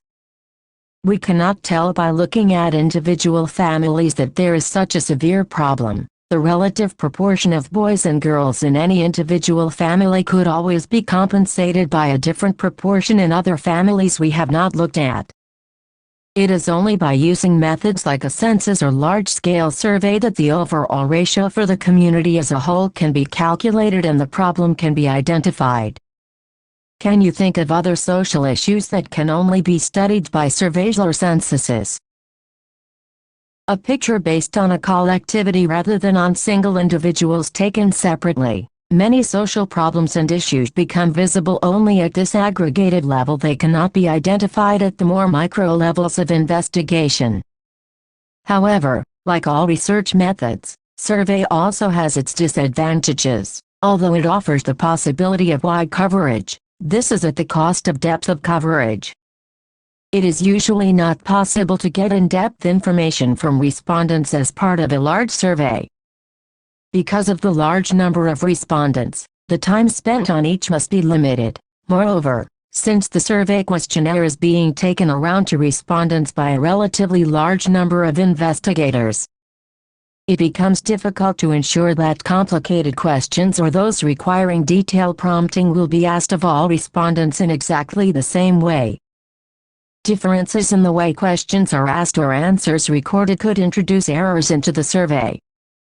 That is why the questionnaire for a survey, sometimes called a survey instrument, has to be designed very carefully, since it will be handled by persons other than the researchers themselves. There is little chance of corrections or modifications in the course of its use, given that there is no long-term relationship between investigator and respondent, and hence no familiarity or trust. Questions that can be asked in a survey have to be of the kind that can be asked and answered between strangers. Questions of a personal or sensitive kind cannot be asked, or if asked are likely to be answered safely rather than truthfully. These kinds of problems are sometimes referred to as non-sampling errors, that is, errors due not to the sampling process but to faults or shortcomings of the research design or the manner in which it was implemented. Unfortunately, some of these errors are difficult to foresee and guard against, so that it is possible for surveys to go wrong and produce misleading or false estimates of the characteristics of a population. Ultimately, the most important limitation of survey is that, in order to be successful, it must depend on a tightly structured and flexible questionnaire. Moreover, howsoever well designed the questionnaire might be, its success depends finally on the nature of the interactions between investigators and respondents, and especially on the goodwill and cooperation of the latter. An interview is basically a guided conversation between the researcher and the respondent. Although it has few technicalities associated with it, the simplicity of the format can be deceptive because it actually takes a lot of practice and skill to become a good interviewer. Interview occupies the ground between a structured questionnaire of the type used in surveys, and the completely open-ended interactions typical of participant observation methods. Its chief advantage is the extreme flexibility of the format. Questions can be rephrased or even stated differently. The order of subjects or questions can be changed according to the progress or lack of progress in the conversation. Subjects that are producing good material can be extended and built upon. Others that provoke unfavorable reactions can be cut short or postponed to a later occasion, and all this can be done during the course of the interview itself. On the other hand, many of the disadvantages of the interview as a research method are also related to its advantages. The very same flexibility can also make interview vulnerable to changes of mood on the part of respondent, or to lapses of concentration on the part of interviewer. It is in this sense an unstable and unpredictable format. It works very well when it works, and fails miserably when it doesn't. There are different styles of interviewing, and opinions and experiences differ as to their relative advantages. Some prefer a very loosely structured format, with only a checklist of topics rather than actual questions. Others like to have more structure, with specific questions to be asked of all respondents. How interview is recorded can also differ according to circumstances and preferences, ranging from actual video or audio recording, detailed note-taking during interview, or relying on memory and writing up the interview after it is concluded. The introduction of equipment like recorders and so on frequently makes the respondent uneasy and introduces a degree of formality into the conversation. On the other hand, important information can sometimes go unnoticed or not be recorded at all when other less comprehensive methods of record-keeping are being employed. Sometimes the physical or social circumstances in which the interview is being conducted determine the mode of recording. The way in which the interview is later written for publication or as part of a research report can also differ widely. Some researchers prefer to edit the transcript and present a cleaned-up continuous narrative. Others wish to retain the flavor of the original conversation as much as possible and therefore include all the asides and digressions as well. The interview is often used along with or as a supplement to other methods, especially participant observation and surveys. Long conversations with key informants. The main informant in a participant observation study can often provide a concentrated account that situates and clarifies the accompanying material. Similarly, intensive interviews can add depth and detail to the findings of a survey. However, as a method, the interview is dependent on personalized access and the degree of rapport or mutual trust between the respondent and the researcher. Glossary Census, a comprehensive survey covering every single member of a population. Genealogy, an extended family tree outlining familial relations across generations. Non-sampling error, errors in survey results due to mistakes in the design or application of methods. Population, in the statistical sense, the larger body of persons, villages, households, etc. from which a sample is drawn. Probability, the likelihood or odds of an event occurring in the statistical sense. Questionnaire, a written list of questions to be asked in a survey or interview. Randomization, ensuring that an event such as the selection of a particular item in the sample depends purely on chance and nothing else. Reflexivity, the researcher's ability to observe and analyze oneself. Sample, a subset or selection usually small drawn from N representing a larger population. Sampling error, the unavoidable margin of error in the results of a survey because it is based on information from only a small sample rather than the entire population. Stratification, according to the statistical sense, the subdivision of a population into distinct groups based on relevant criteria such as gender, location, religion, age, etc. Exercises 1. Why is the question of a scientific method particularly important in sociology? 2. What are some of the reasons for objectivity being more complicated in social sciences, particularly disciplines like sociology? 3. How do sociologists try to deal with these difficulties and strive for objectivity? 4. What is meant by reflexivity and why is it important in sociology? 5. What are some of the things that ethnographers and sociologists do during participant observation?